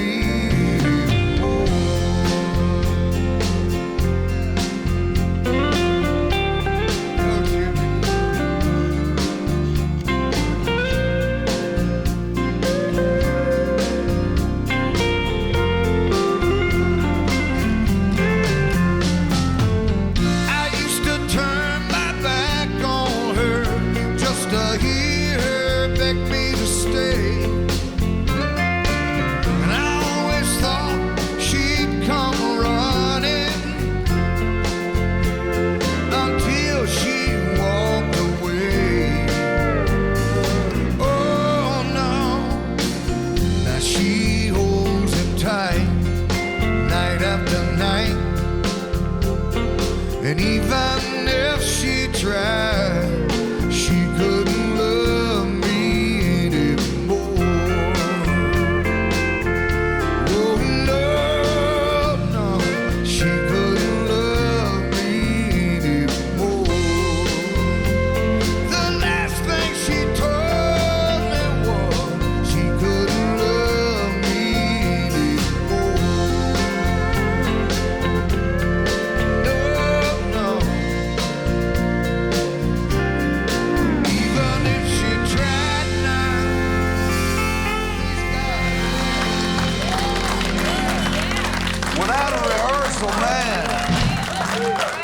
Golly, thank y'all very much. That's God, great. God bless you. Let's do that all the time. What did you do? You didn't rehearse that with the band? No, sir. No, that's what I'm saying. Let's just do away with rehearsals of everything. Ooh, that was good. That was terrific. Yeah, absolutely. Ray, we've kind of been on a cowboy western kind of a kick here. I see where you're going to do I'm going to do a little Oklahoma gal. an old Oklahoma song called Oklahoma. You ready for it? Gal. Yeah, Ray Pillows. Thank you. Thank you, Billy. Ray, I think you talked more a while ago than I've heard you talk in 10 years. But it was great. Well, I loosened up a little bit. It takes me a while, Bill. Well, thanks for sharing the stories. You said you got some more stories you'll share the next time, right? Yeah, when we got more time. All right. They're killers, too. Here's a song we recorded back, 3 or 4 years ago, I guess. Oklahoma Gal, guys.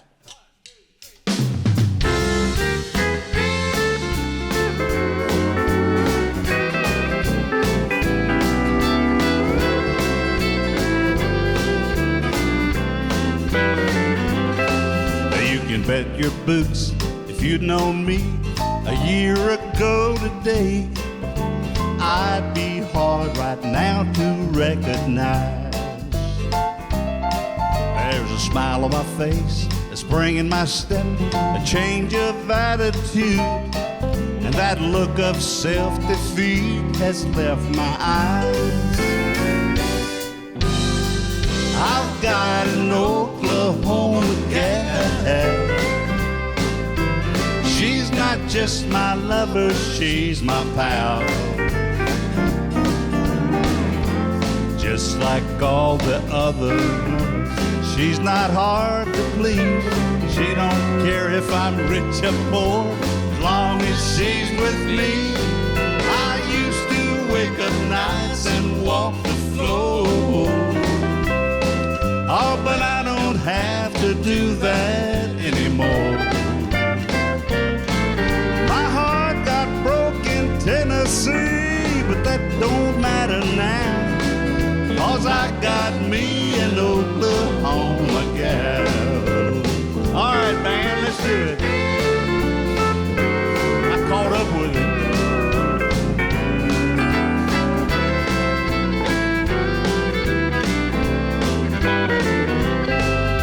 She knows how to fish and deer hunt too. What more could you ask?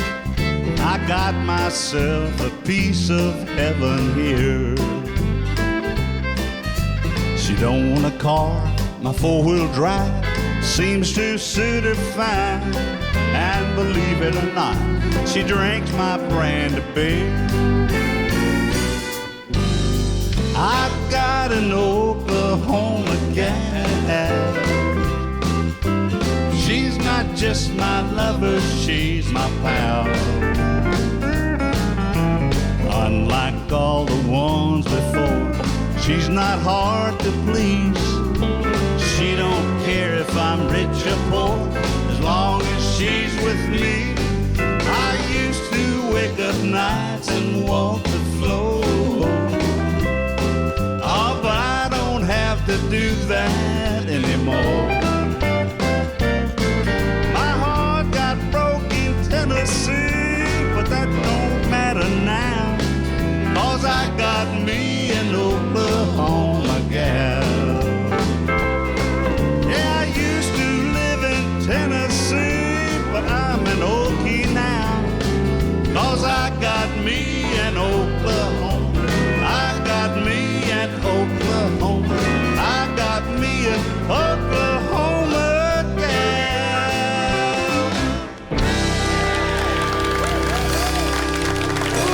Thank you. Thank you. That's good. I enjoyed doing it. Thank you very much. I got a little behind there for a little bit, but I caught right up, didn't I? Yeah. Thank y'all. Great job. We were talking earlier about all the different types of music and all represented in the room and the different types of music represented at the Opry. We've kind of talked about bluegrass, but we really haven't gotten into as much of it as I'm sure Ricky would like to and the rest of us would. Ricky, talk just a little bit about Mr. Monroe and the influence that he had on you? Oh, wow. Well, he was, talk about an innovator, you know. He was not playing Uncle Pen's music. You know, his uncle really inspired him a lot, played dances. He's a great fiddle player. And, but he and Charlie had his brother Charlie, they started in 36, and 36, 37, 38. They had 3 years that they recorded for Bluebird, you know, and they were a very, very popular duet team. The Monroe Brothers was very, very popular. Sold a ton of records. What Would You Give in Exchange for Your Soul was their first big hit, and it just went viral, as the kids would say it today. But, you know, for 1936, that was pretty amazing, you know. Someone asked him, you know, how many records he'd sold. He said, well, I don't know, but it's a way on up there. So, sold a lot of records in his life. But he was a real innovator. I think when he came to the Opry in 1939, now he had to audition. Imagine that, you know. Bill Monroe had to audition for the show, you know, to make the show, see if he was good enough. And so they said he said, I made that audition, and they told me that if I ever left, I'd have to fire myself, you know. And so he, you know, he came there, I think, with a desire to come up with a sound that was unique. Roy Acuff had a unique sound. Ernest Tubb had a unique sound. Pee Wee King had a unique sound. But Bill wanted to have a unique sound that when people heard him, they would say, that's Bill Monroe's music, you know. So I think he tried a lot of different combinations of things. You know, I mean, he tried the accordion, you know, with his music, and it was great, but it wasn't quite what he was looking for. You know, Sally Ann Forster played in the band for a while Howdy was, you know, because Howdy had been playing fiddle with Bill and then had to go to the Army. And I honestly believe Mr. Monroe was really trying to help Howdy out by giving Sally Ann some work and that kind of stuff, because he was a great man for that kind of stuff. She's an accordion player? Yeah. Mm-hmm. And so it really wasn't until, you know, he had quite a few lead singers. He had Clyde Moody was a great duet partner with him, and he had a pretty good hit with the Kentucky Waltz, you know, and that was like in '44, but it still didn't have that thing that he was really looking for, I believe. And he had banjo players before. Yeah, Earl. he had string bean and string, you know, played with thumb and one finger, you know, kind of like a hermit crab, you know. And but wasn't quite, you know, still didn't have what he was looking for. And he had a great lead singer in Lester Flatt. He hired Lester in '44, and then in December of '45, Strang decided he was going to leave, and they were looking for a banjo replacement. And I think Lester had pretty much got to the place with the banjo that he didn't care before they ever got another banjo player or not. You know, I think he was young enough that he wanted something a little newer and a little different, you know, than what Bill had been doing. And Jim, I believe is Jim Shoemate, maybe, the fiddle player, he said, Bill, I know a fiddle player or a banjo player that plays banjo different than anybody I've ever heard in my whole life, you know. And so they went down to the Tulane Hotel there in town and had an audition with Earl Scruggs. And he was 21 years old, playing with a group called Lost John and the Allied Kentuckians, you know. There's a name for you. And something in a name. Something in a name. And so anyway, Bill tried every way in the world to throw him curveballs and, you know, just throw him something that he couldn't play, and Earl could play anything, you know. And Earl told me I think it was last January, we were with Earl. We was working on this Monroe movie that's still never been finished and come out yet. But anyway, Earl was down there, and he was telling us all these great stories and stuff. And he said at the audition with Monroe, they did 3 or 4 songs, and finally Bill just laid his mandolin down and started dancing. And I said, well, I guess that meant you got the job then, right? And he said, yeah, I got the job, you know. And but when Earl Scruggs came, you know, with Lester singing lead, Chubby Wise came back from the Army, Howard Watts came from Florida with Chubby, He played the bass. Played the bass, and those 5 guys truly revolutionized acoustic music as we know it. Started a whole genre, a new genre of music that it wasn't called bluegrass back then, but they come up with a brand new sound. They had new rhythms. They had new vocabulary. Earl came up with a whole vocabulary of being able to speak with the banjo. And so did Monroe with his great mandolin playing. Of course, Chubby's great fiddle playing was very bluesy. Chubby didn't play with his little finger. So he played with these 3 right here. So when he would go down to hit an A note, he would slide from here all the way down. That's what made it have that bluesy sound. You know, he just never used his little finger, never really learned to use it. And but they had a sound that really truly has talk about fruit that remains. The scriptures talk about fruit that remains. You know, and it was an exciting sound. Oh man, it was. We've got some old Opry transcript tapes and they would play, and it would just have so much energy, and the crowd would literally go bananas. I mean, it just sound like a rock concert. Well, that's why the Beatles on the Robbins Ed Sullivan stage, show. the Robbins stage means so much to bluegrass people because man. that's. And you know, and Columbia Records, they didn't release any songs by Flatt, Skaggs, and Monroe. It wasn't until Lester and Earl left Monroe's band in '48 and formed their own band that Columbia finally started releasing 78s. You know. And I mean that band had already moved on and gone. So Bill had Mac Wiseman or you know, Carter Stanley came along with him in 1950. You know, the Stanley Brothers was the first band to follow Bill Monroe's style of music. So they were really close in behind. They were time-wise. In 1947. That's when the Stanley started, and here it was. They were listening to the Grand Ole Opry. So really, if it hadn't have been for the Grand Ole Opry, they was the blast furnace that was blasting this music out through the South and through the Midwest and all the way up north, because Columbia Records wasn't releasing anything, so no one could hear this music, especially by record. It was here in the Grand Ole Opry every Saturday night. You could hear Bill Monroe and the Bluegrass Boys. You can hear this new music, and then their personal appearances on the road. You know, and then they had some early morning radio shows and stuff too that they were doing, but. You know, thank God for WSM because they were really the station that gave birth to this new sound of music of Bill Monroe's. Truly a new genre of music that was given birth by a radio station and a radio show. Bill used to love to point out the fact, too, that his name is William Smith Monroe. That's right, yeah. WSM. Oh, that's a powerful name right there, yeah. And he was, I mean, he had ancestors who was his someone James Monroe, President. Yeah, President Monroe. But yeah, and he didn't realize that. Yeah. How about recreating a little bit of that style for us before we have to wrap this up? We'll do our best here. We'll. Am I? Oh, nope. I'm good. Okay. Did you tell Mr. Monroe, as I've heard, I guess before his death or near the time of his death, did you make him a promise that you were going to carry on this music? Is that the way it happened, or is that just kind of become a legend? Here's what I told him. You know, he had gotten to a place where he couldn't really speak. You know, he couldn't talk. I mean, he thought he could, but these strokes had kind of rendered his speech pretty, you couldn't understand it. And so he'd try to talk, and he'd be frustrated that you couldn't answer him back, like he was thinking in his mind, but you just couldn't tell what he was saying. So I was over there one day in the nursing home, and I could just tell that he, the last few times I'd go see him, I could tell he was carrying a lot of weight.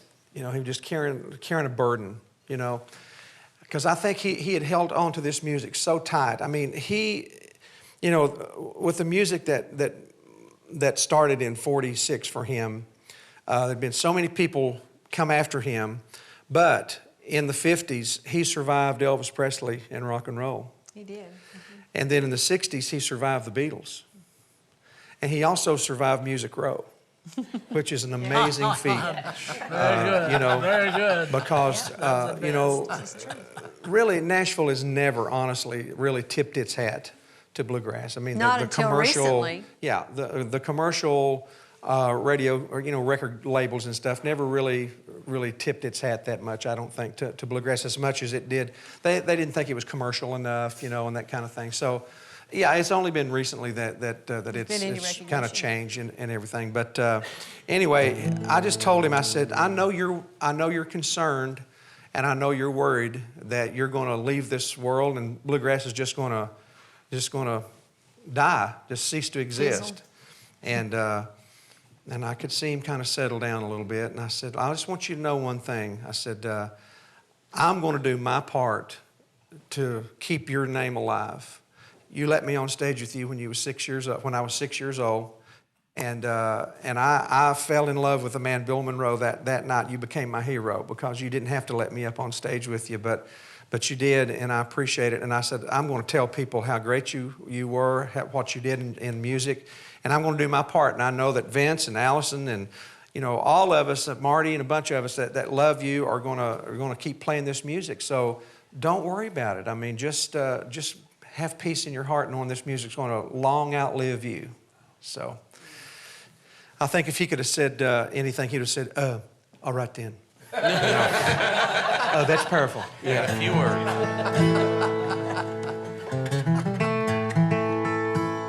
Well, here's a song that he made way famous long before I came along and had me a hit on it.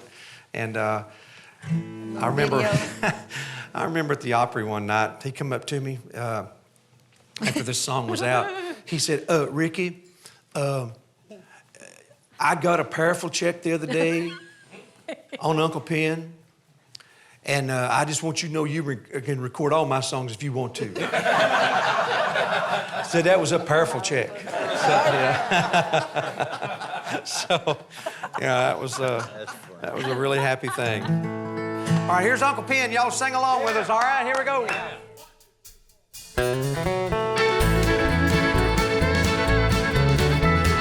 With the Bluegrass Girls.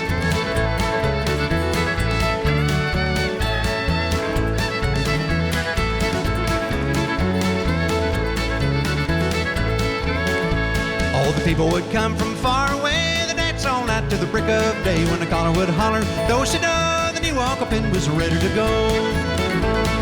Rain evening about sundown, high on the hill and above the town. Let the fiddle, Lord, how it would ring. You hear it talk, you hear it sing.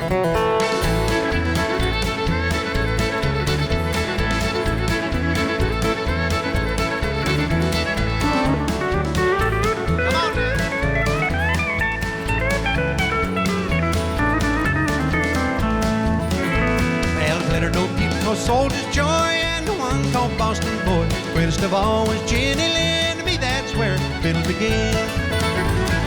Rain evening about sundown, high on the hill and above the town. Let the fiddle, Lord, how it rang. You hear it talk, you can hear it sing.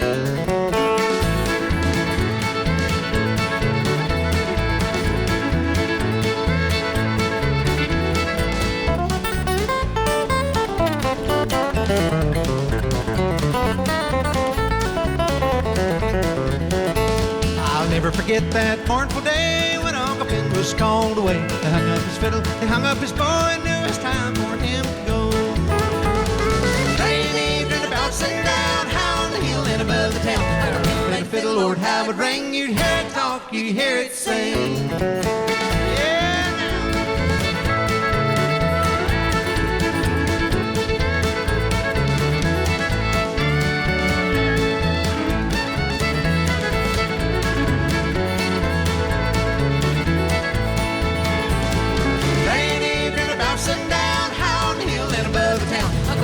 Lord, how it ring, you hear it talk, you hear it sing.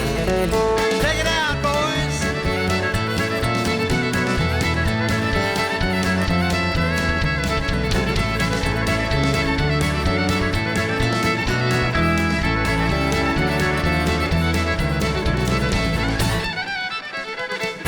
Yeah!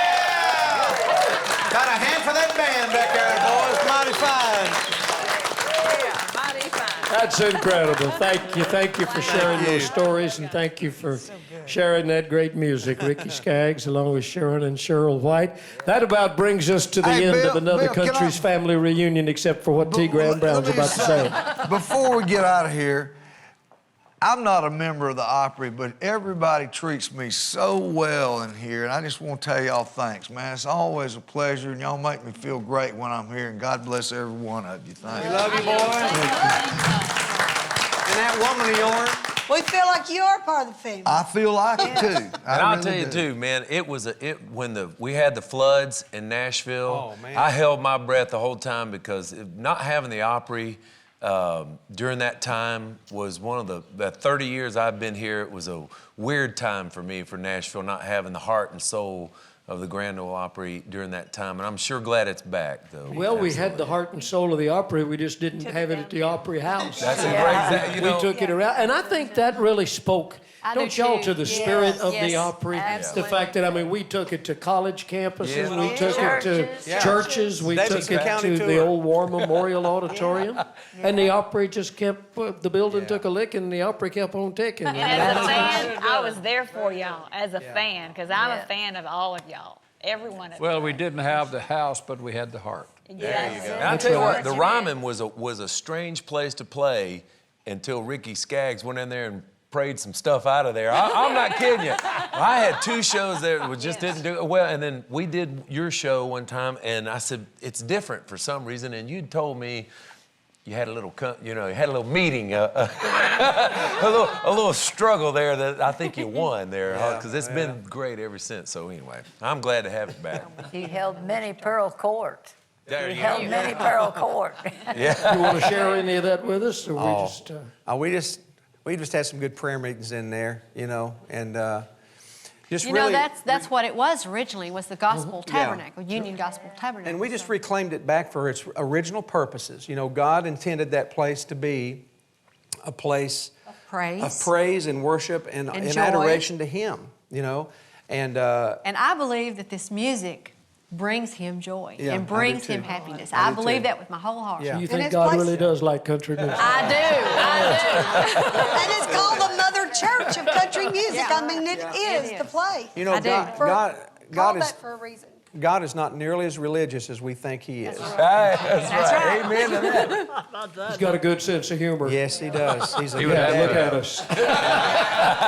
Might crank up a little bit of the theme, boys. We got to go to the house. Another Country's Family Reunion. Salute to the Grand Ole Opry comes to a close. Thanks, everybody. Good night. God bless you.